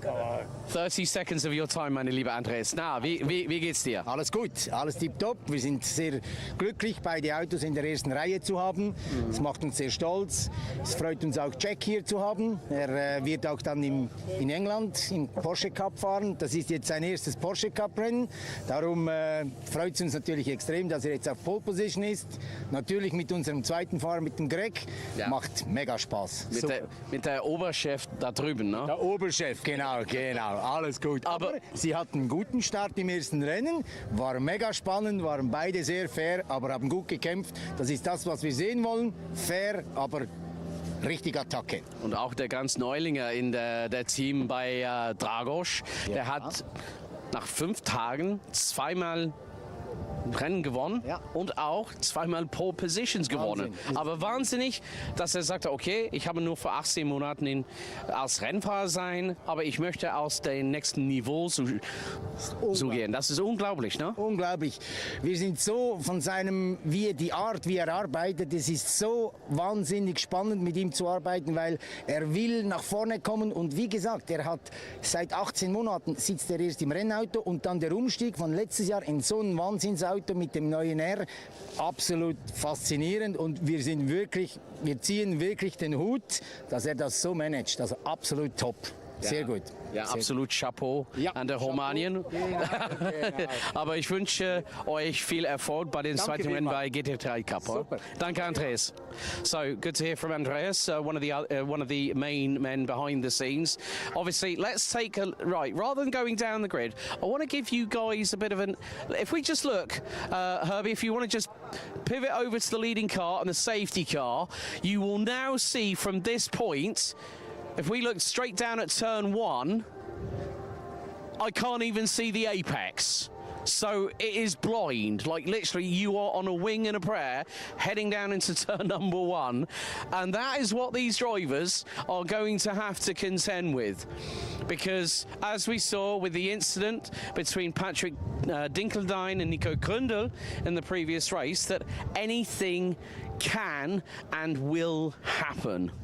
And to be honest with you, we've got some people actually watching on. We've got some spectators here as the podium's getting underway for Open GT Race 2 with an SOR MC, part of the team here at Porsche Cup Suisse. But it's really, really good to have everybody here. We want to thank you all that have been watching so far. This is not the end of the action. Let me guarantee you of that much, because after this race, well, we've got about an hour or so's pause before some of these guys, well, they don't want to just put themselves through the ringer.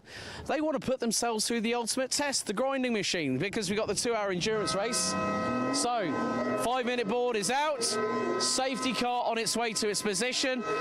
Time for me to head back upstairs, and so very shortly, we'll take you through the grid for GT3 Cup and GT4 Race 2 here at Portimao.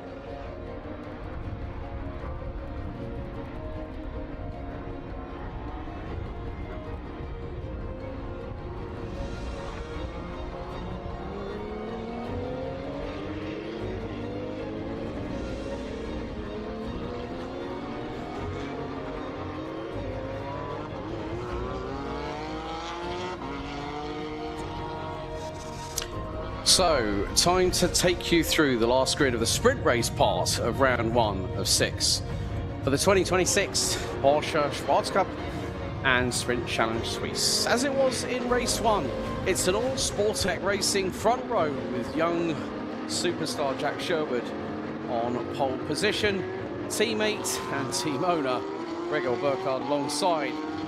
Christian Caramuccia and Simon Metis ran out the top 4 positions, ahead of Hilario Introne for Omnia Motorsport and Fach Autotex and Inderbitzen rounding out the top 6 positions on the grid.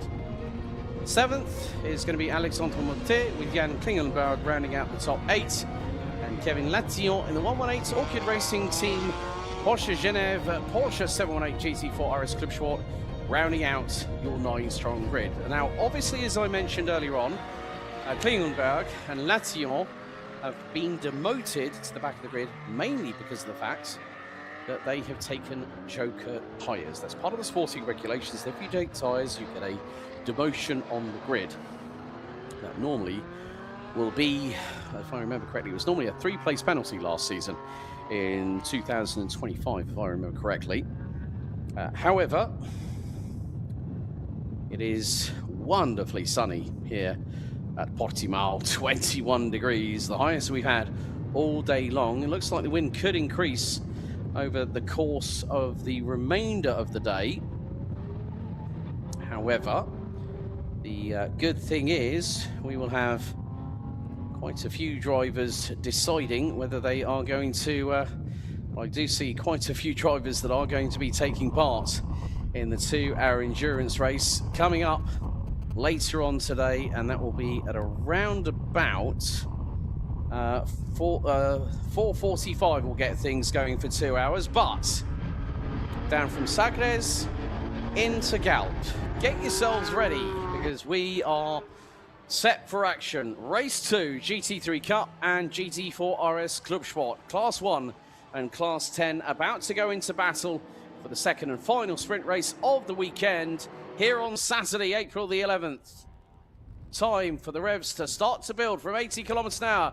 It's going to be time for revs up. It's going to be from red to green. We're underway here in race 2. Look at Caramuccia and look at Hilario Introne trying to get past his countryman. There's a little bit of bodywork going into the air as the field makes its way into turn number 1. Hilario Introne gets round the outside of Christian Caramuccia in the number 95 Prima Ginzani Motorsport car. Start is currently under investigation by race control.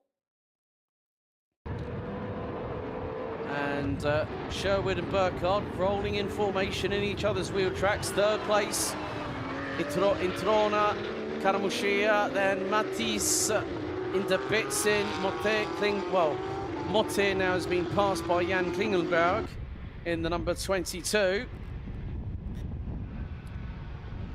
But early stages in this second and final 30-minute plus an additional lap race. And then the series heads on for the sprint race component of Porsche Cup and Sprint Challenge Suisse to the Autodromo Nazionale di Monza, the 3rd oldest purpose-built motorsport facility in the entirety of motorsport itself, after the now defunct Brooklands and in Brooklands circuit in the UK, now part of a particular attraction.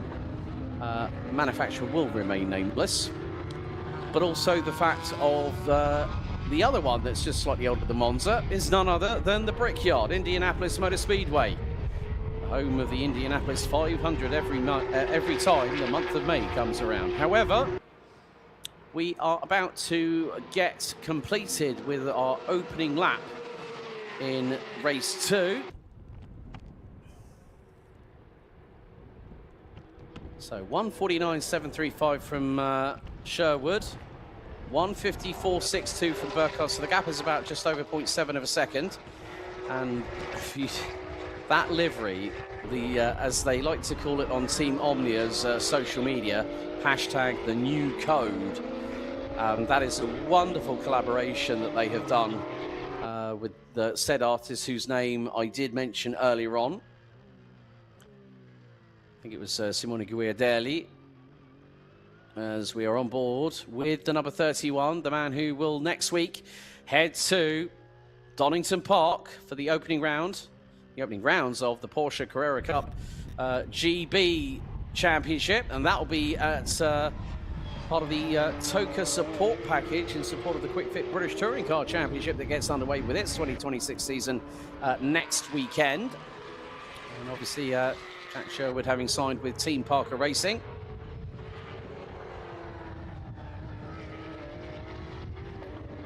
But you can just see going down out of turn 11 at Portimao, Jack Sherwood, it looks like the car was a little bit tail happy going towards the left. And whereas Greg Burkhardt's control of that downhill 90-degree right-hander was quite sublime. But obviously, you know, sometimes, as I said earlier on in the broadcast, you've got to muscle these cars around the circuit. It is far from easy for people to do so. Out of turn number 15 at Galp, they come across the line once again.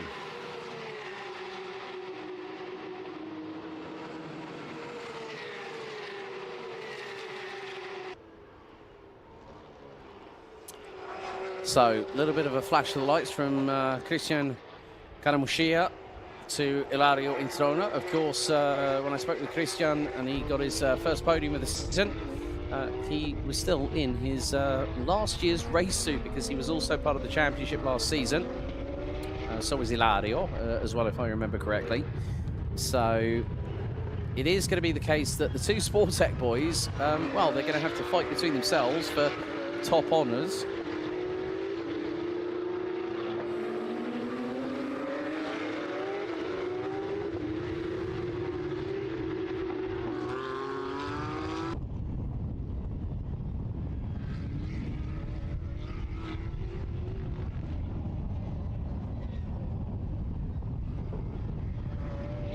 But in the meantime, Klingenberg closing in on Matisse. That is for 5th position as they go down the hill, up the incline, through turn 9 at Craig Jones before hitting the double right complex here at Portimao, aptly named thereof.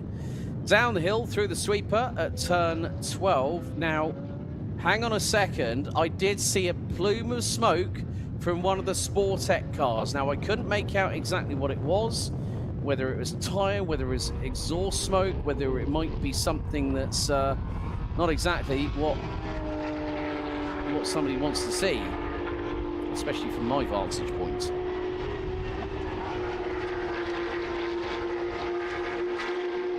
So, the two leaders across the line, gap between Sherwood and Burkhardt, 1.6 seconds. Then it's a country kilometre backwards to Ilario Antonio, who's 5.1 seconds back.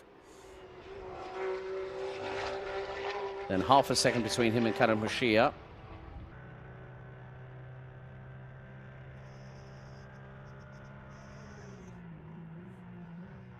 So we're riding on board with Orchid Racing Team Porsche Geneve's Kevin Latillon, winning race 1 earlier on this morning before the lunch break. So a very different animal, but still has a raucous flat 6 boxer engine noise coming from the centre rear exhaust twin tailpipes. So he fires it through into Toddy Vip at turn 5.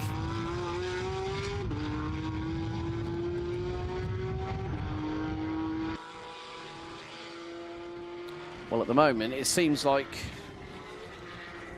taking into account the track time that he's got, plus also the advantage he has over his teammate, well,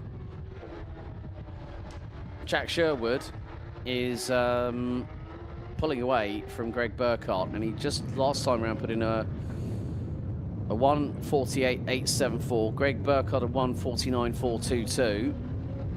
As a little bit of a wide sweep through turn number 13 by Ilario Introna, and Christian Caramuccia thought that the door might be potentially open as they come through out of Sagres in towards Galp. Now it's going to be the run down the hill. Introna goes wide to cover off Caramuccia. And out of the final corner, let's see how quickly the Prima Ginzani Motorsport entry at the number 95 is on the flashes already. to Ilario Introna, saying, don't forget, buddy, I'm behind you.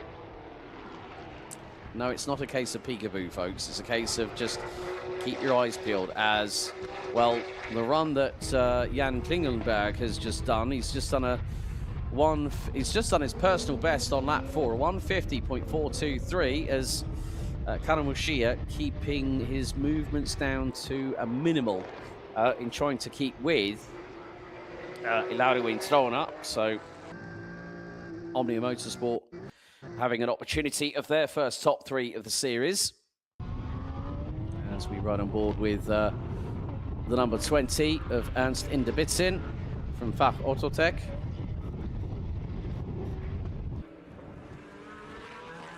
And to be honest with you, it's great to see Greg Burkhardt all smiles after grabbing a podium in race 1. And it looks like it's going to be the same order in the top 2. But P3, with 21.5 minutes remaining to go, it's anyone's guess how that is going to play out. And to be honest with you, I couldn't honestly tell you how this is going to pan out for everybody. But you never know what might happen in this kind of circumstance.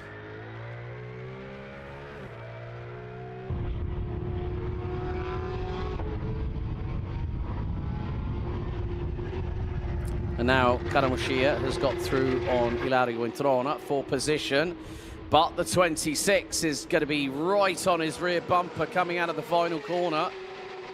And it's 68 thousandths between the pair as they cross the stripe. Introna to the inside, drags his way past Karamushia and Klingenberg through on Simon Matisse. That is a change now for P5 on the road. So the decision to take the Joker tyres by the number 22 was very much an inspired choice, and that is at the discretion of the driver. Nevertheless, we have 1/3 of the race pretty much completed. We're just at the 20-minute mark, plus an additional lap left to go in this 30-minute plus an additional lap encounter here at Portimao. And a big thank you once again to the circuit and the team behind the scenes here at the track here in Portimao for their assistance in helping us to put on this event this weekend for our drivers. Down the hill through into turn 9, Craig Jones we go again, and Klingenberg is starting to close on Karamushia and Introna, who are 4th and 3rd respectively. One of the big things that you have to do running in these GT3 Cup cars, you have to be pushing like crazy, and Klingenberg is right with them. They say 2's company, 3's a crowd once again. And this is for the battle, for the final step on the podium. Now, what is Karamushia going to do? Can he slipstream his way, use the side draft on the start-finish straight to get past the number 26? That is the big thing here, as we now ride on board with Karamushia for the briefest of moments. The gap is closing. It's less than half a car length now. And he's going to be right on the flashes. There he is. Sticks his nose out to show it to Ilario Introna, but decides not to dive up the inside, because he knows that if he makes a mess of it, Klingenberg will pick up the pieces right behind him. And then this is also bringing Simon Matisse back into play for Wittberg Motorsport in the number 74 car. Out of turn 4 they go, and it's the short run over the blind crest down into the tight left-hand hairpin at turn 5 here at Torrevieja.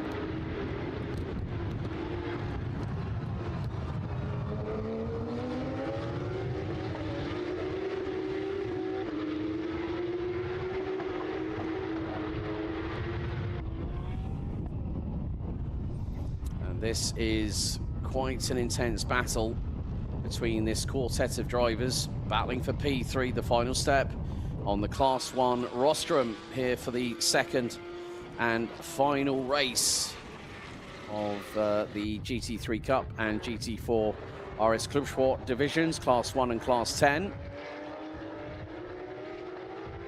And Karamushia taking slightly different lines to Ilario Introna as they go up the hill, and you can see Karamushia trying to use a little bit of rotation and using the wider line to cut back in a little bit tighter and carry that momentum and rotation through the corners, and able to do so.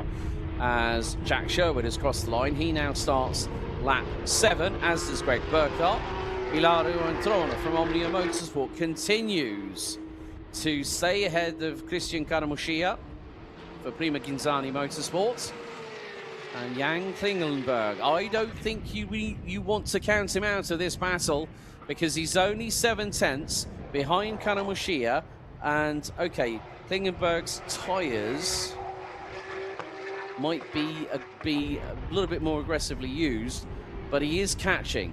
Okay, yes, he lost about 2 tenths or closer to 3 tenths in that previous lap when we completed lap 7. As once again, it's on board with Karamushia behind Ilario Introna into turn 5. At Torivit once again we go. Let's see, well, pretty much a similar line, but Karamushia looking for the inside line at turn 6, which puts him on the outside for turn 7, and then it's going to be turn 8 at Samsung, which will then bring us into the top part roller coaster section here at Portimao. So over the crest, down the hill, hold the steering wheel tightly, keep your throttle at its angle that you've got it at, and make your way through Craig Jones at turn 9 before a further incline into turns 10 and 11 at Portimao.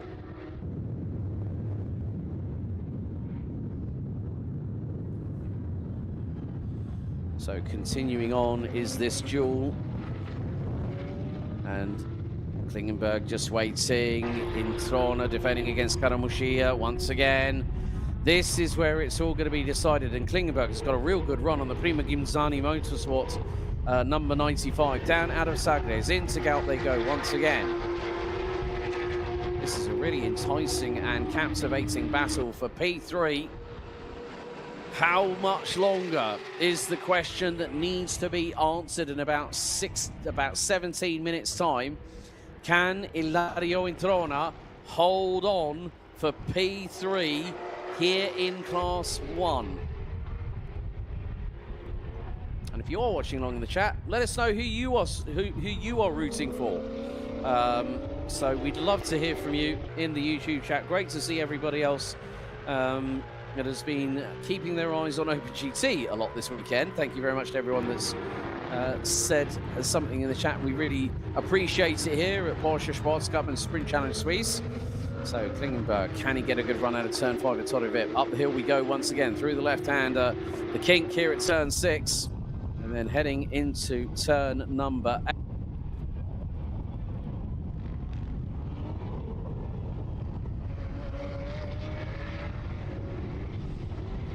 And now Karamushia once again is trying everything in the playbook. 14 minutes plus a lap still to go.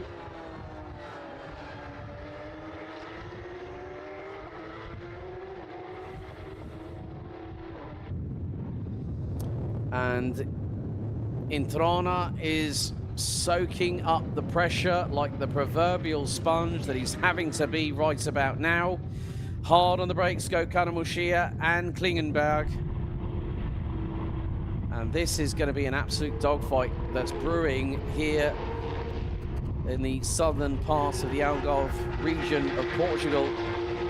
And again, Introna able to keep the car on that definitive racing line, which means that Karamushia and Klingelnberg, they've got to make the move on track, and Klingelnberg tries to pull out to the right-hand side of Karamushia, and through he goes. Oh no, is there contact between him and Ilario Introna, who is trying to turn in?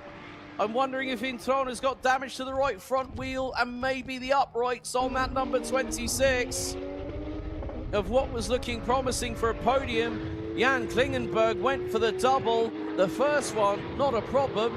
Car number 2, ouch.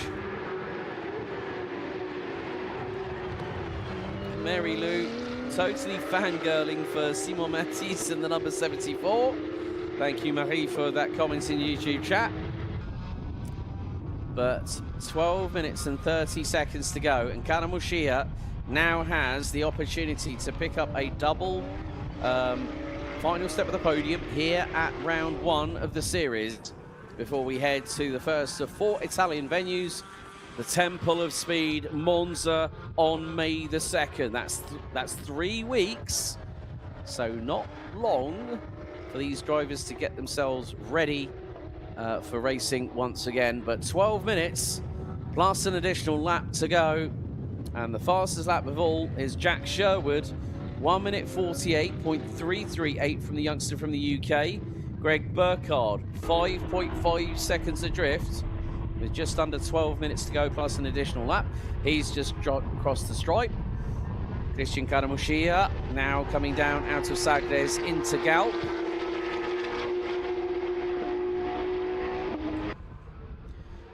And the young Italian trying to pull away from Introna.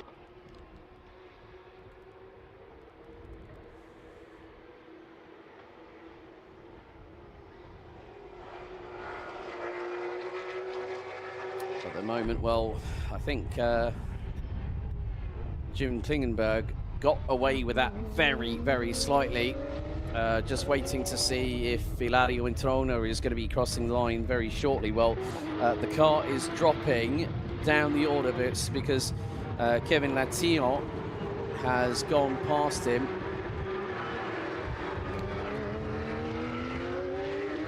Please, Will.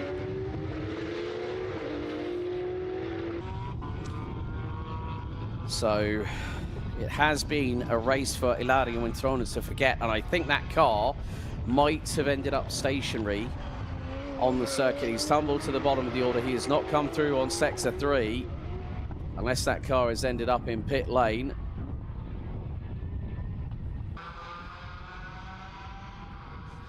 And so the 26 looks to be potentially out. They might decide to just retire the vehicle as that rumbles its way at 60 kilometers an hour down the pit lane with 10 minutes to go. So a great debut for the new livery, but unfortunately in race 1, but race 2, there's been the other side of the story that can be told here in motorsport. So Ilario Introna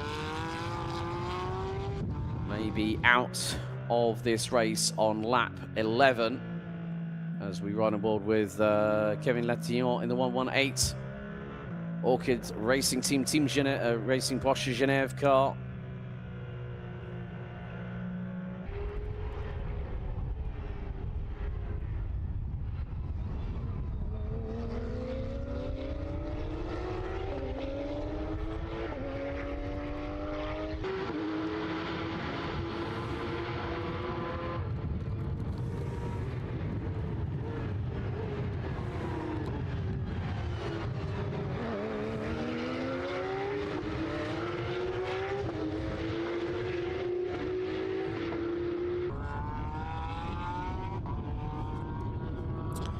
But the gap is now expanding between first and second as Greg Burkhardt now finds himself 6.9 seconds behind Jack Sherwood. Christian Karamushia now has Jan Klingenberg in the 22 from Fach Autotech closing in on him for that final spot in the top 3.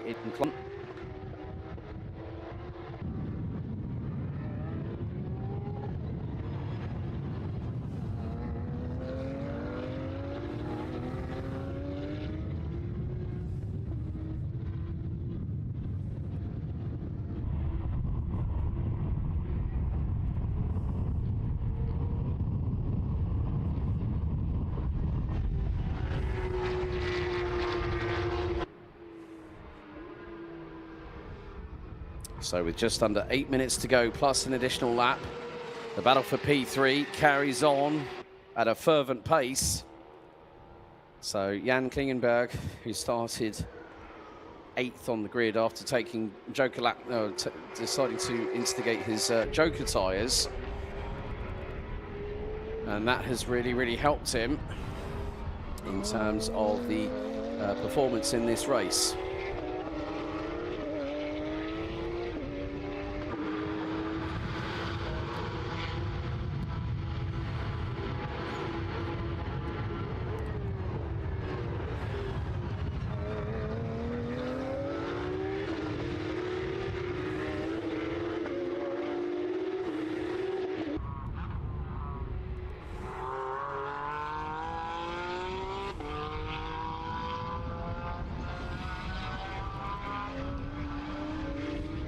So these drivers will continue under these conditions.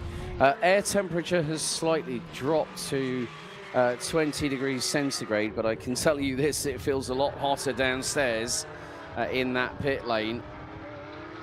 But more to the point, well, it is unfortunately, looks like retirement for Ilario Introna.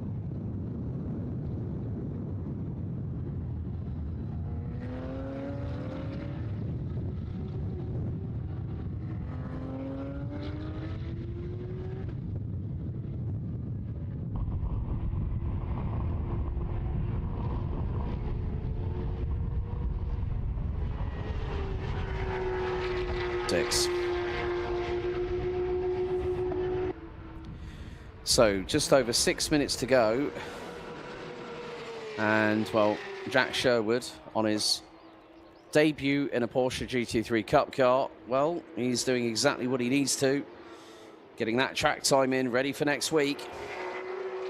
And it's been a real pleasure to have him as part of the grid here for the opening round of the 6-round calendar.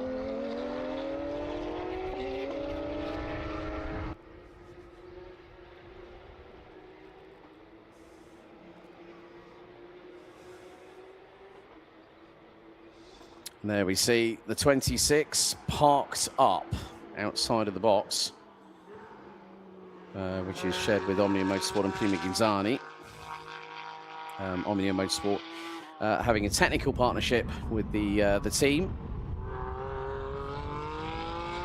who are supported by Porsche Club Firenze.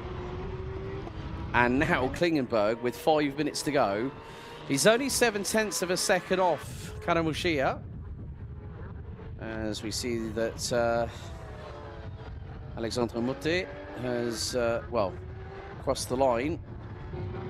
So we still have 8 out of the 9 starters here running, but look at, it's getting dangerously close to the back of the number 95 Prima Ghinzani Motorsport machine, and through out of turn 13, he switches to the outside into Sagres. That's brave from the man from Fach Autotech, but he might get the switch back here. If he can get the run down the hill, he's going to get the slingshot into turn 1 at Primera.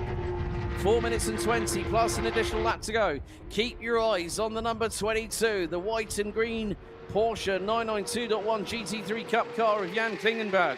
Closing in on Italy's Christian Karamushia for P3 on the road.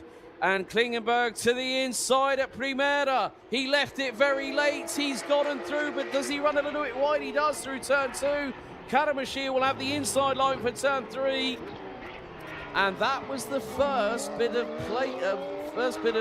strategy with regards to positioning, courtesy of Klingenberg. And he got through at turn 1, ran a little bit deep, ran a little bit wide at turn 2. But then at that point, it was the case of, he thought, well, you know what? If I get a track limit, I don't want to have to pay the price. I don't want to have to pay the piper on that one. So with 3 minutes and 20 seconds to go, he still has time. But as they say, time is never on anyone's side, especially when it comes to racing. These 3¼ minutes plus an additional lap for Jan Klingenberg will feel possibly like an eternity, and Christian Karamushia is going to try and do everything he can to keep the number 22 from Fach up bay. Easier said than done, and sometimes it's when you catch somebody it's fine, but when you try and pass somebody out of somebody that you've chased down for goodness knows how many minutes, time is fast running out. Looks like we're going to have 3 more laps to go. So we're due to hit, I think, predicted 18 laps of racing because Jack Sherwood has gone on to lap 16 with Greg Burkhardt about 11 seconds behind. Karamushia and Klingenberg still embroiled in the battle with just 3 laps to go in Class 1. Kevin Latillon looking for a second successive Class 10 victory in a row ahead of teammate Alexandre Moutet in the 156 entry.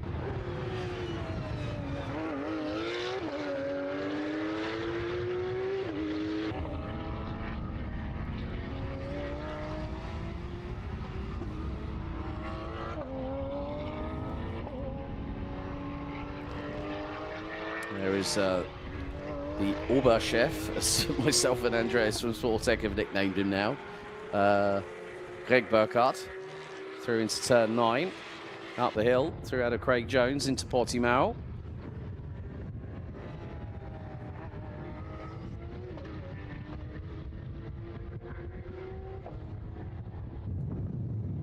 And it has been a long wait for this man for a podium. I mean, yeah, last year, it was more a case of just finishing with points on the board for him. But it can, you know, you come back from what was a character building season, and now he's got an opportunity here to solidify effectively when Jack Sherwood decides, okay, well, you know, I did speak to him and said, well, you know, are we possibly going to see you again in this in the Porsche Cup Suisse? He said, I don't know, might be working on that soon. But there is the man of the moment. Great job on his Porsche GT3 Cup debut here at Portimao. And he's going to head down into Torrevip for the penultimate time. So we are on lap 17. And it will be one more to go after this as we'll head on to the 18th and final lap of this second sprint race for GT3 Cup and GT4 RS Clubsport, as one of the Orchid Racing Team Porsche Genève cars keeps out of the way of the race leader. Looks like that might be Alex as they go down the hill into the left sweeper at Craig Jones, up the incline again towards the top of the crest, and then you've got to find your mark point for turns 11 and 12 at Portimao. Timer has hit 0, and what an impressive debut. Needed, as his driver coach Scott Morvan said, he needed track time. That was what was important.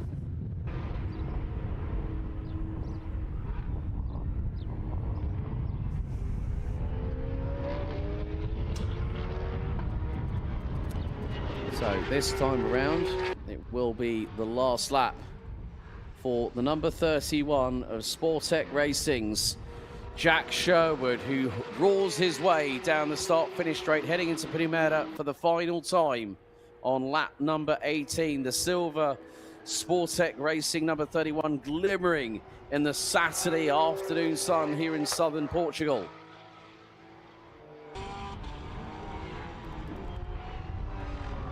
And this is exactly the confidence booster that he needs, ready ahead of his biggest test next week with a big grid.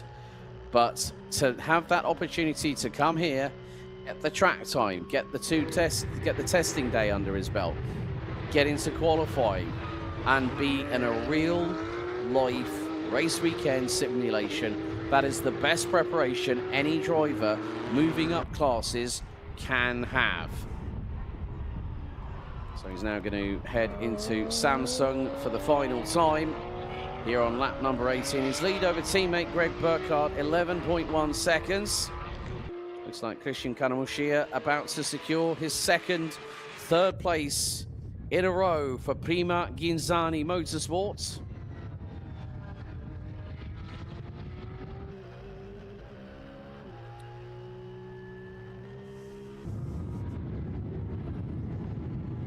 But what can you say about this young driver, this young potential superstar of the future, looking to the Porsche Motorsport Pyramid as his pathway to becoming a pro driver?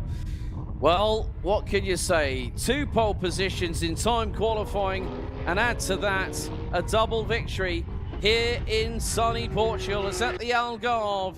Jack Sherwood comes out of the final corner, and the number 31 from Sportec wins race 2 here in Portimao.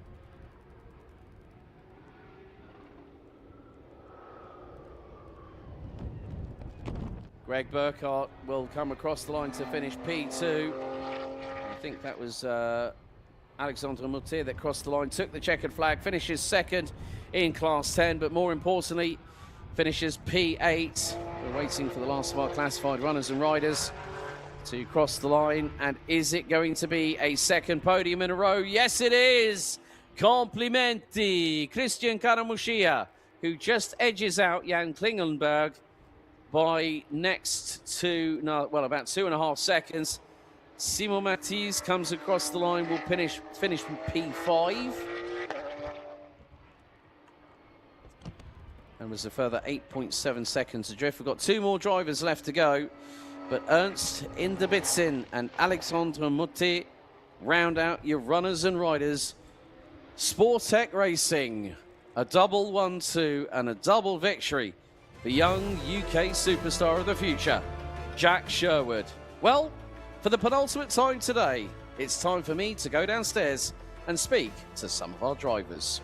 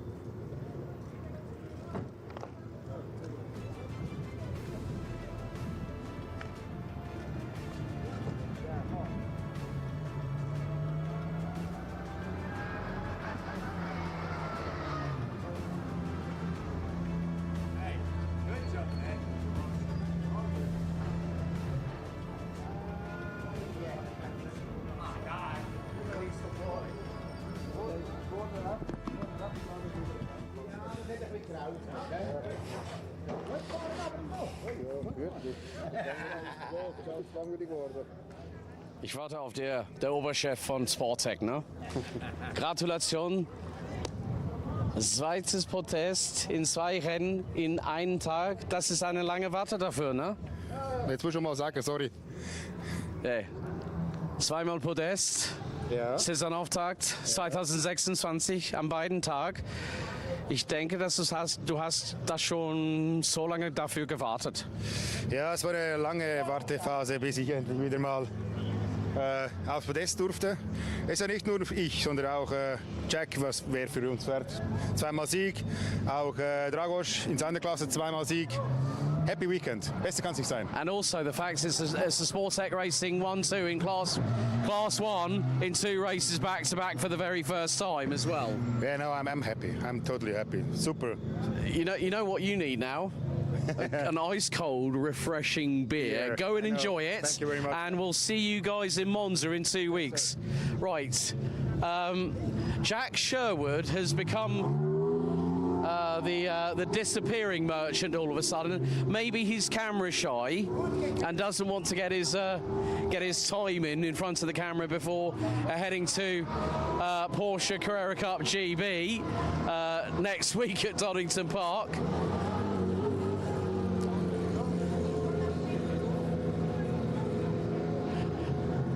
Let's see if I can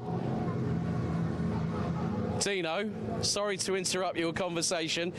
You racing fans might know this man who did the biggest save at the Kemmel Straights at Spa-Francorchamps. Yeah. That's always gone viral whenever it's been posted on socials, but good to see you along with Scott on the paddock. Yeah. Good to finally catch up with you, mate. Running with Jan in Fach, that was a pretty strong run he had from the back of the grid to chase Christian for P3, but just close, so close at the end of it. Yeah, we didn't have quite the race one that we wanted, but he made a really good recovery in race 2 there and was really fast and dicing and difficult to overtake. So, but no, he did a good job. It was good to see him attacking and having fun. I could tell he was having fun with it, close to the podium, but no, we're happy. Awesome, Dino. Good to see him again, mate, and I'll catch up with you later on this year. Right, Mr. Sherwood, now finally you get to put a name to the face. And I like the fact you're actually wearing, well, look at this. He's ready for Donington next week. Double race winner, Porsche GT3 Cup debut. It couldn't have gone any better for you, mate, could it? No, I was pretty happy with it. You know, Sportec have looked after me really well this weekend and given me a mega car to do it. So I just drove it around, really. But yeah, really enjoyed it and had a great time. Now, obviously, you go from the south of Portugal to, of all places, Leicestershire to Donington Park next week. Yeah. We know it's a very, very competitive Carrera Cup. Oh, he gets the shower from Greg Burkhardt live on air. You won't get that in Porsche Carrera Cup GB unless someone decides to pull a flanker on you. But you got a very competitive grid. You know, a lot of great drivers in that series. But this, you know, with the work that you've done in the off-season, going from GB3 to now Porsche, like you said when we talked on the grid on race 1, it was a case of like building that confidence level. And now that you've got, and people might say, well, yeah, there were only X amount of cars on the grid. At the end of the day, you're a racing driver. You're a winner, mate. You're a winner. And I think that puts you in the right frame of mind to going to Donington Park and saying, right, I'm ready for you, lads. Yeah, for sure. I think it was good prep for Donington, but to be honest with you, Donington on my mind when we came into the weekend. I just wanted to do well for the guys at Sportec, and I'm glad to have paid them off, and you know, looking forward now to going back to TPR and trying to do the best we can. I got my coach Scott with me from the UK, and you know, he's been no end of help, so yeah, really looking forward to getting cracking in next weekend and seeing what we can do. Listen, on behalf of everyone here at Porsche Sports Cup and Sprint Challenge Suisse, I so hope that you decide, if you can, make a trip back. Come to an Italian round. Maybe if you can do it on your calendar, maybe make Misano at the end of October. How does that sound? Yeah, I'll see. I really want to come back there. So. Well, listen, we'll keep in touch via Instagram. But Jack Sherwood, double race winner for Class 1. How's about that when the Jack Sherwood gets a dousing by Greg Burkhardt with a bottle of water, cold and fresh from the fridge, live on air? Well, that is the sprint component of round 1 out of 6 for Porsche Sprint Challenge and Sports Cup Suisse in the books. However, we've got just over an hour to go until we go back trackside. Due to have 15 cars compete in the first of 3 2-hour endurance races here at Portimao. And until then, we've actually got some more driver interviews. So coming up, Dragos Buriu, Tarek Fahmy, and a really, really wonderful in-depth chat with Greg Burkhardt. So I'll see you after we have our hour break here before the 2-hour race to bring round 1 to a close here in the Algarve.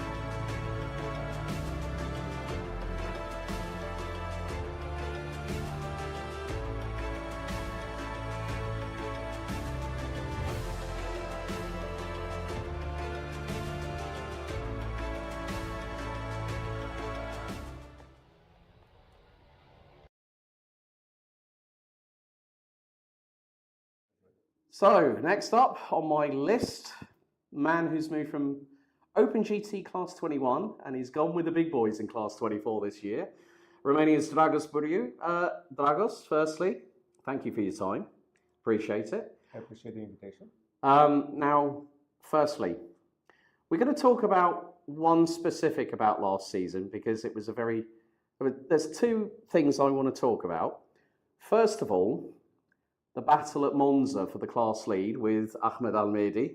I remember it well. Which was a real, and I have to say that was one of my highlights because it was my first time coming to Monza and hearing you and 31 other drivers go full throttle when we went green in Open GT Race 1 at the Temple of Speed.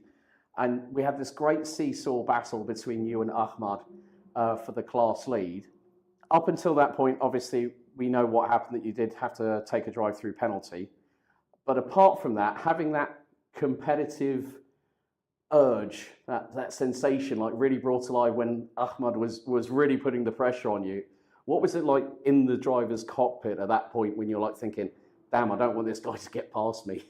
First of all, it's funny, I did not know I was leading the race. Mm-hmm. So in my mind, I was just battling somebody that wanted to overtake me. I didn't know who was behind me. I couldn't see the number. Yeah.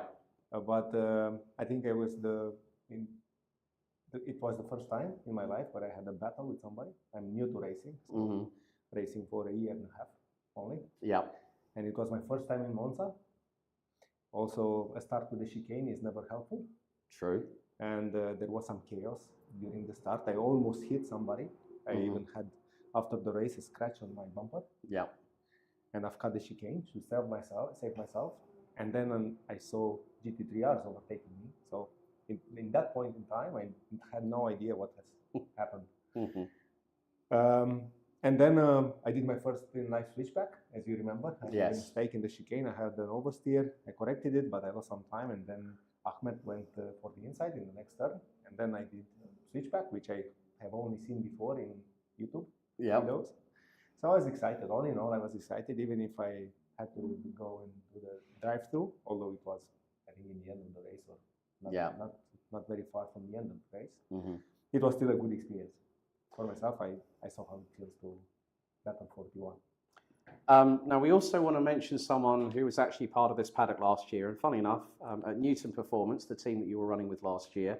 No, it wasn't. No, it wasn't. It was a different team. Okay, so obviously the team that you ran. Newton is my own company. Yeah.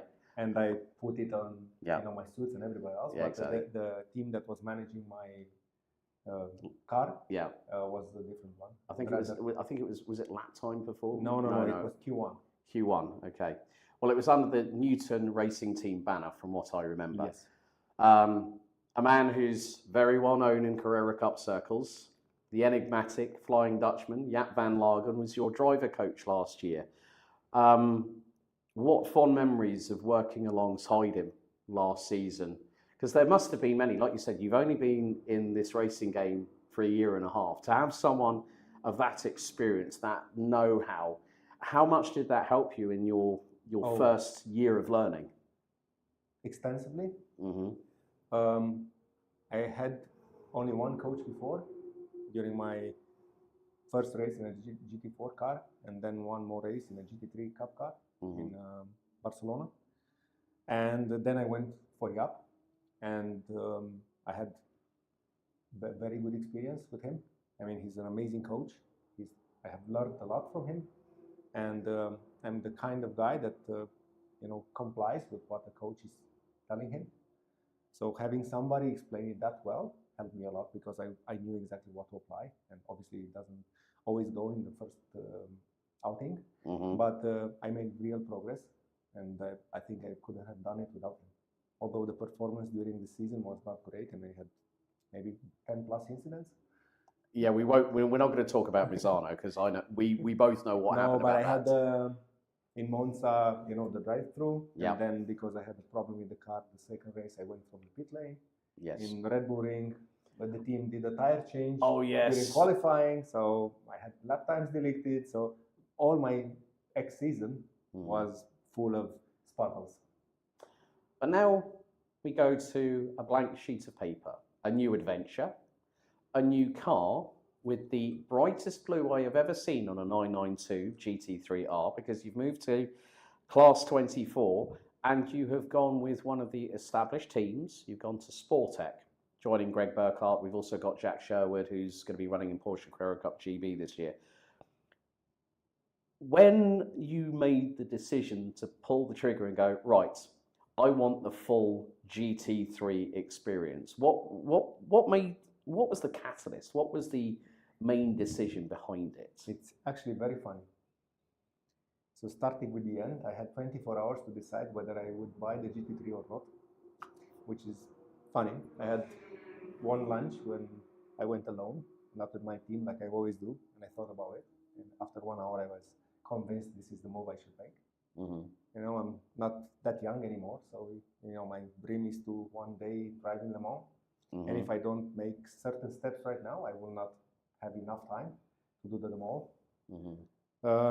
And I had decided after, also in the season, but especially after Misano, to change the team. And I was in touch with Sportec. Yeah. And Marcel called me one morning and said, we have 24 hours to decide whether we buy a GT3R. This was some opportunity. So I made some, as I said, some calculations in my mind. I said, I can go for this. And it has been a big step. Like I wasn't ready for the Cup car after one race of the GT4. I wasn't ready for the GT3R after one season in the GT3 Cup. But I think it's all for the best, because it's a different machine. I need to learn a lot more about how you handle this kind of car. I also started reading a book now about car dynamics, settings. So you need to not just drive, you need to understand why the car behaves in certain ways, and I think that's the next level I need to achieve. I mean, of course, when you have a 3-time Le Mans race winner with Audi, in your corner, you've got a great team behind the scenes with Andreas, Jose, and everybody in the crew. It's very much like a family atmosphere at Sportec, isn't it? Where everyone sort of can help you progress forward. And you admitted to me yesterday when we first caught up, and you said, I've done my fastest lap here, and you know, getting in the car at Le Castellet for the 2-day test, it's, you know, the progression is quite clear to see from yesterday to now today. Even though we've had overnight rainfall, how much of it are you still having to pinch yourself, like saying, I'm really driving this thing, or is it just like getting in focus? I remember the first outing in Paul Ricard was new car, new tires, bed in the brakes. So I was feeling I'm driving on ice. And the team was a bit anxious because I was driving really slow. The size of the car is different. Yeah. You should not touch that much curbstones, unlike a Cup car. So I had to adjust myself with that level of dynamics of the car as well. And Paul Ricard was a good experience for me. I did a very good time there. I wasn't expecting it. And then in my first day, the first test day here, I did the 1:42.7, which for me it's a good time. I mean, it's 3 days in the car and I'm already doing it well. So I think the car behaves as you expect it to. The Cup car is more unpredictable. You can make big mistakes here as well. But if you do the right thing, the car behaves the right way. I think with regards to it, like you say, with the GT3 Cup car, you can be a little bit more aggressive over the curbs because it you know, with the damper rebound, it's more calculated. Whereas, as you say, the GT3R, you've got to be a lot smoother on braking, turning in, avoiding curbs, and progressive throttle application out of the corners. And that was what I could see by the onboards, because I was before we caught up here, I was watching in the back of the Sportec garage where you've actually got the onboard right looking through the visor, and then I can see your inputs in the bottom right-hand corner. It, like you say, for a year and a half in to be in a heavily aero-dependent car, it must. How is your body holding up is the big question, because you're taking more G-forces through the corners, especially going up the hill through the left-hander at turn 9. I did 3 hours and a half of driving in the first day, and I was all sore the next day. Although I'm, doing sports for 20 years now. Yeah. it's quite different, I must say, and your head moves much more than the Cup car. I would say the Cup car is fun to drive more than this one. You need to be smoother, like you said, on this one. But the feeling is different. And you, especially in the last turn here, 15, you have so much G-force that you don't know if you're going to make it. Like your body wants to go out of the window. So I really need to push myself in the seatbelts because it's a different feeling than I had before. And in terms of okay, let me ask you to cast your mind back to the first rollout. Paul Ricard, pre-season, day one, test one, apart from having to worry about bedding in the brakes, when you hit that accelerator fully for the first time, what was your first thought that came into your head, whether it was emotional or otherwise, or was it just like, this is different? This is different, and the car has more torque than the Cup car, and you can feel it on exits. So you don't feel that safe in the beginning. Now I feel with this car safer than I did with the Cup car. Also, this car has TC. The Cup car I was driving without TC like everyone else. So I feel a bit safer. Also, you know, if this car has to put down the TC, then you have done something wrong. So it's better to avoid it. But now getting back to your question of feeling, I think the first thing in my mind was, can I handle this? And then, you know, like a race driver, you need to, in 1 second, to push yourself and say, yes, I can. And, you know, it's still a car that will do whatever I ask it to. Now, coming into class 24, you're going to be competing against Patrick Dinkeldine from Proton Competition, who knows this car very, very well. I know that you've said to me what your realistic hopes are for this weekend. But to have someone like that who has a knowledge of this vehicle to be a competitor against, I think that will probably just help to motivate you even further going forward into the rounds when we head to, say, for instance, we go to Monza in 3 weeks, where you're going to be pushing probably north of 270 kph down the straightaways. To have that kind of competition on this field, that's a nice thing to have, isn't it?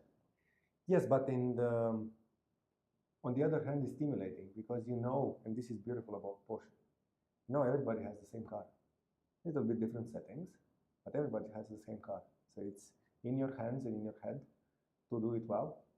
So I think that's, you know, Fach was also testing here the other days, and you know, there were more GT3R cars, and I wanted to compare myself with everyone else just because I knew that if the car has the potential, then so do I.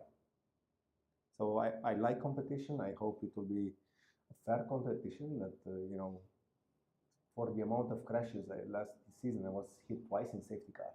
So for the amount of crashes I had last year, now I really hope this can be avoided, and hopefully I will be able to fly out. Dragos, one final question. Obviously, we can't predict the future, but how much are you looking forward to being able to do a full campaign in Porsche Sprint Challenge and Sports Cup Suisse with Sportec? You know, how you said, obviously being in the car, racing against Patrick is going to be stimulating, but there's that further stimulation and progression over the course of the season. How much are you looking forward to that challenge as a racing driver, only 18 months into your young career, as it were?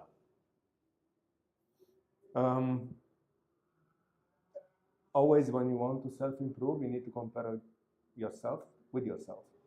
So, and that's maybe cliche, but it still applies. I think the purpose of this season was for me to get an understanding of this car. I was last season almost, I think, in all races, the first times on those tracks. So I want to learn those tracks more than I did before, especially in this car, different driving style, different lines, and so on. So this season for me is preparation for something that will come next. Let's see what. Dragos, thank you very much for your time, Thank buddy. you very much. Keep an eye on this man. It was number a pleasure 2, being here. Indeed. Number 207, Class 24, Open GT, the brightest baby blue Porsche I've seen in a very long time. You won't miss this man out on track. Thank you.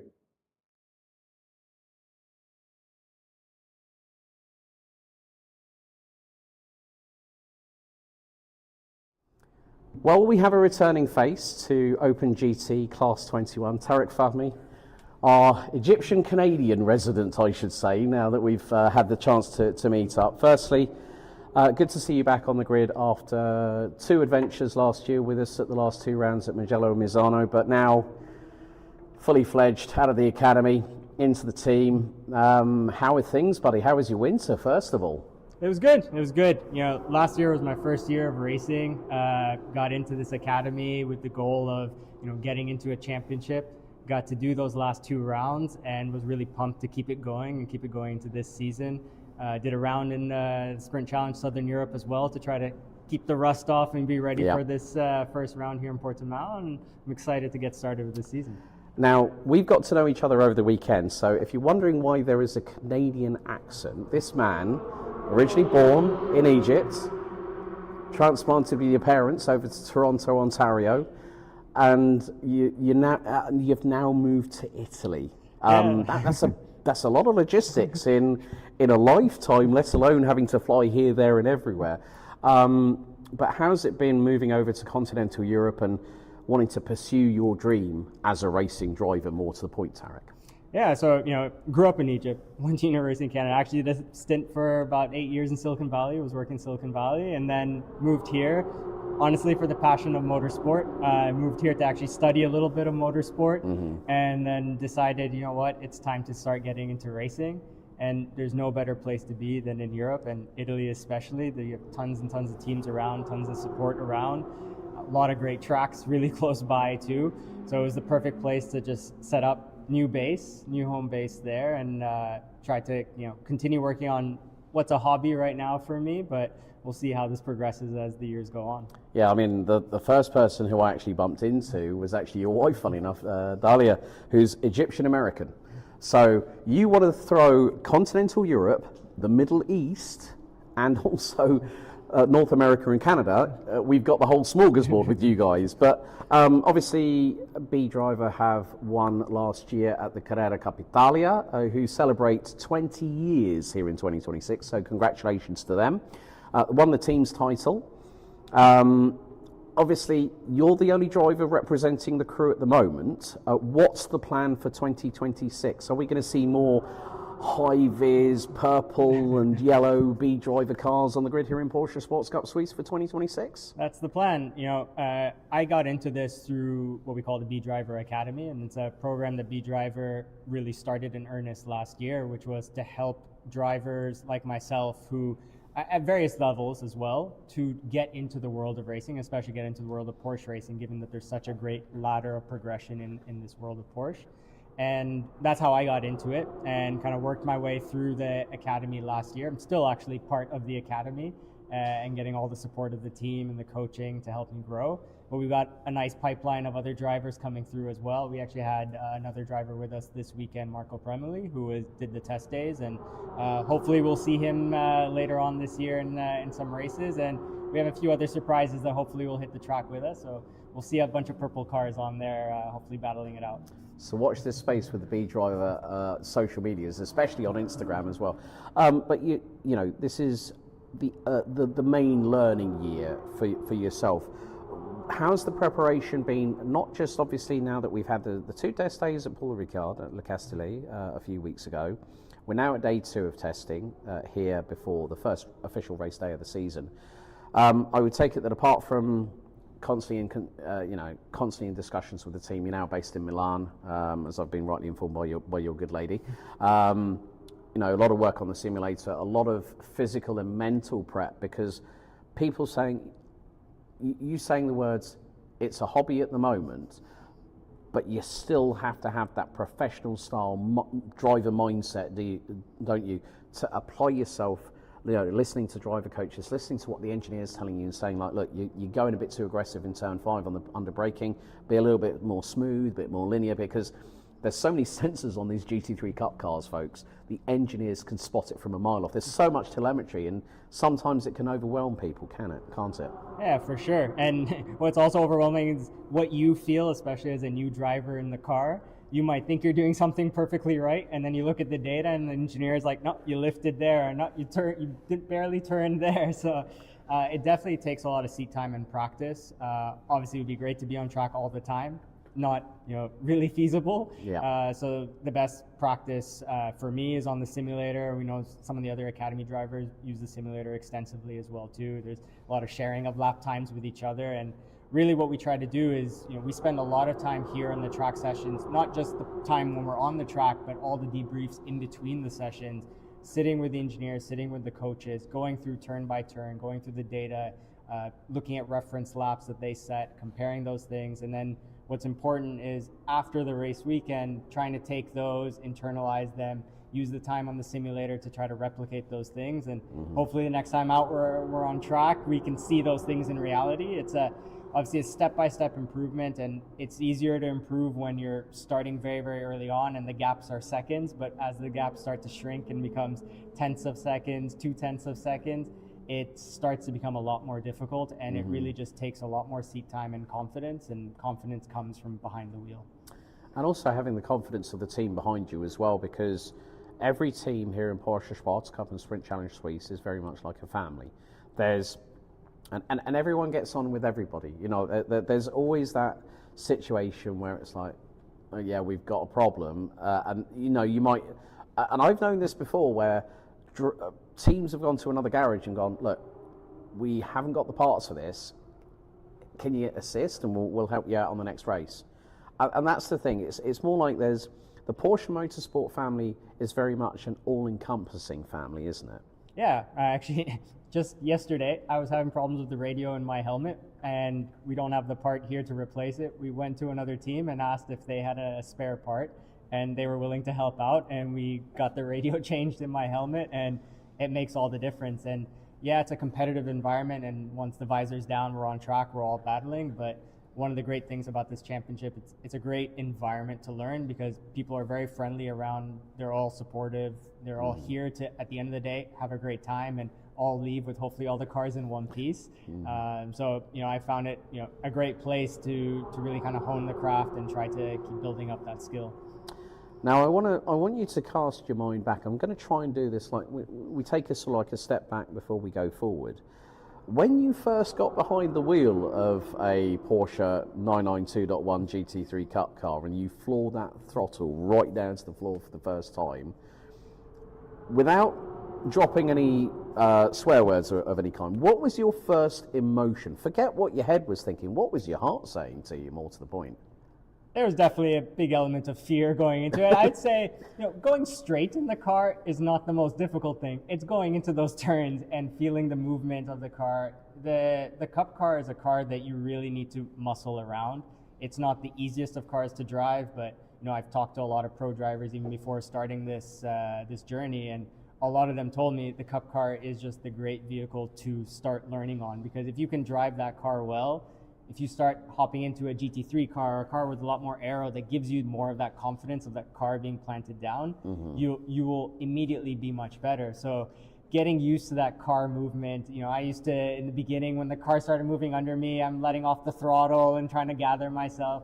Now it's like the car is moving, all right, that's the rotation you need, like foot down, keep going. So it's definitely been an emotional progression as well as a skill progression. I can tell by the smile on your face as well and the glint in your eyes. I mean, it's as the Germans would say, Gänsehaut, you get the goosebumps standing on your forearms, the hairs on the back of your neck, and that's something that happens to me up in the commentary box, and I have respect for anyone, and I'll be completely honest about this, folks, I have respect for anyone that decides to get behind the wheel of a race car, especially something as loud, raucous, obnoxious.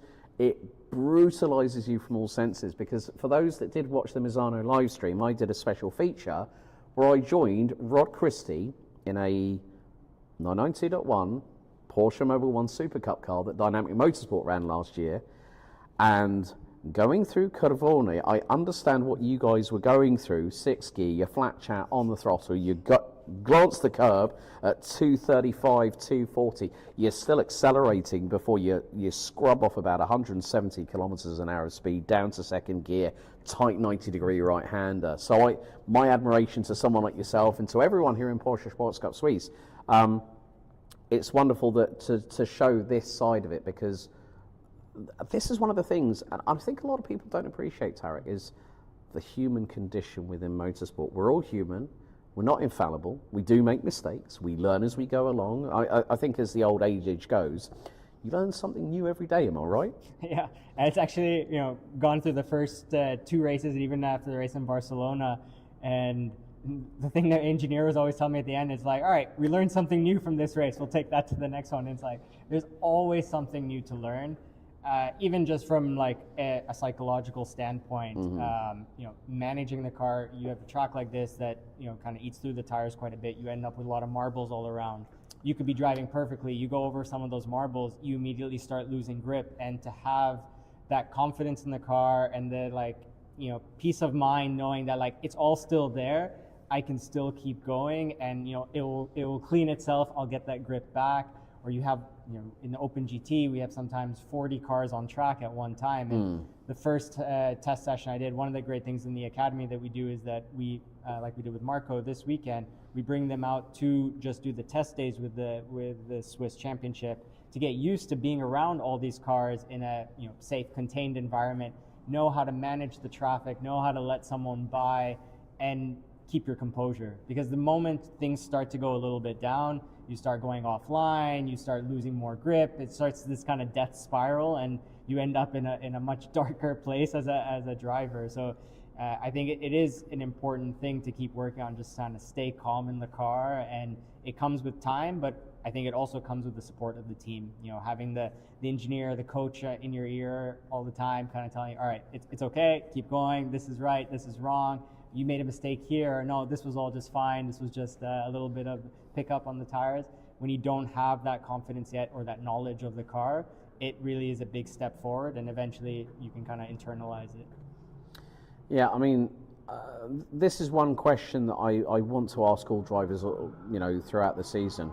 Obviously, we're at a blank sheet of paper, it's carte blanche, everyone's at the same step. We haven't gone through to qualifying until tomorrow morning, as you'll be watching this live on Saturday afternoon, folks, before the 2-hour endurance race. But there's always, every individual, no matter who they are, no matter what they do, is always stimulated by new opportunities, new surroundings. And obviously you came in for 2 rounds of the championship last year. Now it's a clean slate. What are your optimistic and realistic achievements that you want to get by season's end at Misano in October? So I think, also speaking with the team and trying to be realistic and self-reflecting, there's some really great talent on the grid. So I think, aiming for a race win in my first, full season is a stretch. Obviously, I wouldn't be upset with that, but I think a realistic target to try to aim for is to hopefully get a few podiums. I think that would be, for me, already a great success. Obviously, goal number 1 is finish all the races. At the end of the day, this is a championship where you collect points, and finishing is the first step to getting those points. So staying out of trouble when I can, and just collecting as many points as possible the easy way. And then, working towards trying to get, a few podiums throughout the championship would be, I think, a great success for myself, and I'd be quite proud of what I've achieved. Brilliant. Well, Tarek, thank you so much for your time. Keep your eyes on Tarek Fahmy, our resident Egyptian. I'm not going to go Egyptian Canadian, but of course the main thing is you've heard from the man himself. So keep your eyes on the very, very highly visible B driver entry in Class 21 this weekend here at Portimao. Thanks for your time, Tarek. Thank you very much.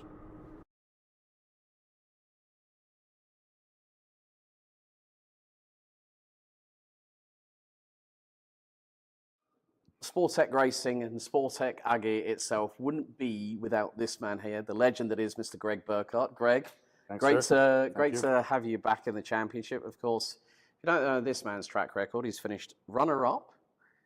I think, was that behind Jasin Ferrati, I think, one year, wasn't it? No, it was actually Ferrati, Eberhard, and me. Yes. Yeah. So he's finished third in Class 1 twice and runner-up. From what I've seen through the previous championship years, but I think it's probably more recent history. But you've been at the sharp end, let's put it this way, of Class 1, Greg. Excuse me, what? You've been at the front end. Yeah. No, I've been in what was 24. I was second behind Hirsiger. Yeah, Felix Hirsiger. He was really fast. Maybe the fastest one that I actually saw in this series. Also, Fach is really fast too, and it was a nice championship too. And then I became second. So that was up to now the best result in this kind of class. I've been already once champion, but in the second class in 2018, which would have been Class 10, which would have been the GT4 category, if I'm right. Or was there was a? It was no. It's at that time was 2018. They had already the 991 MK2. Yes. And I was driving the MK1. So that was the difference. So, yeah, because the championship has evolved over the years that it's been running. But, first of all, this man has finally become a dad. So, firstly, congratulations. Thank you very much. Congratulations to you and your wife, Leah. Really, really great to see that news in the off-season. I had to train also off-season, so and look that life is not getting boring without racing. So no. Yeah, I'm happy. Got a little beautiful, sweet baby girl, and I'm more than proud of it. And we are happy to have her. I think you know what, I'm going to ask this question now because we're going to need for you to answer a question at the end of the season. Does becoming a father make you any faster, any slower? I think we're going to answer that at the end of the season, aren't we? Yeah. It's a good question that you give it to now, and then we'll see in Misano how it was.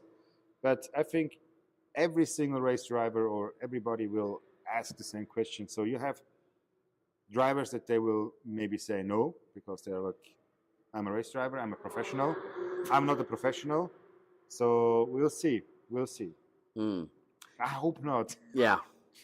Now, let's talk, before we get on to 2026, I want to go through a couple of past topics which we tried to cover at Monza, but unfortunately the audio wasn't on our side. Yeah. So you became CEO of Sportec in Huri back in 2020, having first been a customer of the team. Correct.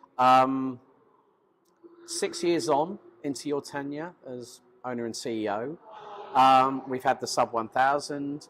I saw the wonderful Ferdinand S.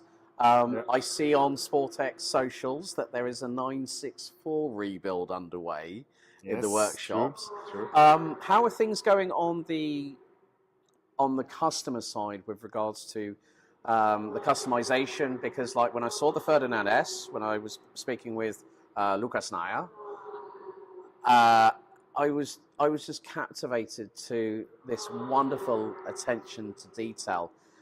Things are just looking really, really positive for you guys when it comes to being a Porsche outlet in terms of providing that little bit something extra for those customers who want something different. Yeah.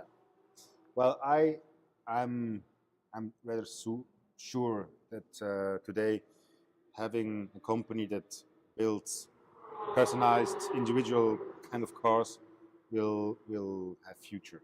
You know, it doesn't have to be only a Porsche, but I think this kind of business case, you see it also nowadays. It's not only us or a Singer or other companies that they do this kind of work. There are other companies doing this kind of work with on a Lamborghini, on Ferrari, Alfa Romeo, obviously, and they're beautiful, some of them. And I think this kind of work or products, they will have future, because you see nowadays these kind of cars that they get so unpersonal, electronic. They take you the control. They control you, and they say how to drive. So people, they got a little bit annoyed by this kind of changement that we see now the last couple of years. And they were like, it doesn't have to be always a Ferdinand S that costs a lot, but it can be just a normal 964, you know? Yeah. And drive a classic car. And this, we see that this is now getting more and more. Yeah, whether it's a 964, a 993, even like the late gen 997s, you know, some wonderful examples.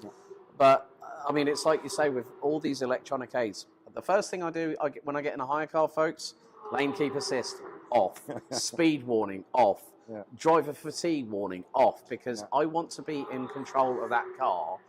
And with the like saying with the sub 1000, which was in the capable hands of Basti Borowski and Patrick Dempsey last year when they visited us at Monza for Open GT, and it was great to have Patrick on the grid. But it gives, that's what I loved about the sub 1000 and the Ferdinand S, that it gives you that real analog feeling. And what we mean by that, folks, is that there is nothing assisted. It is H-pattern 5-speed gearbox with a dogleg reverse, true natural feel through the steering wheel, and also the progression through the brakes, the clutch, the throttle. That is what people love now in this modern day age of the automotive industry, where, you know, EVs were forced upon manufacturers, and now they've started kicking back, and like governments are like saying, because they don't have the automotive head on, folks. That's the big thing. But nevertheless, apart from that, Sportec comes into 2026 here at Porsche Cup Suisse. You have a new addition to the team, Mr. Dragos Buriu, and I had a really, really cool conversation with him. Yes. That he's, folks, that chap is 18 months into a racing career, and he's gone straight for Porsche, which was great. And then he told me about the phone call that he had with your head of motorsport, of course, none other than 3-time Le Mans 24-hour winner with Audi, Marcel Fessler. Marcel said to him, right, Dragos, we've got an opportunity, but we've only got 24 hours to buy a 992 GT3R. Yes. What does it mean to have that charismatic Romanian in the family at Sportec for 2026? So actually, the whole story started actually with another customer. Yes. The GT3R was always like a dream of another client, and we were like looking that try to get one. And as you know, it's not easy to get an R, because there are a lot of other teams, they need one, etc. You know it better than me. So unfortunately, this kind of driver, nice guy, he had a bad accident on another kind of car, unfortunately, and he for himself, he hurt himself, and then he told us like, hey guys, sorry, I need to take 1 or maybe 2 years off. And yeah, it was a little bit stupid situation, because we finally got the okay that we get an R, and now our client was like, hey, I can't, because I won't drive. And I was like, oh. And then, yeah, we were already in conversation with Dragos, but because of Cup. And then Marcel, he was like, hey, what about asking him? He has a goal to once drive R and go in bigger championship. And you're like, hey, let's try. Time is running, 24 hours. And then, yeah, he rang up and he was like, okay, let's do it. Yeah. And it was easy and fast. And to be honest, I got to know Dragos this weekend, first time. And I must say, super nice guy, total friendly, sympathetic. He was an easy guy, like, hey, I come, I pay, I do it. And I'm very happy that the first thing that he told me, he came to me and was like, hey, I feel very comfortable in your team, which is the biggest compliment that a driver can give you, a customer. So I'm very proud of my team that they have done the perfect job. So such a guy will feel like in the family. It's kind of like when Dylan Yip joined you guys as well before he moved on to Proton. Yes, exactly. So the Chinese rain god, we can't forget him. And we have to wish him all the very best of luck. Mobil 1 Super Cup and 6th Carrera Cup Deutschland. Yeah, best luck.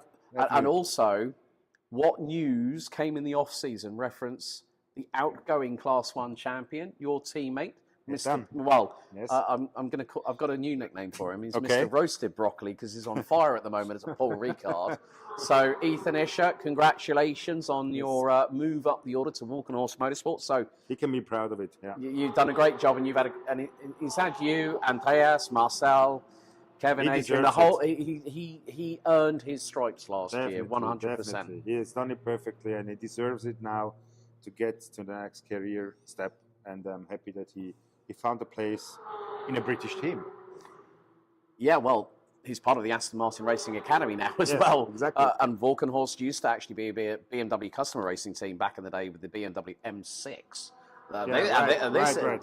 So this is what can happen when you earn your stripes in a championship that helps you learn and progress, and that's one of the good things, because I see a lot of promise in Dragoš, but also we've got another young charger in your stable this weekend. Yep. Jack Sherwood recently has just been announced for Team Parker Racing for Porsche Carrera Cup GB. He's got a well-experienced driver coach alongside him, Scott Morvan, who I have known for a very, very long time.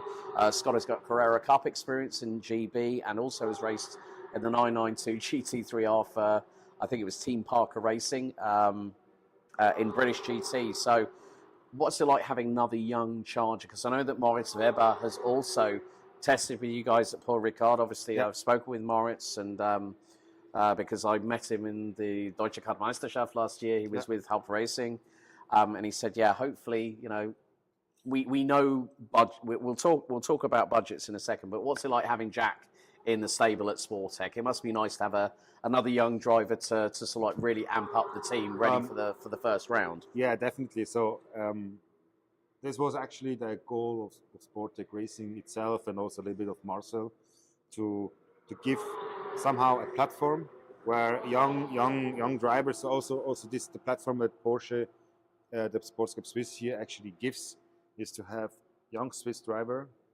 now. He's not a Swiss guy, to give them a possibility from karting or somewhere else to come fit here and to have the next step. So it's always nice to be somehow a team where they come, they want to use you as a platform and to improve themselves. Obviously with Marcel, which is also a great driver and great coach. Yeah. To get the knowledge, the driving skills that you need. Yeah. And hopefully to be a part of a young driver's success. This is something that actually is nice. So Ethan, he has done it himself, but somehow I'm also proud to be, like the team that actually helped him to get the next step. So, so it would be nice to have in future lots more of young drivers to give them possibility for racing future. Yeah, I mean, you know what? We'll scrap the question about budgets because, folks, motorsport is a business, and it is very, very difficult for young drivers to come into a championship and find the resources, the sponsors to come on board. I mean, obviously, there's been a bit of news with regards to a new sponsor from your family as well. Tell us all about that, because it's we've got Heimbauertechnik, who have provided all the signage side of things for Porsche Sports Cup Suisse, but your family's business is, there's another family business, and it's the wine, the restaurant business. That's now come on board as a sponsor of the series from this season. That must be a pretty proud thing for the Burkhardt family to have as well. Not just running a team in the championship, but being a sort of like wanting to help the championship move forward, let's say. Now, well, Sportec is longer part of this sports cup. I'm here since, I think, 2015 or 16. Where me and my brother drove the first time in a cup car, and you see how the whole series improved and get bigger and bigger and more professional and which is nice to see, but you see also how much more expensive the whole thing gets. So expensive for the teams, for the series itself, the racetracks, the drivers, everything. It's just getting crazy, more. And Switzerland is like an island. Switzerland is it's a super country, but to be somewhere positioned in an international series, it's difficult. We are Hochpreisinsel Schweiz, so everything which you do in Switzerland is so expensive. Yeah, we are not a racing country like Italy, Germany, but we have so many people. For 8 or 9 million person living in Switzerland, we have so many people that they love cars. We have a big culture of cars. Yeah. For Switzerland, big size. Yeah. Which is nothing compared to Germany or England. No, exactly. You know what I mean? Exactly. But it's big enough where you say, hey, it's worth to invest or look at this kind of series they maintain for future, because it's not easy to maintain such a nice beauty what racing in Switzerland is, and so we had a chat with Richard and the whole organization, and thought like, why not trying to make a win-win situation out of the whole thing. My family builds up a whole winery, restaurant, agriturismo down in Tuscany, Chianti, in Maremma region, and to build up the whole thing and to have more visibility. Why not use this kind of platform, and obviously helping the series also with sponsor to maintain, So I think it's a great win-win situation, and these two things to have good synergies. I completely agree. I think it's because for those people that know your Formula One side of things, when you think of Swiss racing drivers, the first name that pops into my head is a man who's in Formula E now, Sebastian Buemi, who's one of the most decorated drivers in that series. But I mean, when you think about it, there's so many what we would call regions or counties. You've got your cantons, so there's different localities, and obviously the Burkhardt family is Italian Swiss, if I remember correctly. Is that correct? Yes. So I have to do my due diligence, otherwise this man will pull me up by my my belt and say, no, you got it wrong. No, but I think that's wonderful. That one of the things that I love is the fact of being able to talk to people like you, and we can show your character rather than just seeing the driver in basically a sports car with 4 wheels going around a track. We want to. I thought for season 2, because this is our 2nd year with alphalive, and a big thank you to Luke Austin and the whole team, that we're back for the live stream. And I think that's also nice for the families at home who aren't able to make the distance or come over to have this live stream. I think is only another way in helping Porsche Cup Suisse for the future. And I'm proud to be the voice of the championship. When we had the cool baths behind the pit carriage in Monza, and there he is in there. It's like 30 plus degrees on the track, and it's like 60 plus in the car, and there he is on. But I'm still sweating now because I got out of the car. He's only just gotten out of the car. I always like cleaning myself. No, but the funny thing is that like literally, it was so fun that weekend in Monza. Yeah, that was really nice. And it was so funny seeing him, Patrick Dempsey, in the cool tubs, and then he's just cracks open a beer because it's the end of the test day. Yeah. I mean, that's the thing. I think, Greg... You need to have the, how is it, electrolyte? We need the electrolytes, yes. Well, I mean, the thing is you can probably quantify beer as an electrolyte, but no. I think it's more the case of there's a fun atmosphere, and that's what I feel in this championship, that out of like the people that I've met, I mean from every team, including Sportec, I mean they've welcomed me with open arms. And like when I saw our official photographers for the series from DNA Pics, Antonio said, "Oh, great to have you back," and I said, "Yeah, back for the full season." So Greg, it's always a pleasure. I'm looking forward to meeting Leah and your little girl at some point, hopefully later on this season. When could be in Monza. Could be in Monza. That she will join us. So yeah, we have to start early to plant the seed in the mind. Exactly. But I mean, one final question, buddy.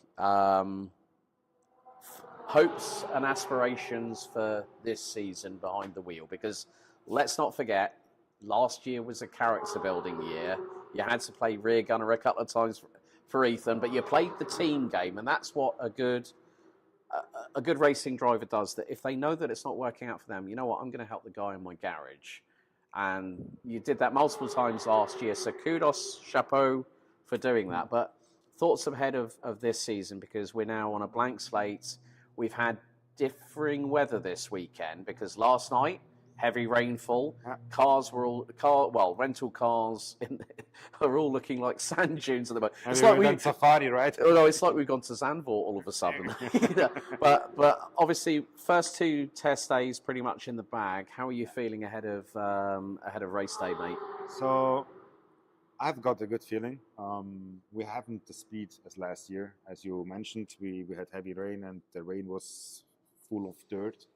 So the grip is not the same, but when I compare a little bit with Jack, when Jack is truly a good driver, or he will become a very good driver, I'm happy. I feel comfortable. I feel good. Last year I was maybe a good team player because I had not so much luck. I was unfortunately also involved in several crashes. Unfortunately, Monza, for instance. Yeah. Yes. And so I would really be happy to see all races the check flag. It would help already for the championship a lot compared to last year, because last year I missed 4. This is a big influence, you know. Yeah, I still remember, because when you and Peter Hagelin went into the Rettifilio chicane, and we're not going to talk about what happened on the grid at Misano for race 2, no, because I remember that. we had a laugh about that afterwards. I was so apologetic. So the situation. Actually, now you should split it in. Here's what happened when I was trying to have an interview with him for GT3 Cup. Race 2, and it was the grid walk, the final grid walk of the season. I didn't even do the grid, but here it is, my modus interruptus chat with courtesy of Peter Hagelin with Greg Burkhardt. Oh, look at such a gentleman, Mr. Burkhardt. Good afternoon. So? Guten Nachmittag, my friend. Na, wie geht's? Wie steht's?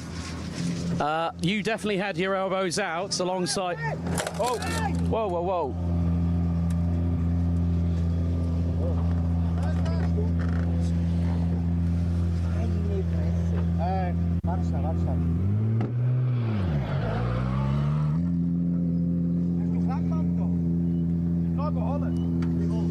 I think,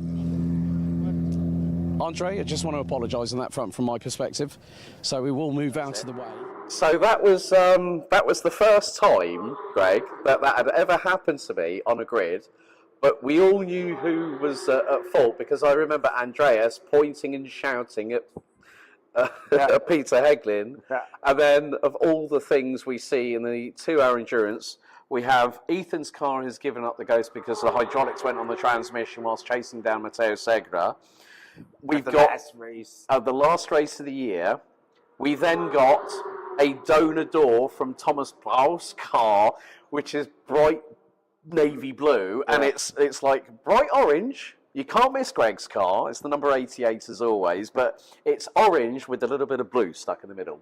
Just because of what happened, because I heard the door hinge creak as well when he pushed the door forward. But that just goes to show that I spoke to Andreas, I spoke to Marcel, I spoke to Jose, and I went, I'm really, really sorry. I said, don't worry, it's not your fault. Yeah, exactly. They were like, everybody was like, why are you going to say sorry? It wasn't you. But at least the main thing is, I did what I felt at the time was right. And that wasn't my only close shave, because I was on the grid for Open GT. I can't remember which race. I remember which weekend. It was when we were in Spielberg. And I'm about to interview Rod Christie. Door opens, and I think it might have been Stefan Heim or Patrick Dickeldine that went past. I went, oh, that was close. And I've gone, oh, mamma mia, like this on the live stream. But no, Greg, buddy. I wish you all the very, very best. And Thank you very I much. know we're going to probably might what happened at Monza when Marcel Fessler on the end of the day has ended it by saying, "Do you want a cold beer?" And I get a beer of Moretti in my hand. I mean, you can't say fairer than that. But ladies and gentlemen, the one and only Mr. Greg Burkhardt. Thank you very much, buddy. Looking forward to it.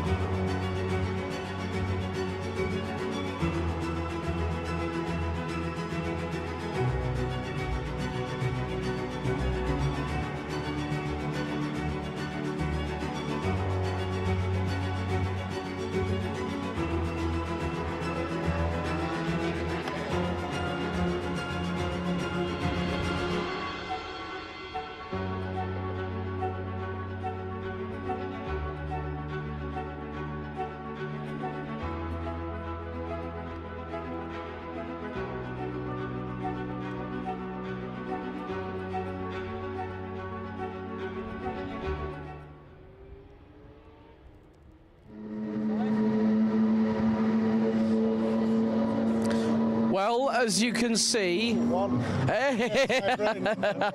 du hast eine neue Spitzname von meinen Wenigkeiten. Yes. Der Heimmeister. Ah, das ist gut. Ah, das ist richtig gut. Aber ich muss dir und der Michi gratulieren. Nochmal ein 2-Stunden-Rennen. Ja. Sind Sie auf Pole Position der 291?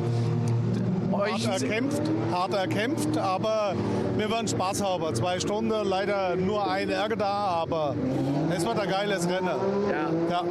Und dann freuen wir uns schon wieder auf Monza. Echt? 3 Wochen? Ja, nur 3 Wochen, ja, 3 weeks. 3 weeks Monza. You see us again? Yes. Maybe Wir sehen uns wieder, 2. Mai 2026. Aber was für ein Tag für dich bei Saisonauftakt, Stefan, ne? Er war gut. Das zweite Rennen war ganz spannend. Ich konnte an den 992 gut dranbleiben. Und zum Schluss war ja noch ein winziger Abstand dazwischen. Die Strecke, die liegt am 992 besser, von der Aerodynamik her. Im Monza schlagen wir zurück. Da gibt es die Revanche. Dann freue ich mich riesig gern dafür natürlich. Ne?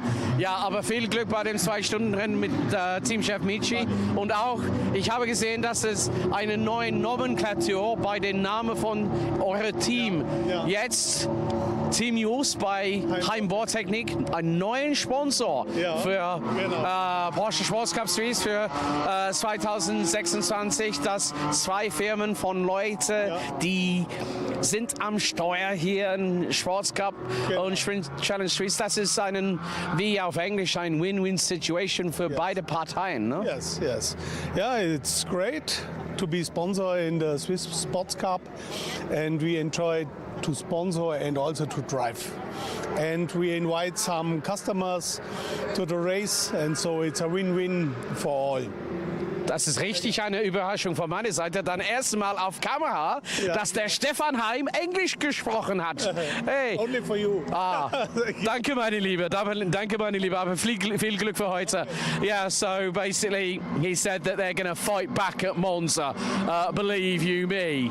Now, this is one of the good things where it's a little bit of a laid-back affair here on the grid walk for the 2-hour endurance race. So mind your step, Herbie. There is a drain grill by your right-hand side, but stop right there because there's someone. Marcus, can I grab a word? Now, this man and I had a wonderful conversation at the prize giving at Misano, didn't we? When you said, keep your eyes on the mirrors, and that's exactly what I did this season. But listen, you're partnering with Nico in this 2-hour endurance race. That kid is mustard. He's rapid, isn't he? It's very annoying to have as a teammate, and he's also very nice, so it makes it even worse. But yeah, we are partnering. I hope to be battling him more in the year, but we're partnering for this, and we're one of the few that aren't taking our pro coaches, so we're 2 drivers, which should make for some fun. It's been a bit of a difficult one today, let's be completely honest from your side. We're not going to talk about it much, but to be back on the grid, first round out of 6, it's great to get that adrenaline flowing again, isn't it? P4 and a P5, I'll take it. You saw the front splitter. That was a lot of fun. Yeah, well, because Rod Christie was messaging me on iMessage during, and he said, yeah, Marcus is going to suffer with chronic understeer, and I could see you battling behind the wheel a little bit. I had to patiently wait because I knew I could get Tarek on the last corner, but I knew I could only do it once, and then I had to be quite mean in blocking him all the way to the line. But yeah, the last race, yeah, I'm not going to talk about it because I don't want to speak ill of other competitors, but I think it was eventful, shall we say, and that's putting it politely. But I mean, like, I have never in my time of being the official voice of the championship seeing a front splitter literally go off the front of the car and take off because of the crosswind that was coming across the start finish. It was like literally it was 3 times the height of a GT3 Cup car, and I just thought, oh, that's instantly exploded. That was my actual words on the commentary. But that little splitter at the front, that does so much for the front end handling of the cars, doesn't it? It was manageable everywhere except turn 15, where I had to lift off and literally count to 5 before. And you saw it. You saw it lap after lap, and I had to change the driving style completely to minimize the loss. But yeah, it's apparently a very important piece of the car. Now, I have a question to ask this man. You have a Portuguese flag against your name on the live timing. Now, and a German name. And a German name as well, surname as well. So we're both interlinked, we're both British, we've both got German surnames.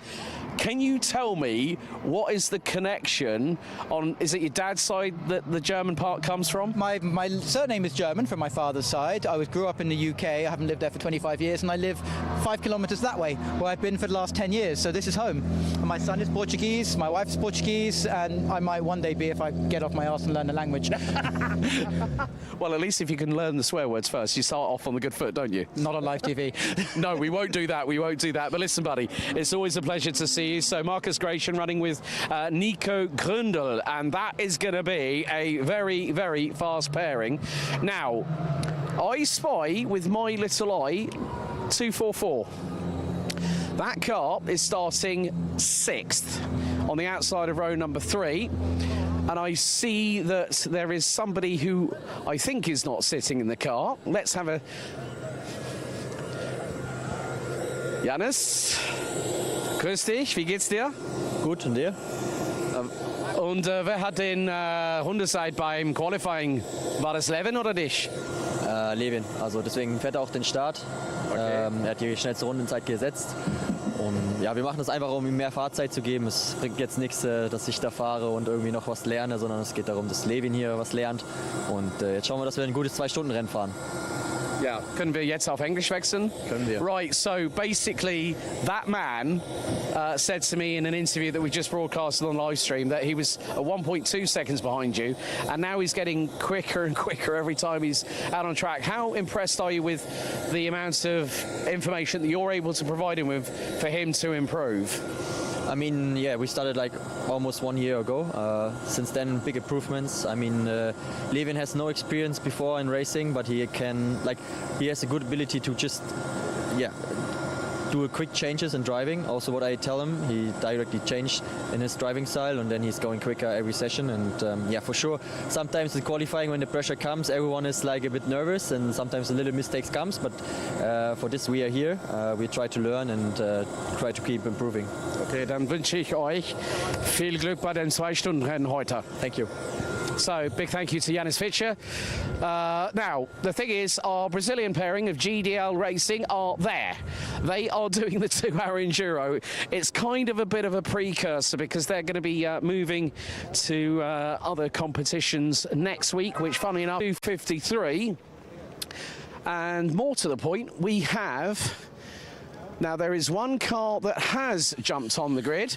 Good to see that Menzel and Kracht in the 277 Porsche Basel Racing Team, supported by the Basel Porsche Centre, is back. But look at the gaffer tape on that right front wheel arch.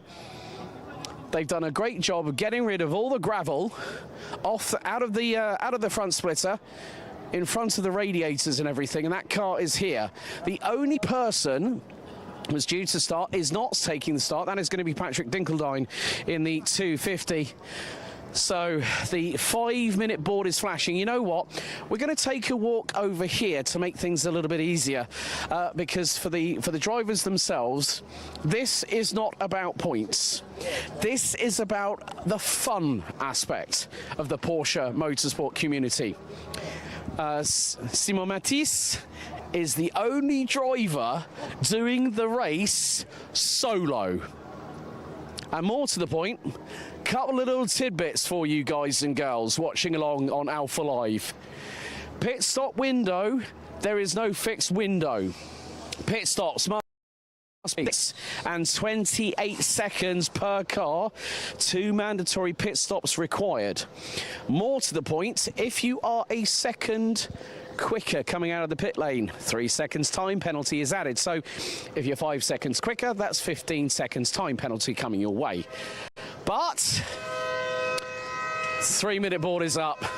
Get ready, we've got a roller coaster coming your way. It's the first of 3 2-hour endurance races here at the season opener for Porsche Sports Cup and Sprint Challenge Suisse of 2026 at the Autodromo Internacional do Algarve in Portimao. 14 cars set to go into battle, and it could be a free-for-all heading down into turn 1.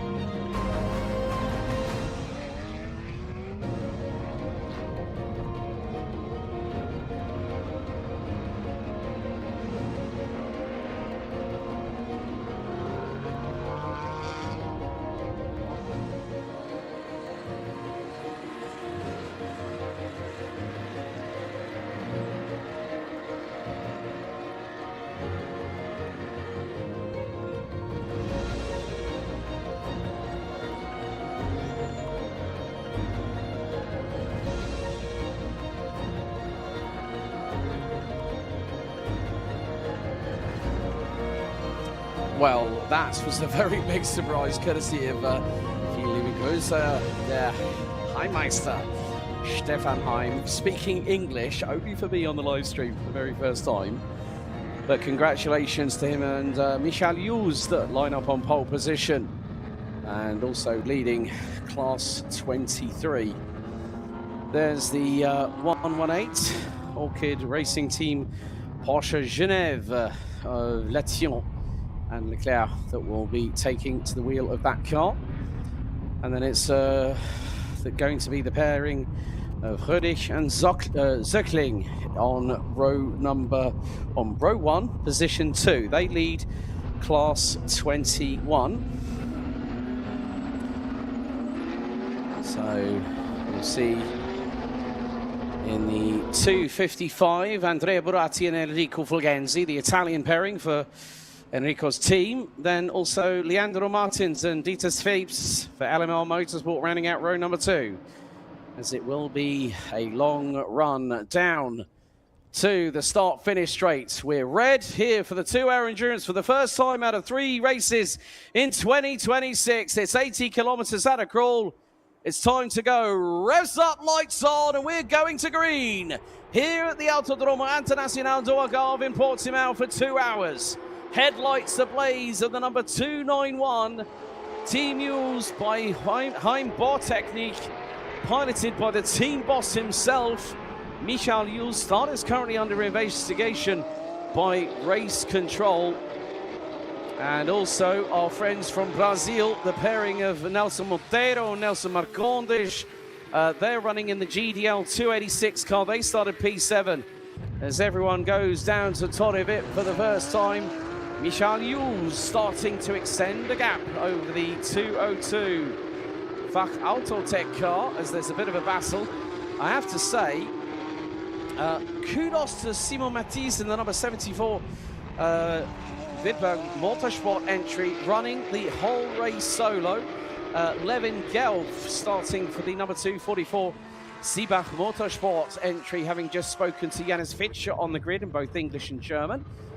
So really, really good to see Jannis. Obviously, Levin's driver coach, but we are getting closer and closer to the end of the opening lap, and I think I've just spotted the other Enrico Fulgenzi racing, number 217.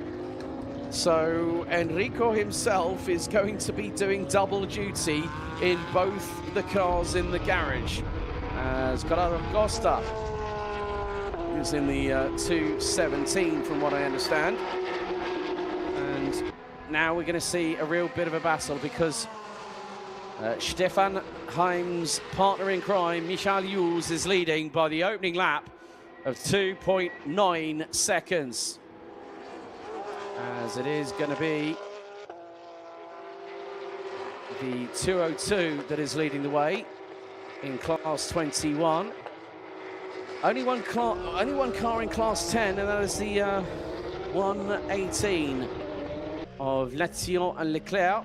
Leclerc is not in the car at the moment, so Kevin Lation is there in the car itself. We're on board with the 238 of LMR Motorsport, chasing down the 255 and Fulgenzi Racing, or the I might have to, if I'm going to say that too many times, I might have to do an abbreviation, EFR, let's say, just to make it a little bit easier on the vocal cords.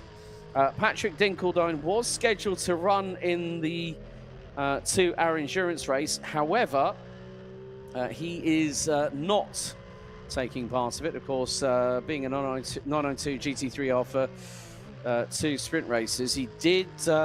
He wasn't.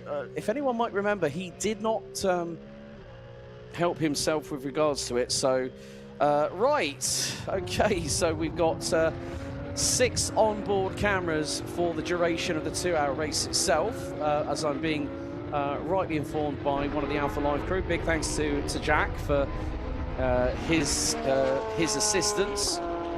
So we have got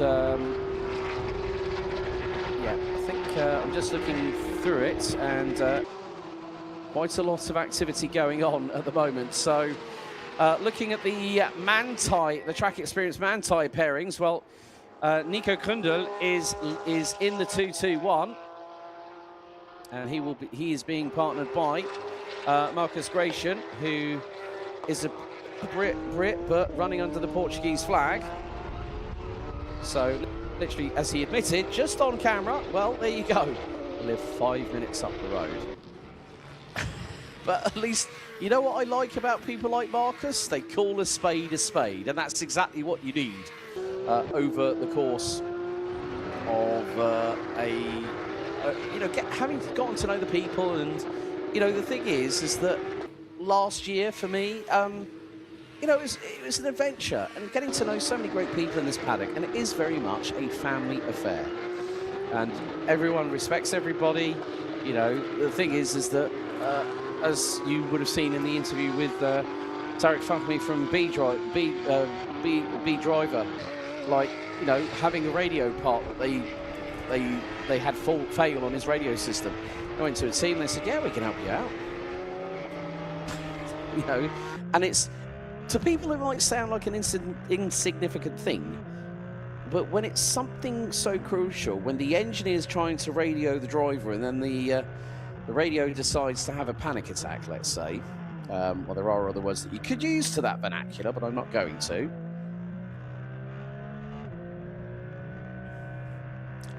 So we've got quite a lot of cars that do have cameras on them at the moment, which does include the 118.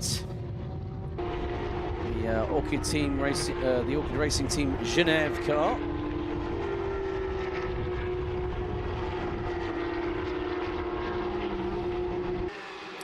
Now, after the first 10 minutes, the pit stop window will open. There is no fixed time of when you take your pit stops. And what that means is that there is a certain distance, and that is the pit transfer time from pit's entry to pit exit, and that has to be added on to the 6 minutes. The drivers will have to mandate when it comes to it.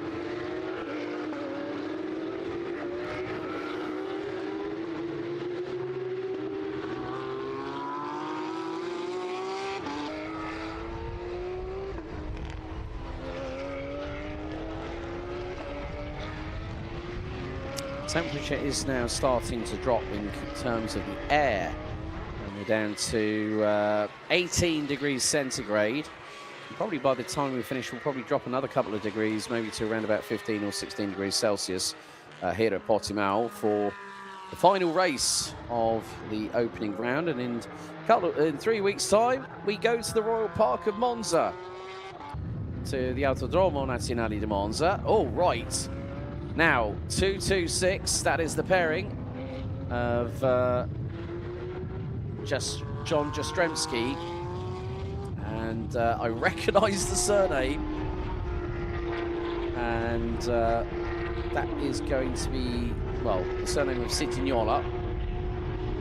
Italian name, but I know the driver is German, so that is going to be quite interesting from our perspective.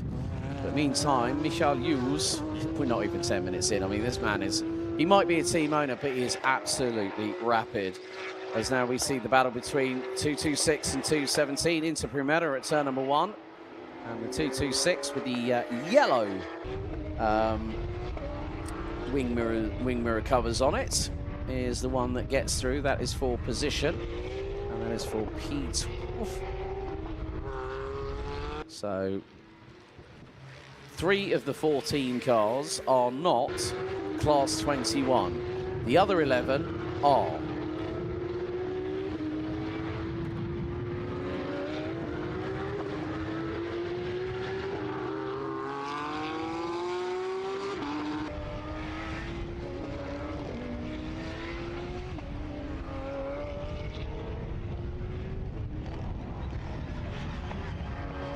So very quickly, we are now through the first 8.5 minutes of this race.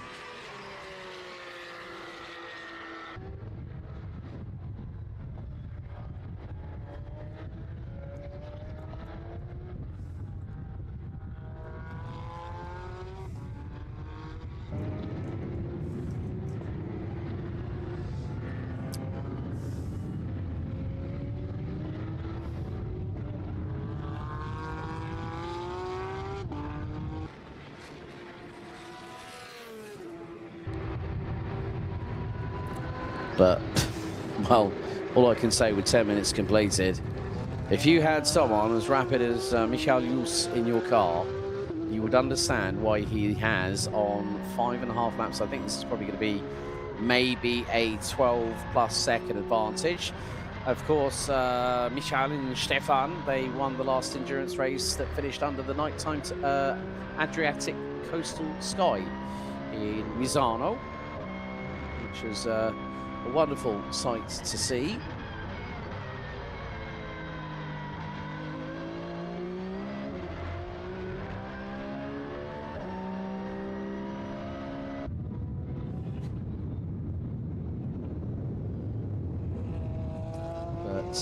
Michi, as he's more commonly known, getting onto the business at hand and just deciding, you know what, I'm here. I might be the team boss, but you know what, I deserve my fun as well behind the wheel. And it's always good to see drivers of pedigree decide to get back behind the wheel and just sort of test the reflexes, use the muscle memory. And we are now on to lap number 7 of this race, because that lap from Michael Jus was a 1 minute 45.523. Now, bearing in mind that Stefan Heim was getting his elbows out, along with Patrick Dinkeldine in race 2 in Open GT.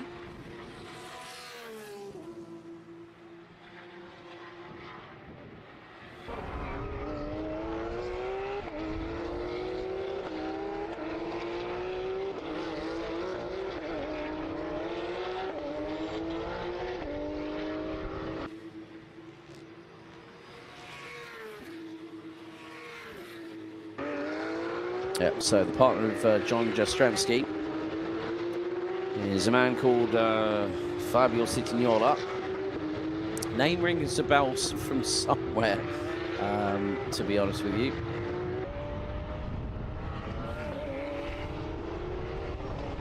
There is the car that is sitting currently in P3 and then P4 in the Class 21 division. Alamar Motorsports, pairing of Leandro Martins and Dieter Svibs, the Brazilian-Austrian connection there, with Levin Gelf trying to chase them down in the 244 Seebach Motorsport car.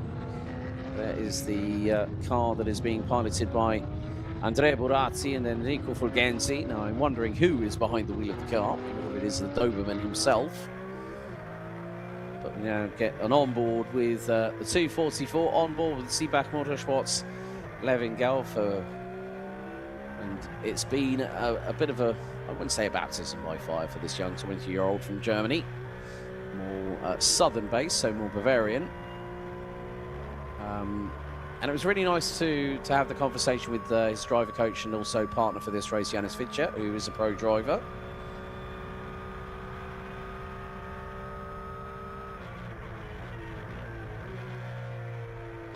Just see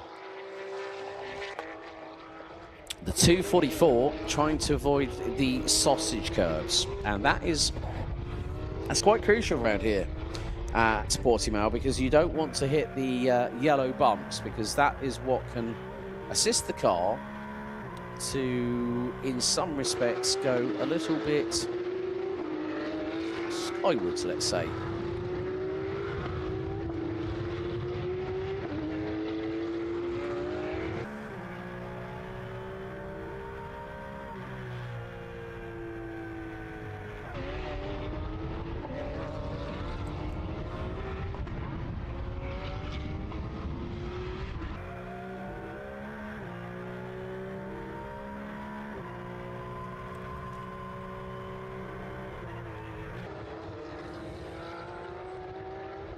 But it is wonderful to see these drivers, you know, work very, very hard behind the wheel, and it's never easy. You know, they've put them, as I said, they've put themselves through the ringer. And now they've decided to put themselves through the ultimate test and put themselves through the grinding machine of a 2-hour enduro race with 2 mandatory pit stops.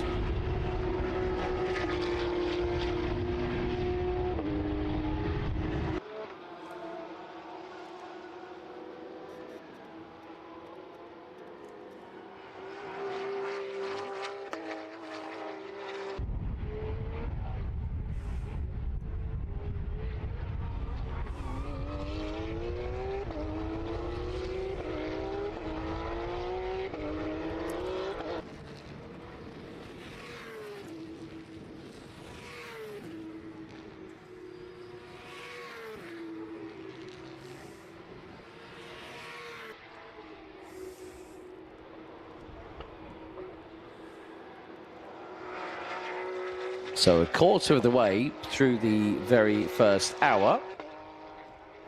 There is Simon Matiz making his way through in towards Lagos at turn 3.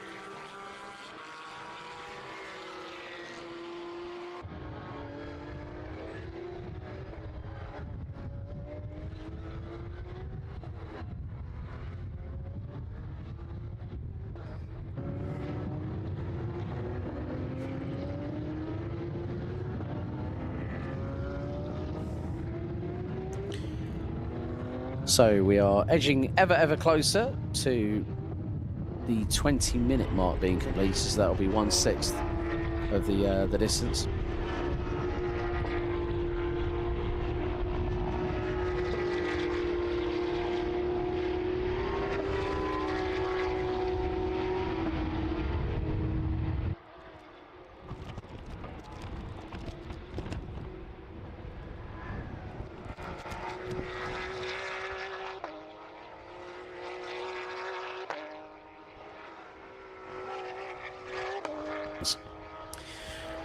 Well, for the moment, you've heard quite a lot from me today, folks, both on the grid, down at the podiums, and on the races. So I'm going to leave you for a couple of minutes and give you all the wonders of a bit of Porsche Flat 6 Motorsport ASMR here at Portimao. I'll be back in just a couple of minutes' time.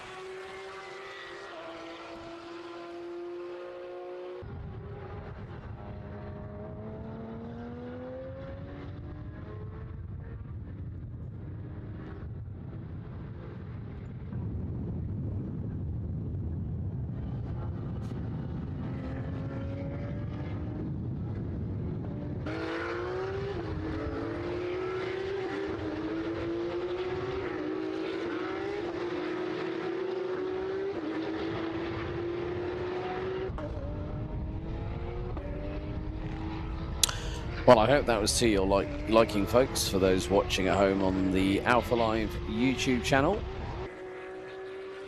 As a little bit of a slight moment for what the 255, a little wobble, I think, coming out of turn number 4. It just goes to show how quickly things can change when you least expect it. And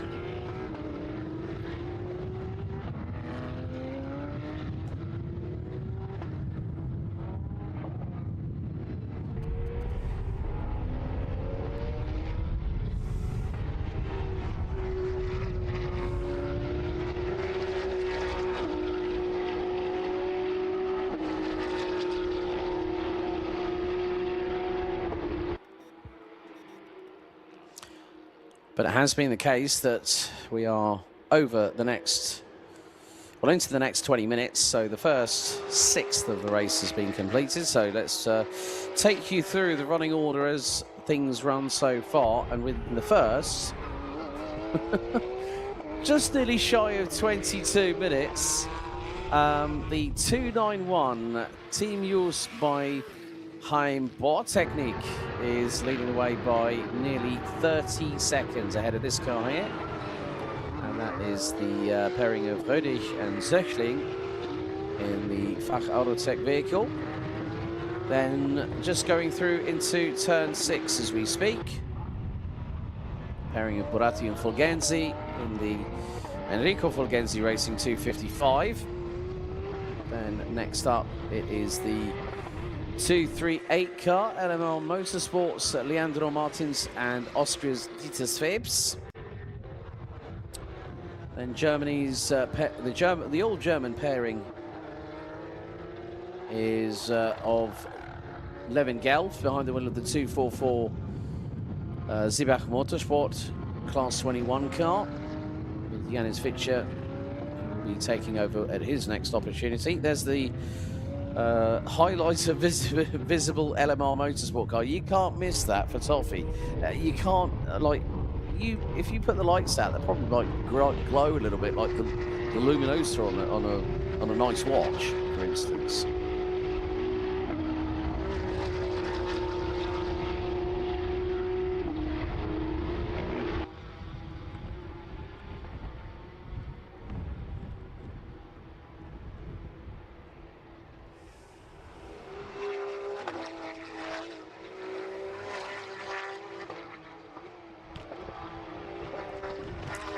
So at the minute, well, the way things have gone, if I'm completely truthful, Latillon Leclerc down in 14th position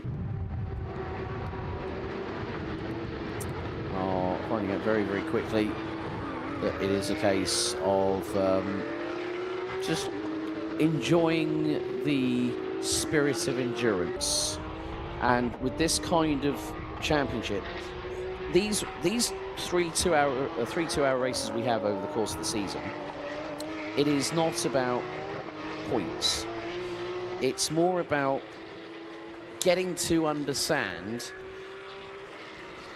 what you can learn during the course of a 2-hour endurance race, and that is what we see. And most people tend to do it for the camaraderie. But also, when you think about a lot of the drivers that are on the grid today in this 2-hour endurance race, they've already been out for time qualifying and 2 30-minute sprint races plus an additional lap on each. So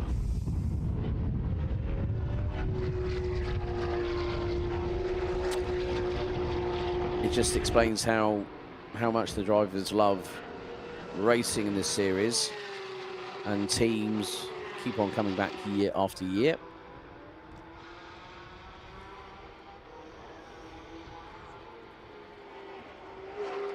And at the moment, well, the 291 Team Mule's GT3 991.2 GT3 are not. So the previous, well, the second from previous generation after Porsche unveiled the 992 GT3R Evo, which has started racing in 2026.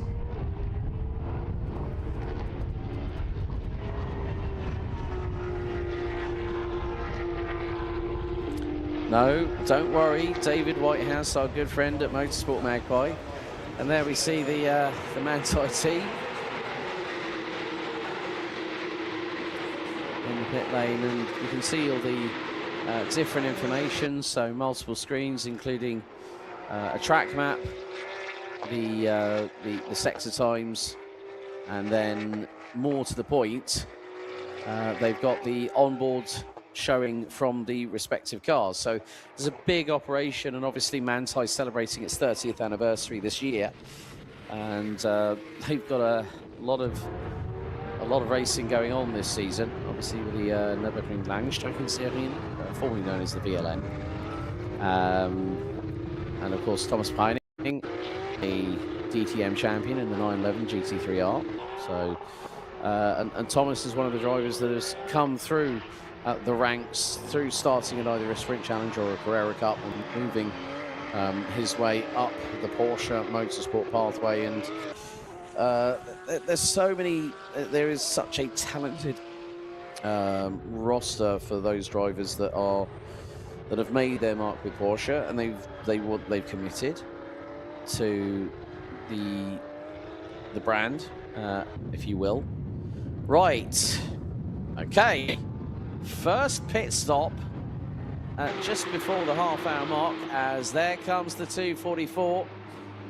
Levin Gelf into pit lane. Now the timer has already started from the minute Levin entered pit lane. So 6 minutes and 28 seconds is the total time that car must be in pit lane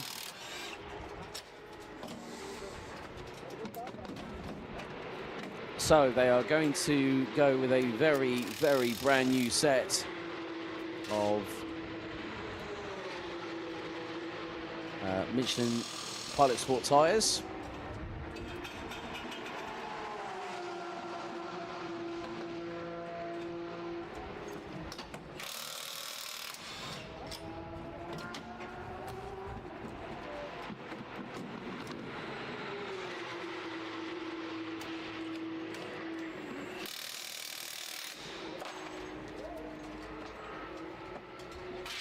Right, okay. It looks like... Right, we have our first set of brake pads and discs on the front end of the 244 now being replaced.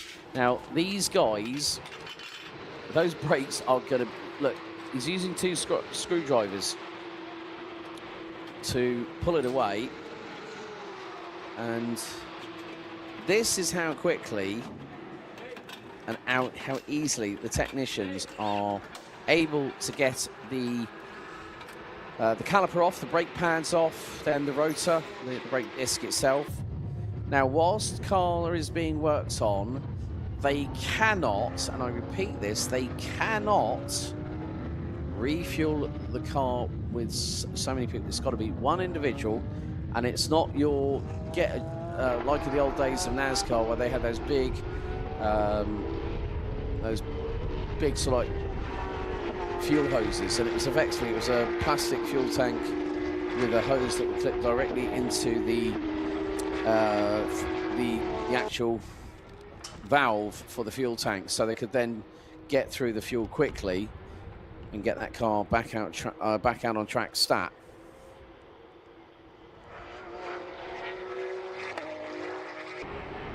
So we are half an hour of the way through the race itself. And at the moment, well, Stefan Heim and Charles Hughes continue to lead the way. And I'm not so surprised, Michael Hughes, he's already lapped the whole field in half an hour. That just shows his pedigree as a racer and not just being a team owner.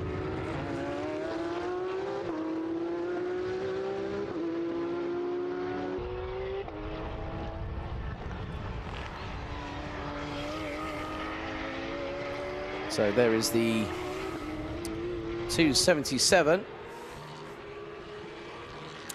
Porsche Basel racing team. They're getting a little bit of an assist courtesy of Sportec Racing, who has shared, I think it was pit box 15.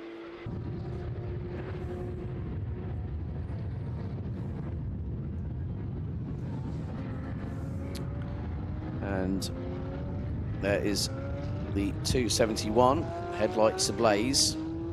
The light is, in some respects, starting to fade, but not significantly enough to maybe worry somebody.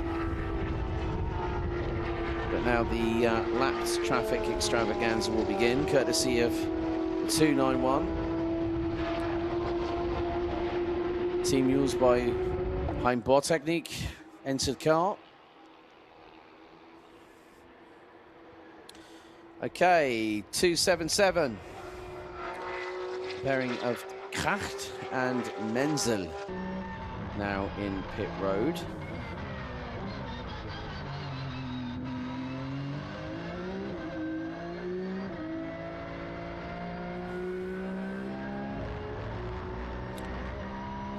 They are really, I mean, if I'm honest with you, reference the top speeds that these cars are probably hitting, you're probably talking maybe the best part of 250 kilometers an hour, depending on aero balance and setup.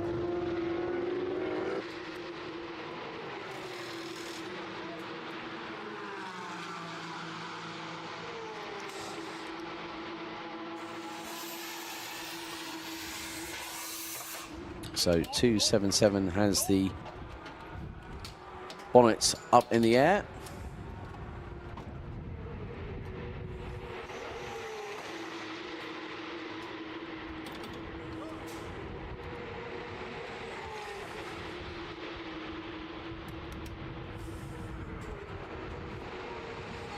It's a very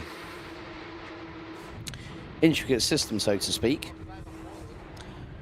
So it's not like you can go to your regular gas station and go, yeah, fill her up, please. And they put the nozzle on the side of the right or the left side of the car, whichever car you have. And then here at Porsche Cup Suisse, just go, well, if that's the car that you know, it meets the regulations and it's the standards, that's fine. But I think now some people might decide, well, I'm not going to do that, you know, after Sundays.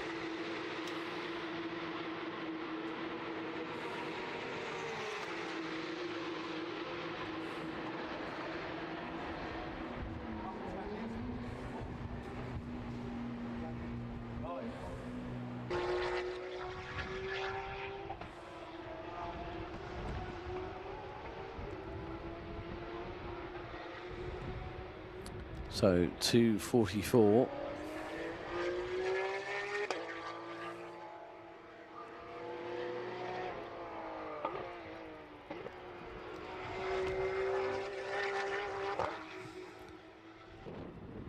So with that change for Kracht and Menzel, as I said, the pit stop times have to be 6 minutes, 28 seconds or lower.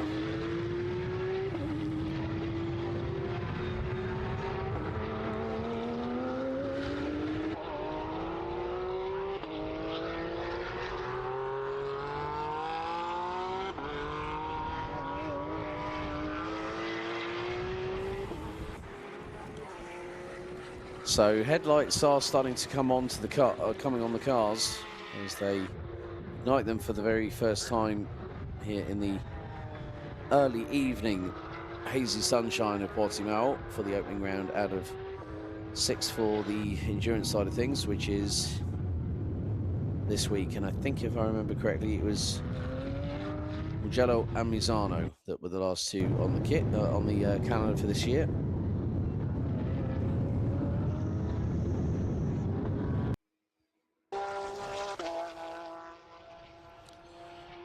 And still the battles rage on as we continue on our merry way.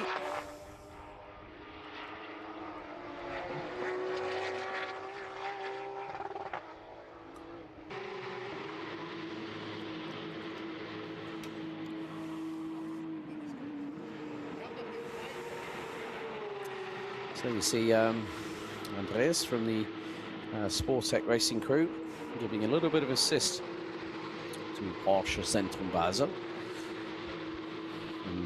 which is the Porsche Centre that supplies the team in its own right.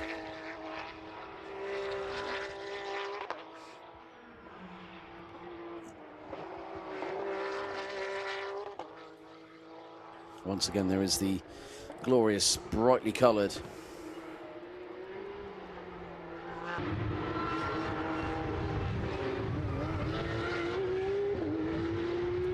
a few drivers. I wouldn't say the words.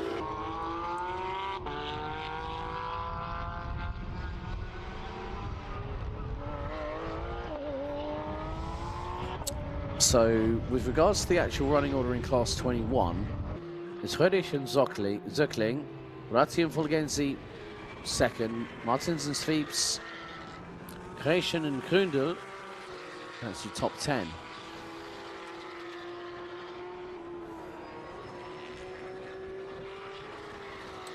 As the 238 of LMR Motorsport goes up the hill.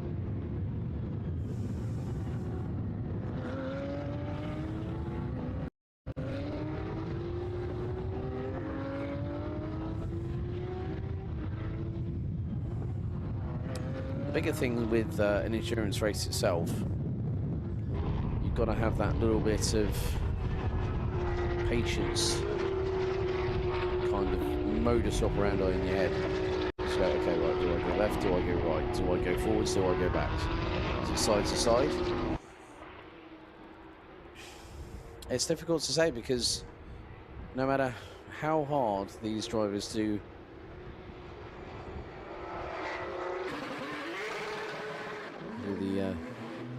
do the best they can,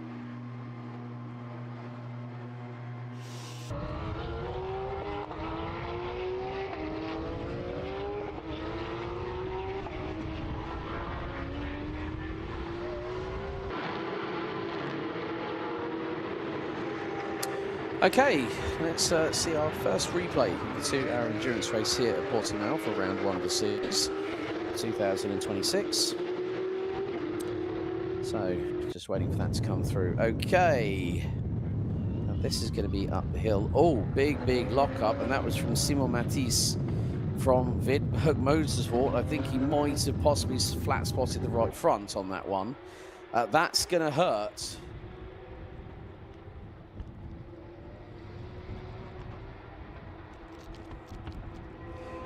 As well, we are now on to lap number 22.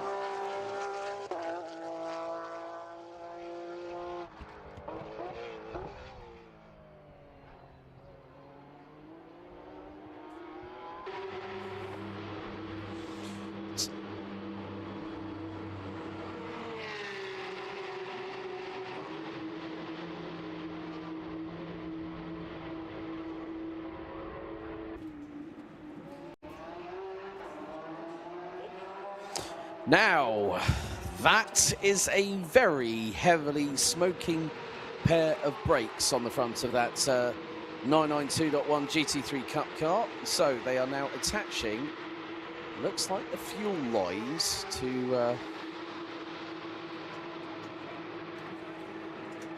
start the fueling process. So no one can work on the vehicle at any time whilst the fuel is being processed. And you can see the smoke billowing from the rear brakes as well.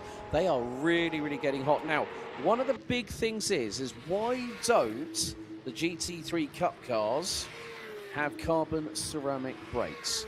Well, firstly, the way to get into the Porsche Motorsport pyramid is through the customer racing divisions in respect of that, because, of course, everyone has to find a budget to race. So the more that you make it easier for teams to work on standardized spec parts that are OEM approved, that are OEM supplied by Porsche Motorsport themselves, based out of Weissach, just outside of Stuttgart, and then it makes it easier. The problem is with carbon ceramic brakes, they will not be, how can I say, they won't be cost effective. in order for the drivers to have a good amount of racing. Because you've got to think of, there's a lot of factors in running a race car. If there's damage, you've got to think of the Michelin Pilot Sport tyres that are being supplied for this weekend. It all amounts to everything. So it's a standardized set of endurance brake pads and discs. Now the 224 comes in. That is the pairing of Eric Santos and Fakhreddin Mirzoev.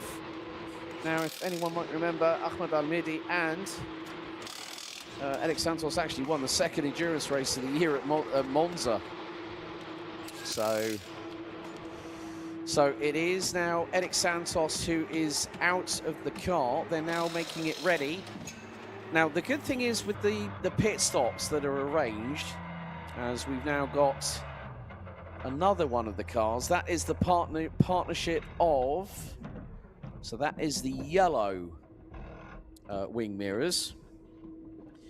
And that will be 226. So that is the pairing of Fabio Citignola from Germany and the USA's John Jastremski.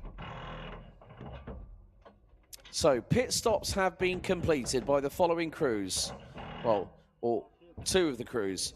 It's Kracht and Menzel in the 277, Gelf and Fitcher in the 244. Simon Matisse currently in the pits. Citignola and Jastremski currently in pit lane. Mirzoev and Santos in pit lane. The 224 has done a driver change, so Santos has jumped out. Mirzoev now in.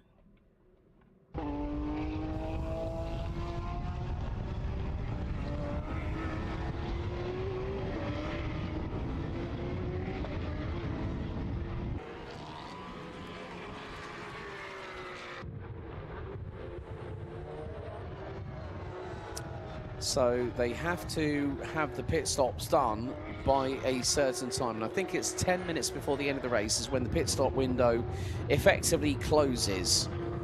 So now the drivers will have to be very much on their best behavior, so to speak, because track limits are still being policed.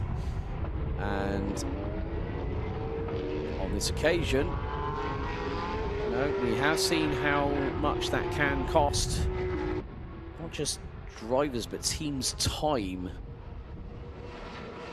But in the minute, the pairing of Michael Jules and Stefan Heim are leading the way. They are nearly 49 seconds up the road from the pairing of Helmut Röhrig and Mr. Zöschling. Buratti and Fulgenzi rounding out the top three overall, with Leandro Martins and Dieter Schwebs rounding out your top three in Class 21. Reichen and Grundel rounding out the top four in Class 21, with Montero and Marcondes rounding out your top five in the class. And it looks like it's actually a three-driver crew, with David and Max von Rosen and Mr. Schrammel is also. So that's the only three-car driver crew that we've got at 253 of Team Neuhofer Rennsport.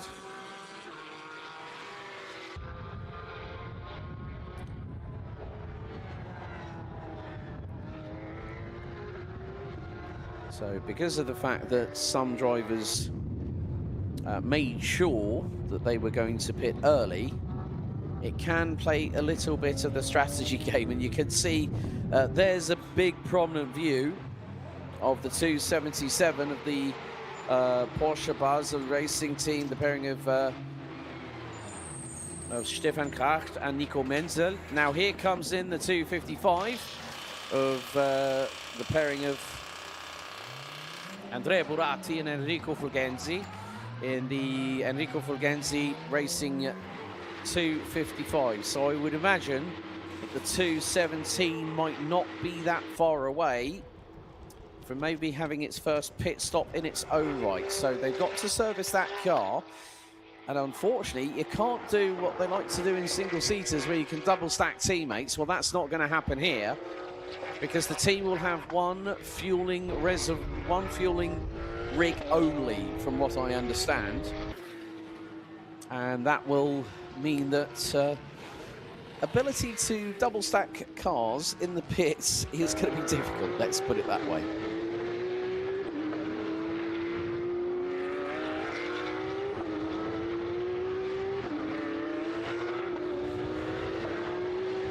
Right, 2:53 now in.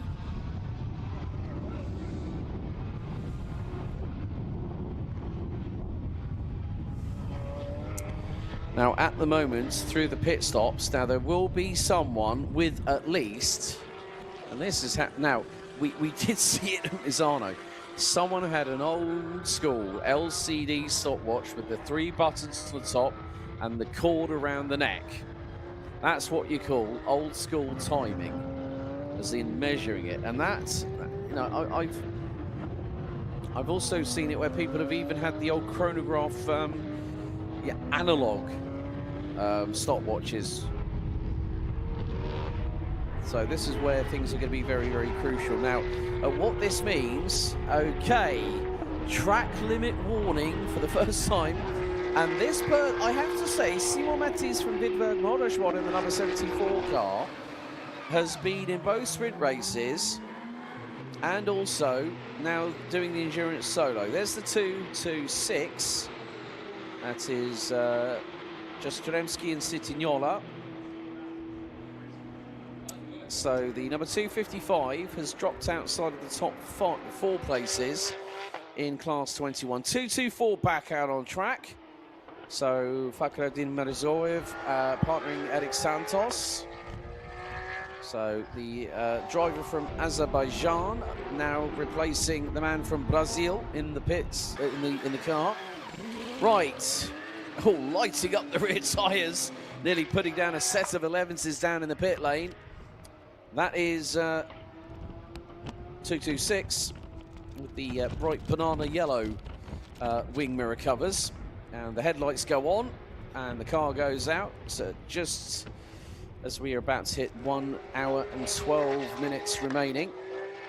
So that is now being overtaken by the 244 Seebach Motorsport pairing of Levin Gelf and Janis Fitcher. So Letion Leclerc for Orchid Racing Team Porsche Genève. Now in the sole Cayman GT4 on the field.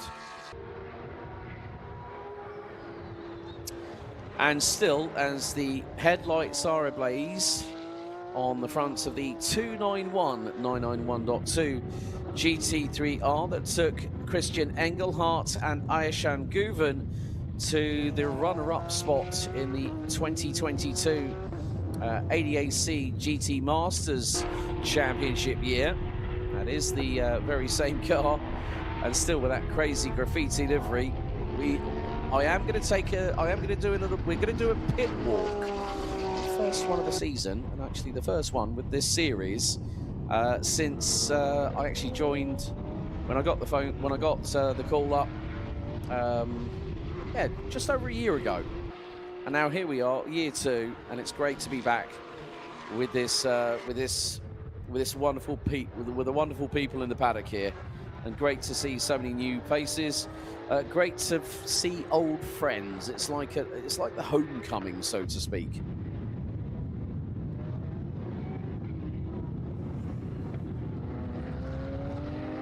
Right, someone else has just come in. I think that might be, I'm wondering if that is Simon Matisse in the number 74 Vidberg Motorsport car.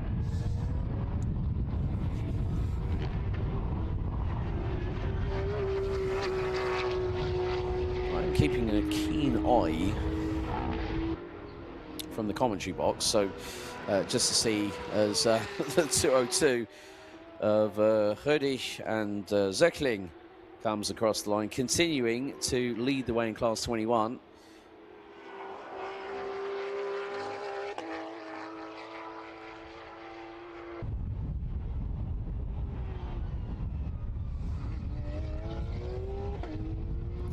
One of the things I am trying to do is just angle the laptop of the screen here so we can keep an eye on who's coming into pit lane. As the 202 Fach Alphatec car makes its way through Torrevip at turn 5. 221 has just crossed the line.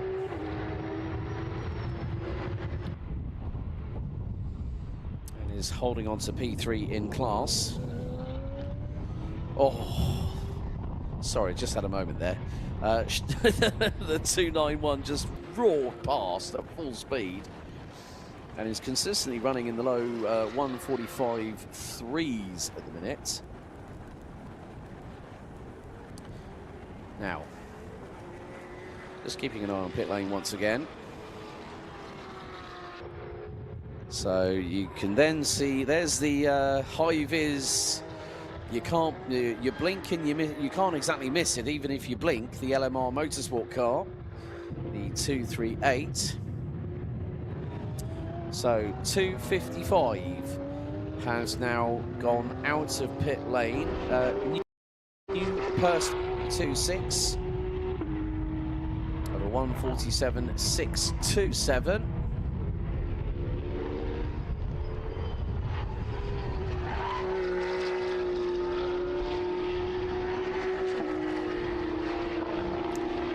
So, right, okay.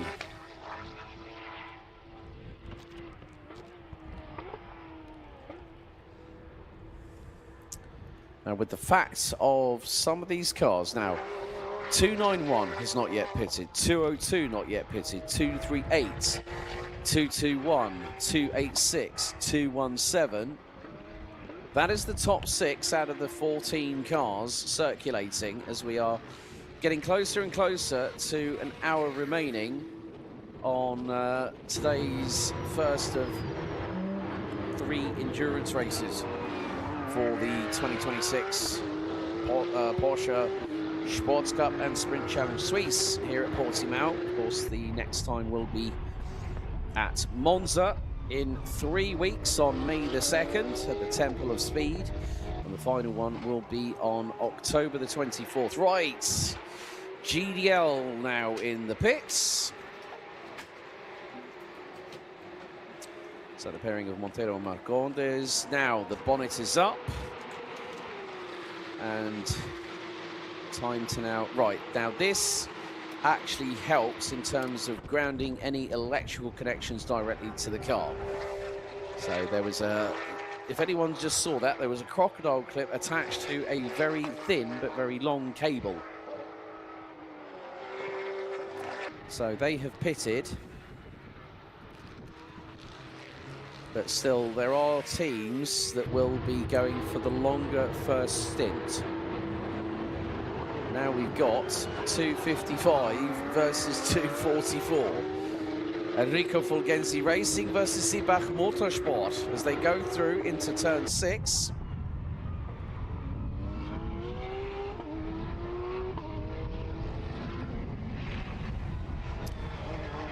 244 is catching. Now, bearing in mind, the car in front has only just recently left pit lane a couple of laps ago, whereas the car behind has been out for a little bit longer.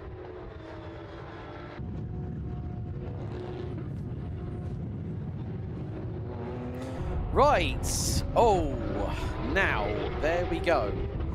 First track limit penalty for exceeding track limits penalty of 5 seconds in race, and it has been given to car 217. Pairing of Corrado Costa and Enrico Fulgenzi. Track limits, 5-second time penalty for turn 15. That is the final corner. As these two make their way down the start-finish stretch, it is a blind apex, but because of the amount of wheel time these drivers have had over the previous 2 test days, plus also racing in competition, well, one of the Enrico Fulgenzi 255 car has not been on circuit, whereas the 217 has.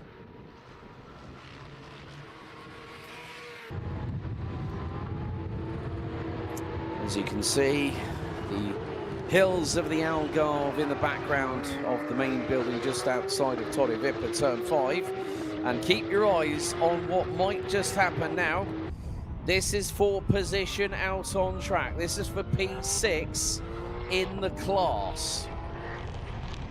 The 255 is being hustled along by the 244. Over the crest they go. It's going to be down the hill into turn 9 at Craig Jones.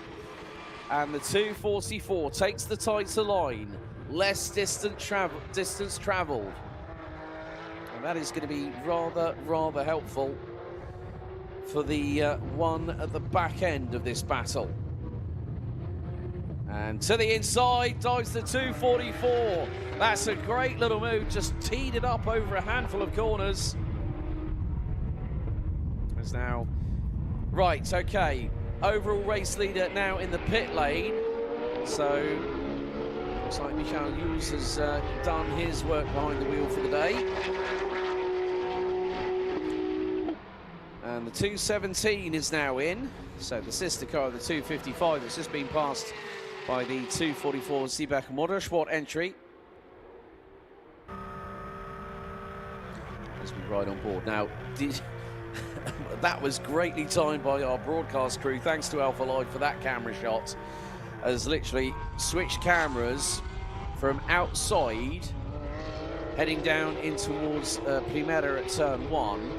And then we go straight on board, and all of a sudden the first thing you see is the compression dip down the crest. Because as I said earlier on through one of the previous grid walks, it was a case of, well, I was at row 2 and I could not see what was ahead. I could not see the apex at Primera.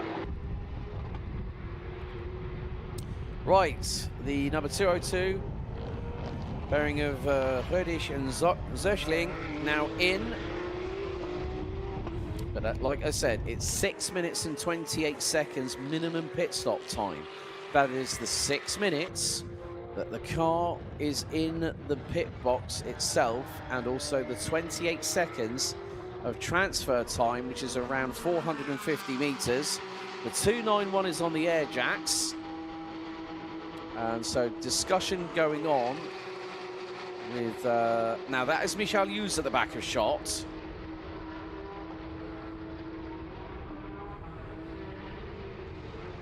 Looks like Michal is getting his, right, okay.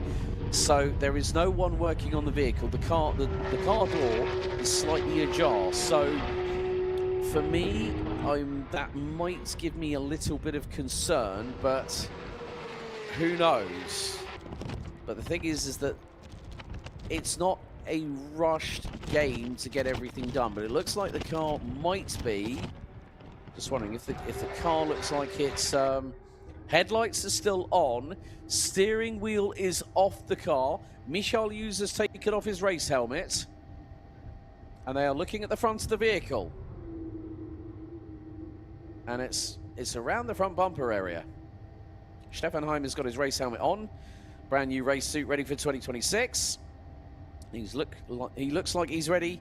He's ready to get to the business at hand of getting behind the wheel of the car. Yep, so in goes Stefan Heim. And oh, here comes the good old gaffer tape. So there must have been something that Michal Hughes was concerned about. Now it seems like it's something to do with the front splitter. And there you can see just by the left-hand side of the air grille, which is providing cool, direct air to the radiators for the vehicle. You've also got the little winglets on the either side of the smaller air ducts. And what that basically does is that channels aerodynamic air, well, it just basically is helping to push the car down ever so slightly. And they're just having, right, okay, a little bit of a chin wag here. I mean, this is great to see it from the onboard perspective. As Stefan Heim trying to reach for the steering wheel, needs a bit of an assist on that one. They shut the right door. And now we'll put the steering wheel on. Obviously, a lot of these cars now have a bit of a quick release. So now Stefan is going to adjust it to his height and reach preference. And that's one of the good things about these cars. Rake and reach adjustable steering. And now he's just getting a feel, because obviously he wants to be able to maneuver his elbows the whole way round. But before I head down, because, first pit walk of the season, here we go, live during an endurance race. Let's take you through the running orders as things stand, as the 291, who has led pretty much from the opening lap of this race. Well, things have changed because we only have 2 cars that have yet to come in for their first of 2 mandatory pit stops here in the first of our 3 endurance races. So at the moment it's LMR Motorsport that lead the way in the 2:38 after 34 laps. It's the pairing of Kreischen and Gründel in the leading class, the leading track experience by Manthey car, a lap behind. Heim and Hughes and the team used by Heim Technique, no longer Twin Bush here in Porsche Cup Suisse. They're currently doing their pit stops. So are Hödig and Zochling in the Fach Autotech 202. Corrado Costa and Enrico Fulgenzi for the team in the 217 round out your top 5, ahead of Levin Gelf and Janis Fischer for Seebach Motorsport. Then we have the pairing of Andrea Buratti and Enrico Fulgenzi running at the top 7. The 2 Nelsons from Brazil, Monteiro and Marcondes ran out your top 8, ahead of Kracht and Menzel for Porsche Basel Racing Team, with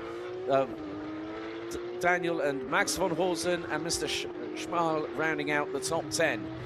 Jastremski and Citignola in 11th, Mirzoev and Santos P12, Letion Leclerc rounding out the top 13, and the man who's decided to go completely, totally solo here, Widberg Motorsport's Simon Matisse rounds out the 14 strong. Everyone still circulating with just over 57.5 minutes remaining. Right, I'll be back with you live down from the pit lane as Stefan Heim rejoins in the 291 991.2 GT3R as our first of 3 2-hour endurance races in 2026 continue live from Portimao.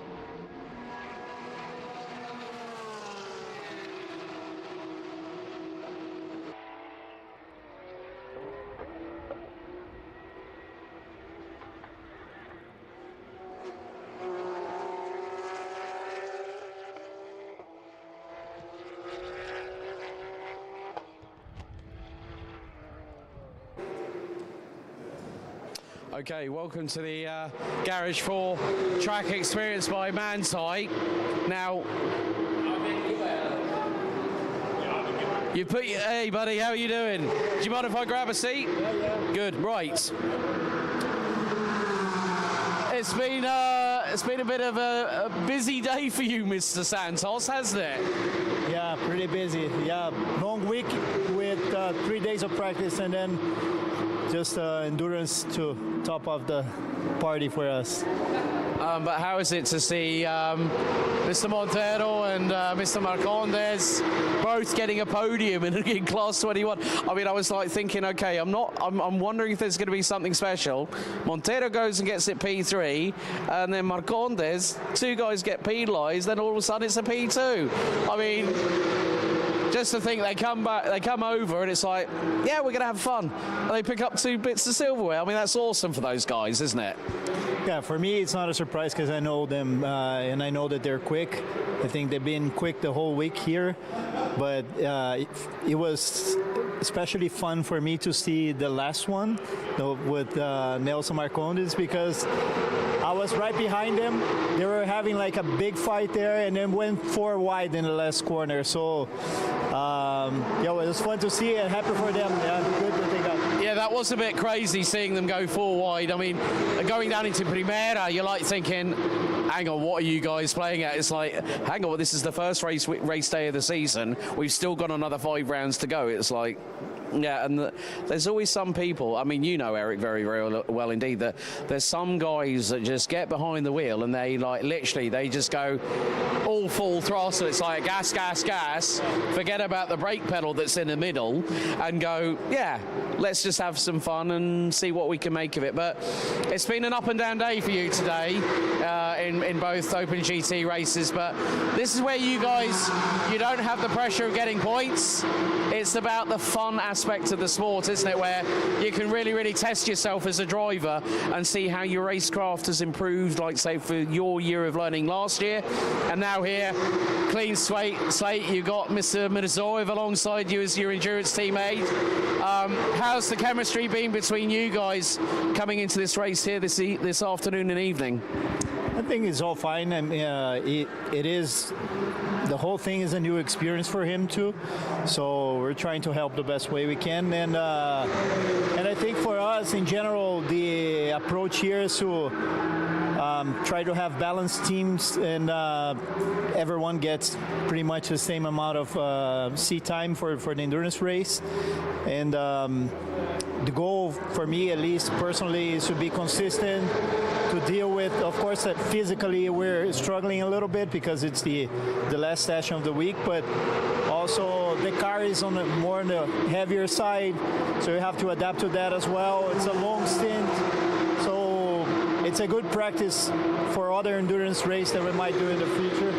So, yeah, it's been fun. Productive week, I guess. You know what? I'll leave you alone now. It's for you to get some hydration down your neck. And listen, look forward to seeing you in 3 weeks in Monza at the Temple of Speed. Yeah, see you in Italy. Yeah.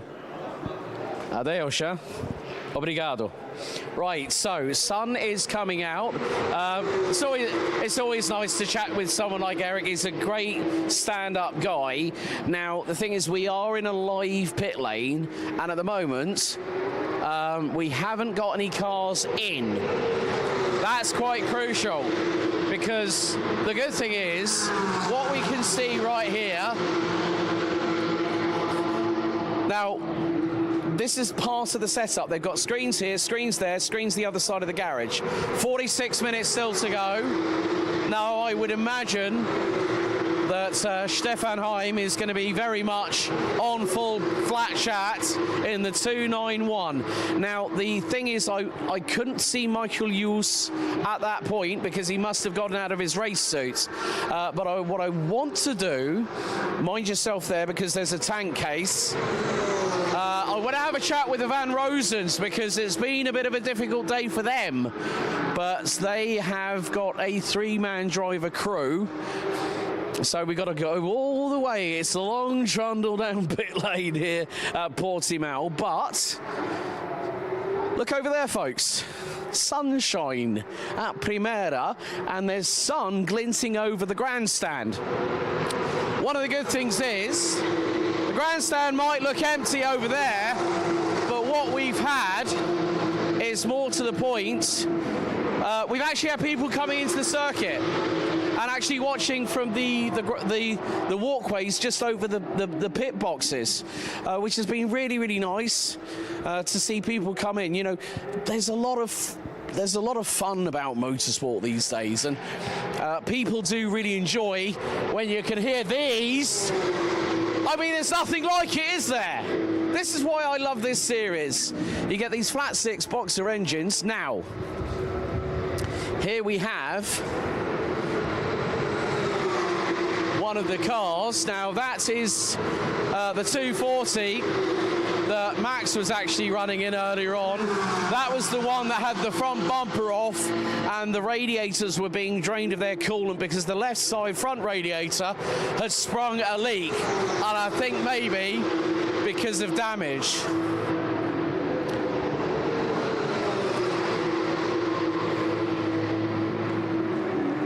Right, so at the moment there's no one in the garage, so we might have to take a trip to the other side of the pits.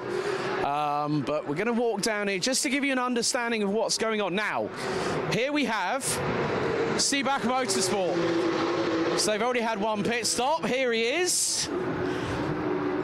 You know what I'm really, really surprised about? You getting the faster lap and the 2-hour endurance than your teammate and driver coach yesterday, wasn't it? Because you started in the car, right? Yeah, but this was part of our strategy. So he didn't do at all any qualifying. So he wanted you to take the start then, effectively. Yeah, to be more flexible.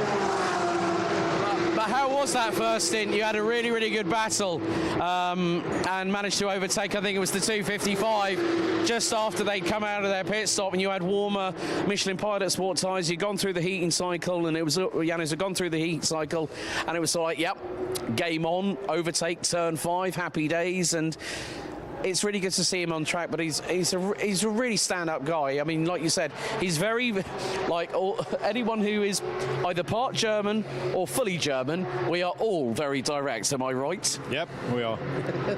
But still, it's nice to have this. This is where you guys can have a bit of fun. There's no pressure of points. It's just to have I think it's also an opportunity for you drivers like yourself, 21 years of age, as Yannis, I think, as the guys are getting ready, I think he's just about to come in. So it's quite interesting how this is also helping you in your journey within racing. But it's nice to be back here at Portimao, isn't it? It is, yeah. Yeah, it's a nice way to enjoy racing without any points discussion or something else, so yeah.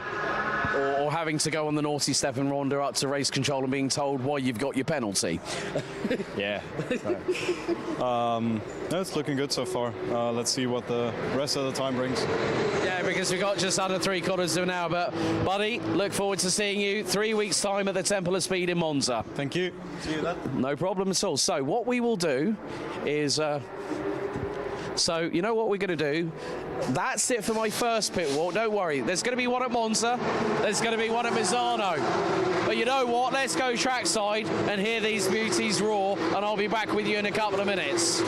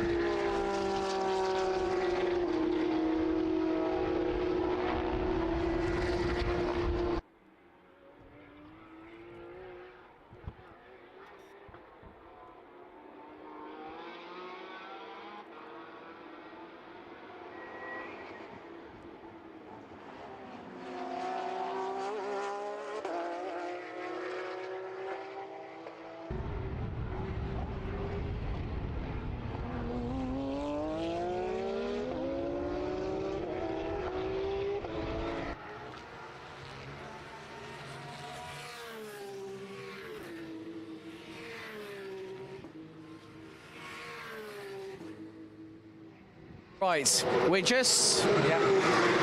So, you want to see what the inner workings of a pit stop are. So we've got the refueling rig, 2 lines directly connecting to the fuel tank, fire extinguisher on standby, and there is a ground wire attached to the fueling tank, which means that obviously fuel is highly combustible. We do not want fires in the pit lane, so every precaution is taken.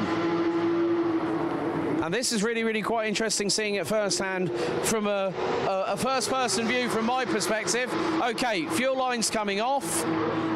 Back in the refueling rig. So the ground wire itself is actually attached by a clip that latches on to the front, just underneath the front part of the hood. So they're just signalling, right, they're taping up the front of the bonnet itself as 202 has just come in behind in front. So the reason why they're putting the tape, in what will look like invisible tape, there's a little bit of grass in the radiators as well, and they're just going to blow that out with the air blower. They've also just been checking the torque on the center locking wheel nuts.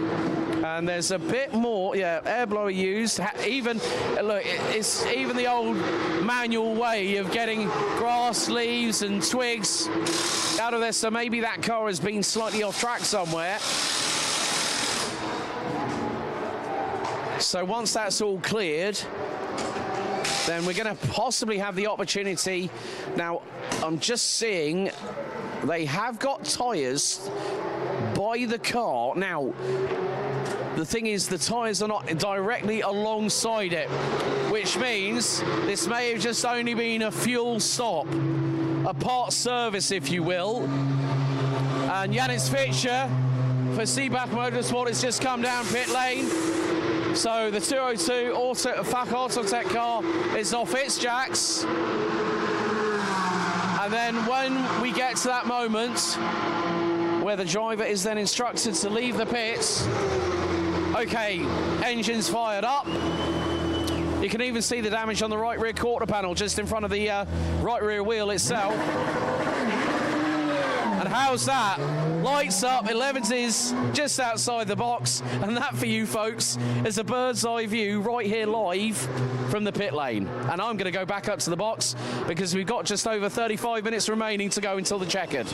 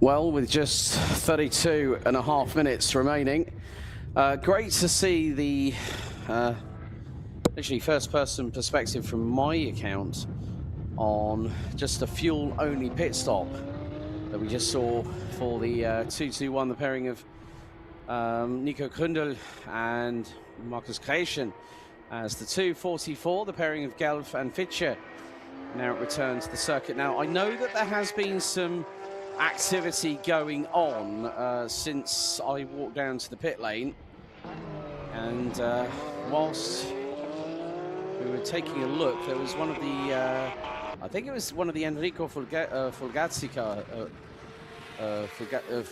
cars that had a bit of an off-track moment.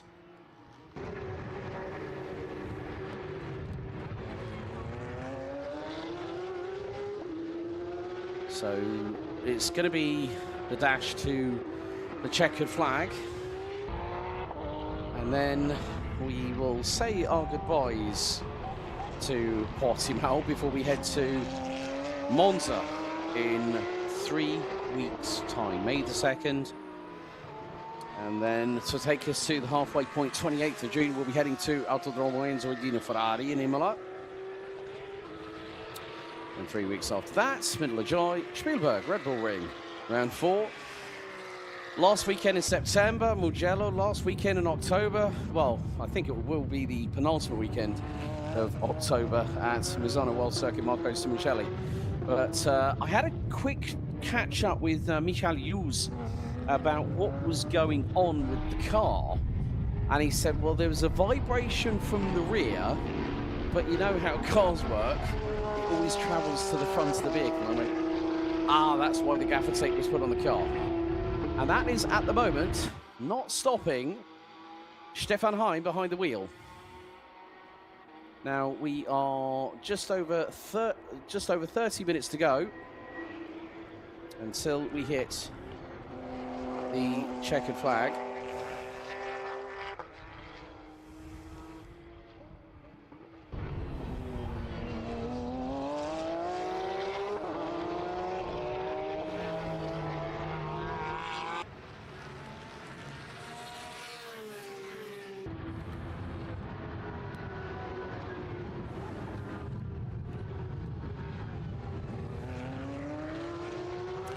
So, right, okay, there was right, okay, now this adds a little bit of a dynamic to what I've seen. Incident involving cars 217, that is the pairing of Porsche Cup and then the 253. Now, this was at turn 3 at Lagos, so the incident between one of the two Enrico Fulgenzi cars and also the Team Neuhofer Rennsport car, 253 was at so right, okay, well, I don't think this is going to worry Stefan Heim too much, but he's on his last warning for track limits at Primera at turn number 1. If there is another track limit for the 291, that is going to be the first of hopefully only one track limit penalty.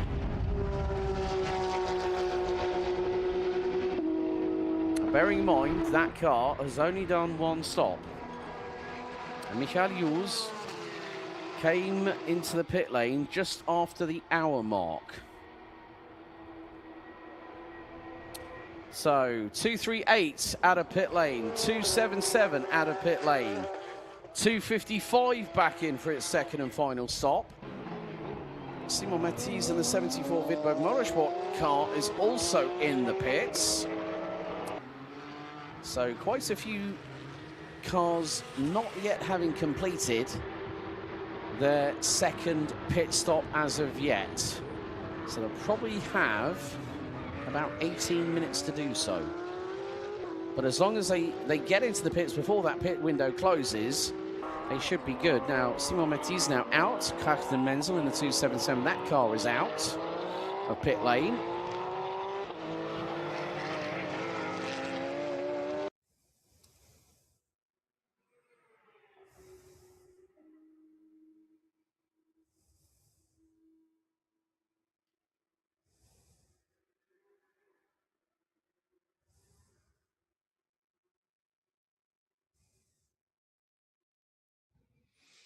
And there we are on board with der Heimmeister himself, Stefan Heim, in the 291 Team Mules car.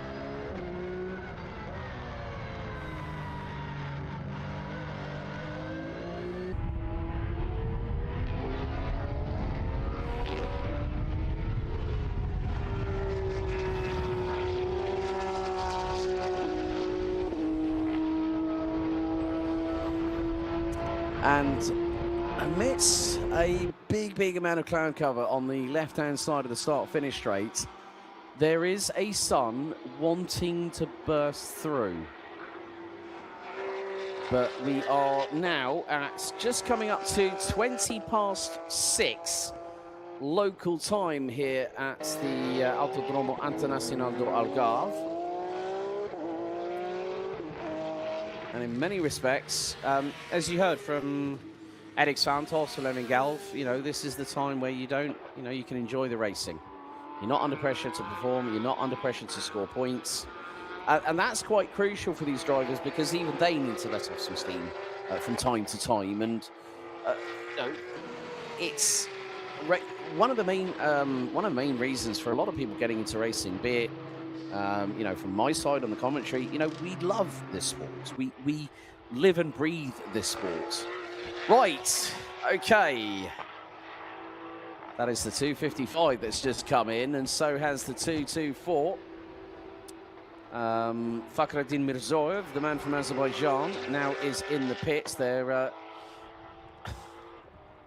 now using the foam spray to clear the front windscreen, which has probably been taking a pelting from the local flying bug-style wildlife in the locality here in Portugal.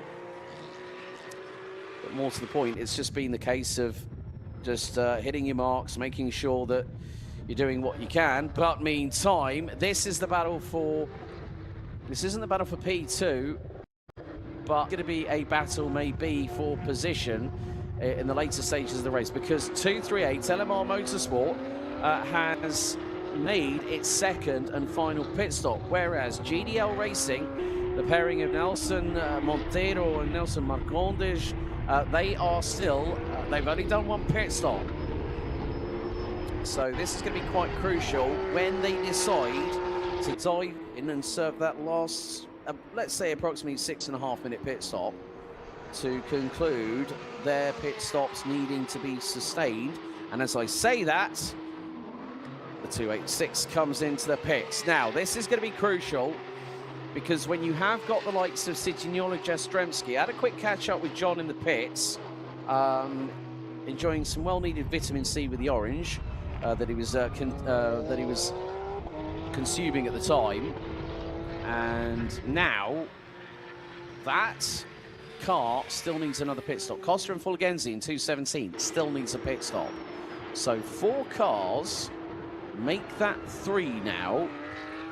And it's all about how this particular vehicle, now Leandro Martins and Dieter Schwabs in the 238 LMR Motorsport Porsche 902.1 GT3 Cup car, they've got to get a little bit of a motor on, but there is a big gap. 380, the 244, of a gap of about 42 plus seconds. Bonnet is up on the 118. The pairing of Latillon and Leclerc for the Orchid Racing Team Porsche. You see the sun strips there with one of the new sponsors, Aliro in Terra Bianca, run by the Italian-Swiss Burkhardt family, which Greg Burkhardt is a part of. Oh, like it. That's how you respond to a camera being brought to your window. Nice little bit of a peace sign. But great to have this team on the grid, obviously running 2 cars. So there is going to be a driver change with 22 minutes and 40 to go. And that was Mr. Leclerc, French driver, based by the French tricolor. And that's Antoine Leclerc. Just clocked that on the side of his race helmet. It's quite interesting that you will find someone somewhere visible.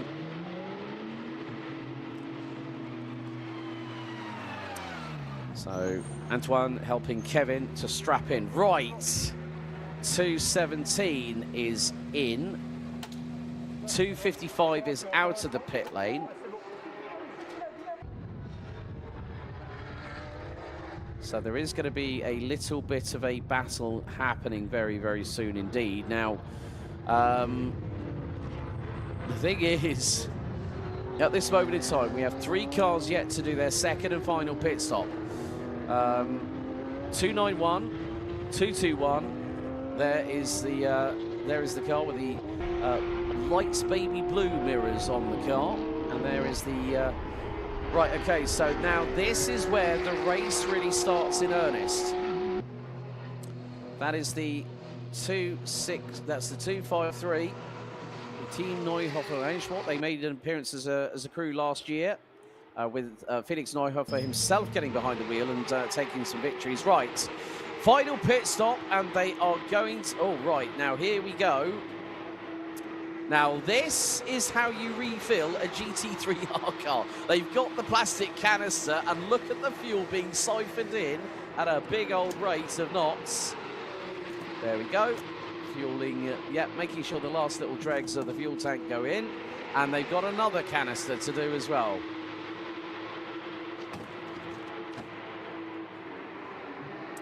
It's basically like, plug it in, and get your fuel while you can. 20 minutes and a half left to go, and they're going to put it on the air jacks. And Stefan Heim is now going to hand over back to team boss Michael Hughes for the final stint in the car. So it's only going to be a matter of time, not if, but it's got to be when, within the next few moments, as Stefan Heim takes off his fireproof balaclava and the race helmet off. And now he can get some welcome hydration down his neck.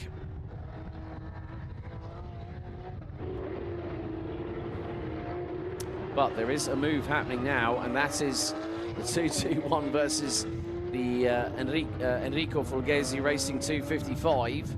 That at one point was batting at the sharp end. And look, this is where it's going to get interesting, folks, because 286 still in the pits. 217 still in the pits.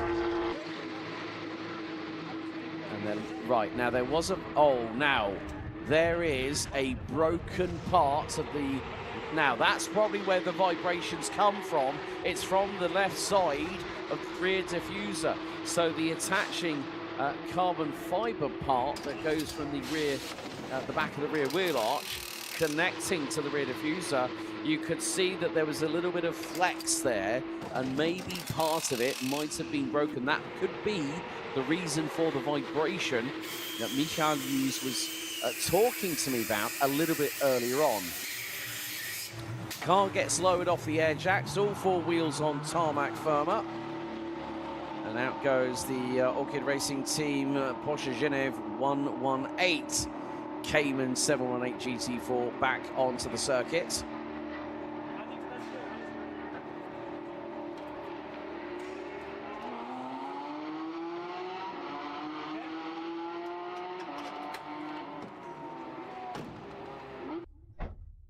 So both doors are shut. Michael Hughes just has to sit there and wait, but in the meantime, the pairing of Grecian and Grundel are getting closer and closer. They've just gone through sector number 2, and it will put them, now is this going to put them in, this is going to put them, I would say, as, here we go, Stefan, there's resources for you. Come on, need me windscreen cleaned.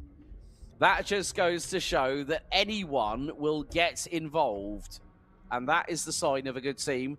And that is none other than Stefan Heim himself getting the foam cleaner out for the glass on the windscreen. Now, 221 has just taken the lead. All I'm going to say is here, when Michal Yus gets released.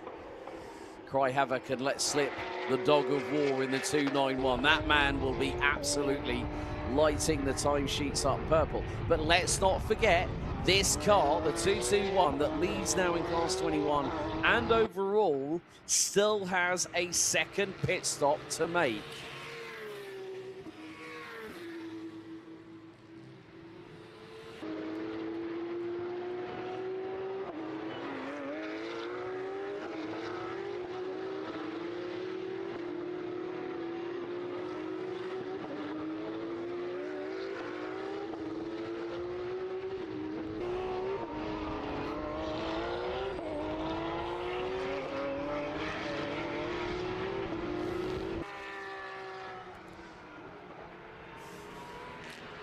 So now, right, the 286 has, from GDL Racing, now come out of pit lane with just over 16 minutes to go. 4 laps down off of the leading Class 21 car, which is winding its way at rapid breakneck speed around the circuit here at Portimao.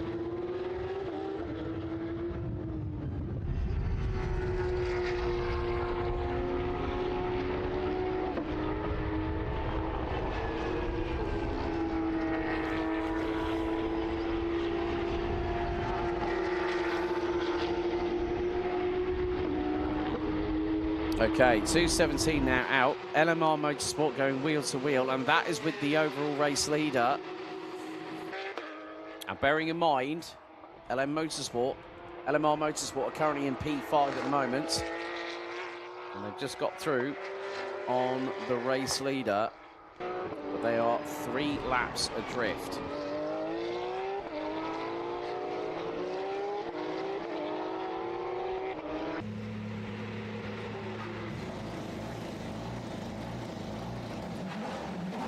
Here we go. Michal Yus now at 60 kph makes his way down pit lane. Hold on, because for the next 15 minutes, this car is going to absolutely be flying around the circuit. And Michal Yus has done the majority of the work as he puts the headlights on, ablaze on the 291, and can now gun it and heads into Primera. So bearing in mind, 6 minutes is quite a long time around when you consider how many laps this car that we're riding on board with. Michal Yus' best lap so far in this particular car here today, 1:43.523. Now, if he starts putting in 140, low 145s, mid to high 144s, I won't be surprised, because when those tyres are up to temp, this car is an absolute weapon. So over the hill he goes, down into turn 9 at Craig Jones.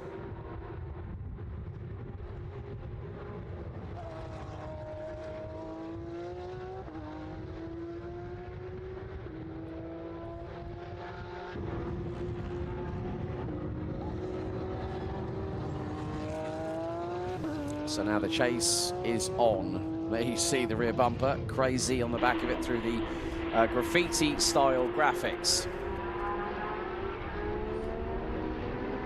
And in the meantime, well, the gap is closing between first and second. So I'm wondering who's behind the wheel. It might be Nico Gründer versus Fabio Citignola, the 2 German drivers for the 221 and the 226. Respectively. The gap has now come down to 26.6 seconds.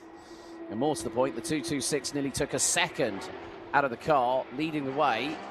Now, bearing in mind, those are the last 2 cars, so this could be a race down pit road. But the big question is going to be, who is going to finish in front of who? That's the big question that we need to ask. And bearing in mind, the 221 has just lost 1.4 seconds exactly in the opening sector. So 226 has probably been told, right, we need to close as much distance as we can before we need to pit. or we need to be with them and try and do the best we can.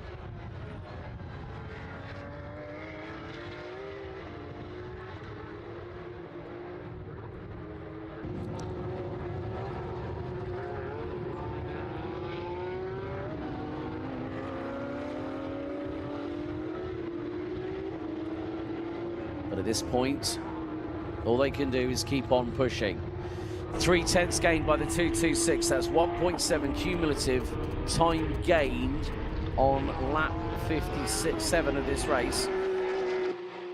They're effectively going to be on the lead lap as the car with the banana yellow wing mirrors will come across the line. And that is going to be a 1:47.315. 2.2 seconds taken out of the overall race leaders. The 226 is not going to leave anything to chance, but they still have that pit stop to make. So does 221.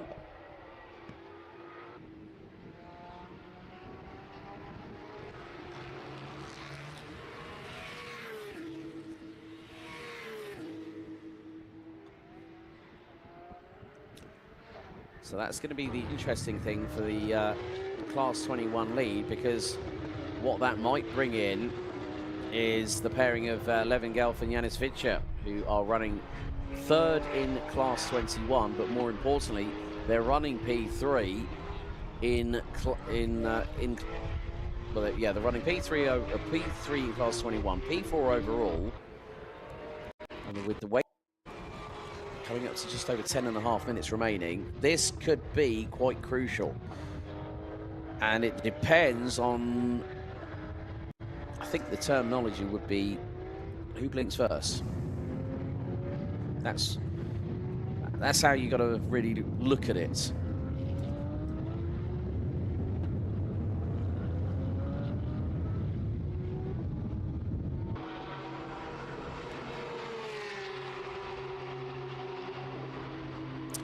So 221 now enters the pit lane. I'm wondering if that is going to be the case that 226 will decide to do the same thing as well.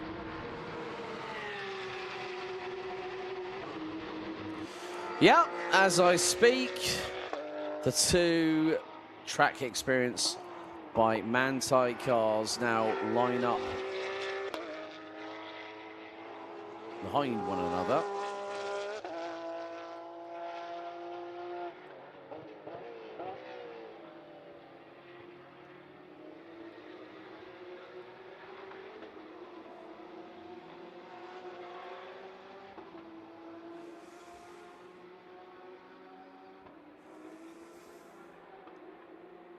So cleaning the windshields, checking the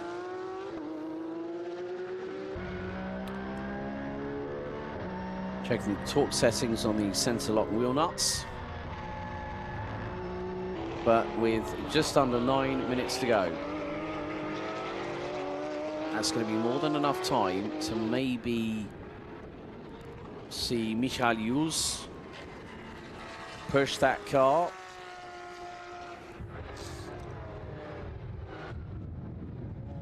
And he might have, with a few moments to spare, he might be finding himself retaking that race lead, because when you consider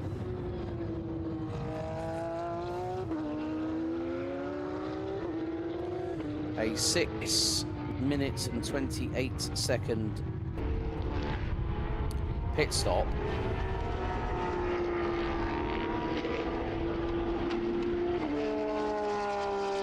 that might give this car here the opportunity to claw back maybe 3 or so laps.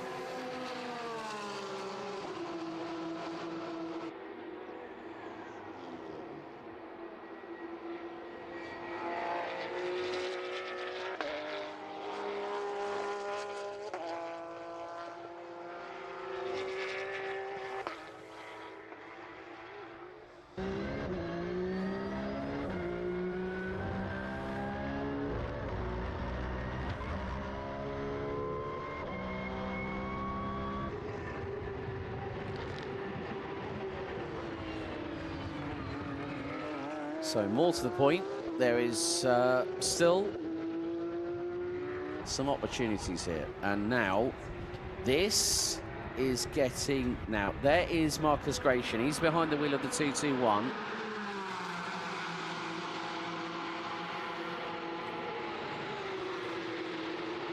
And he lives literally 5 minutes across the way.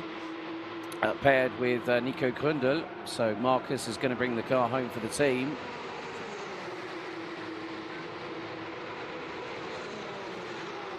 And also you've got the sister 226 just behind.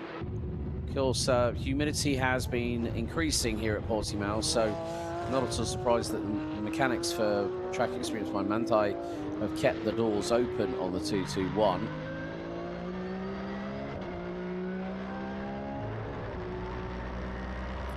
You can just see from the onboard coming out of Sagres down into Galp as Michael Hughes was over the curbing, and you can see the amount of vibration going through the car.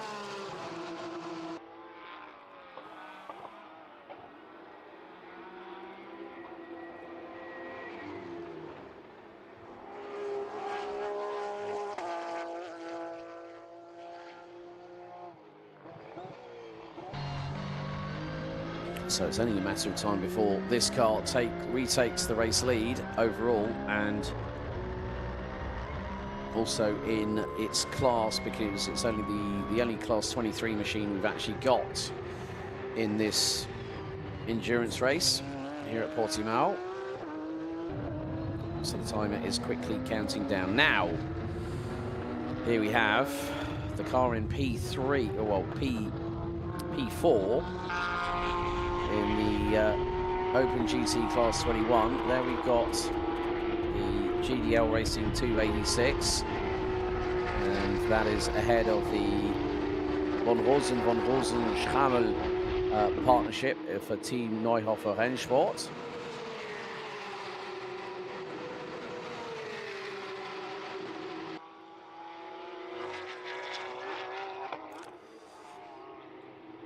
And the 238 dives to the inside of the 217 at turn 1.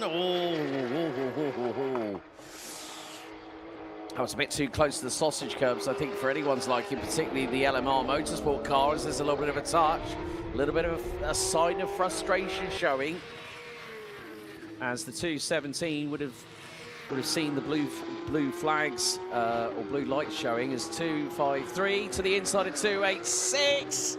At turn 5. Oh dear, the rubbing of panels at this late stage in the endurance race is not what any team wants to see, especially the mechanics. I'll be like going, look, we just want the car back, we just want to put it on the transporter, we don't want any dramas now. But you tell a racing driver that, you know what, in no uncertain terms, they'll probably tell you exactly where to go and they won't hold back on it. Right, 221, still in pit lane. 226 still in pit lane. 221 now leaves. And will they hold on to the Class 21 lead as Marcus Gratian, a man running under the Portuguese flag, so a local to these parts, even though he's originally from the UK.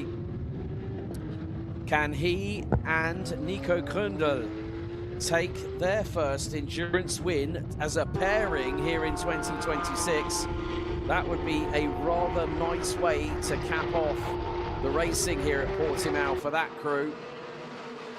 And now it's going to, now the lead has changed. It's now Gelf and Fitcher that lead the way in Class 21. And more to the point, the gap between first and second is 39 seconds. After, well, it's actually changed. It's changed all the while because now in second position, it's the car in the back of shot, 238. So they are going to be absolutely chomping at the bit to get through on the 217. And with that, the car that is just behind them is the pairing of Helmut Rödig and Zöchling for Fach Autotech in the 202. So they've managed to get themselves up the order as a direct correlation to the pit stops that 221 and 226 had. But we are down into the final 2¼ minutes. And this is where things get maybe a little bit, I wouldn't say the word dramatic, but they might get a little bit close for comfort. As to the outside of the 118 Orchid Racing Team Porsche Genève car. With Latillon behind the wheel after Antoine Leclerc helped him get in the vehicle to bring home the vehicle.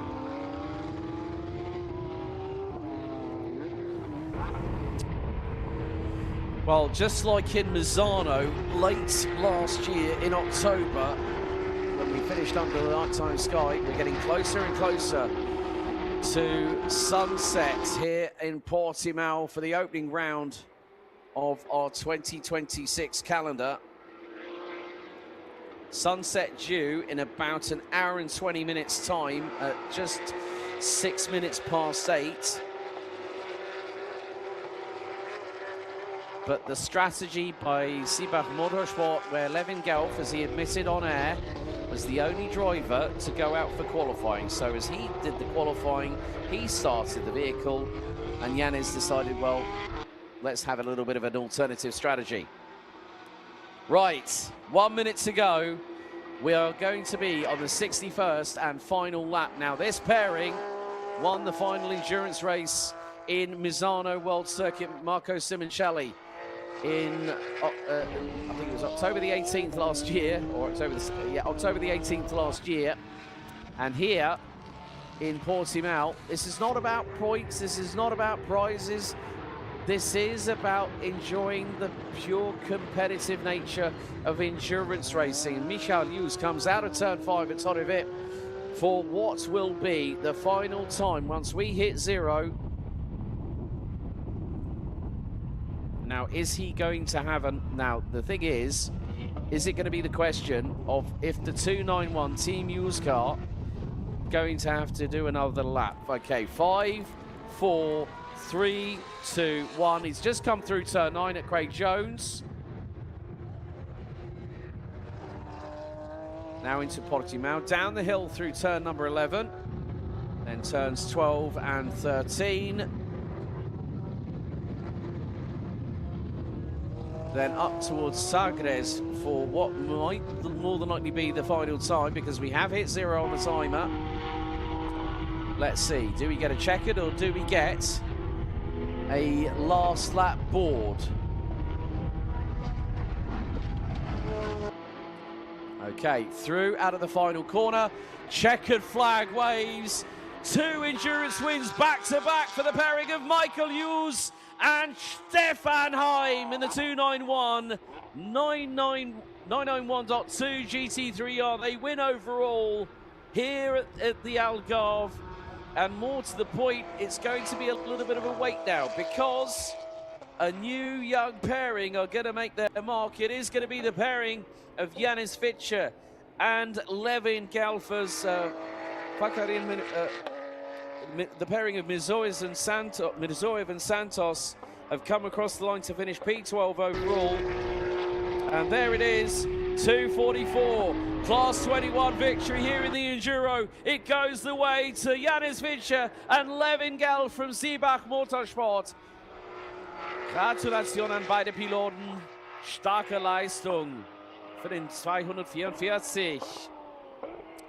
Buratti and Fulgenzi ran out the top 5 overall in the Enrico Fulgenzi Racing outfit. And across the line, it is next going to be that is Marcus Gratian bringing home the 221. Great, interesting pairing between him and Nico Krundel. Next up, it's going to be the 226 that's come across the line. They're all flooding across the line, taking the checkered. And a flash of the lights as it's going to be LMR Motorsport. The pairing, the Brazilian-Austrian pairing of Leandro Martins and Dieter Zwepes. And it's going to be Hödig and Zöchling for Fach Autotech that will take the final step on the Class 21 podium. taking P4 overall. And with it, our man that did run solo, credit to the 74 of Widbank Motorsports, Simon Matisse from Switzerland, making it to the end. But there are your provisional results. Nevertheless, Stefan Heim and Michael Jus rule the roost once again. Back-to-back endurance races, one at the end of last year, and they start 2026 with a bang.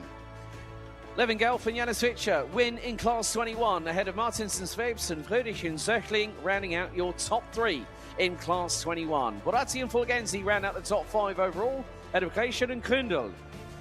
Monteiro and Marcondes, well, muito obrigado to the 2 Brazilian pilots. They make it to P7, 6th overall in Class 21, ahead of the pairing of the Von Horsens and Schrammel, rounding out your top 8. Kracht and Menzel, Jastrzemski and Citignola complete the top 10 with Costa and Fulgenzi, Mizoev and Santov, Latillon and Leclerc, with Simon Matisse bringing up the rear of the field in 14th position. And that is the conclusion of the on-track action here for the season opener for 2026, the Porsche Sports Cup and Sprint Challenge Suisse. Time to head down one more time to see some drivers and bid you all goodbye to the Temple of Speed in 3 weeks' time at Monza.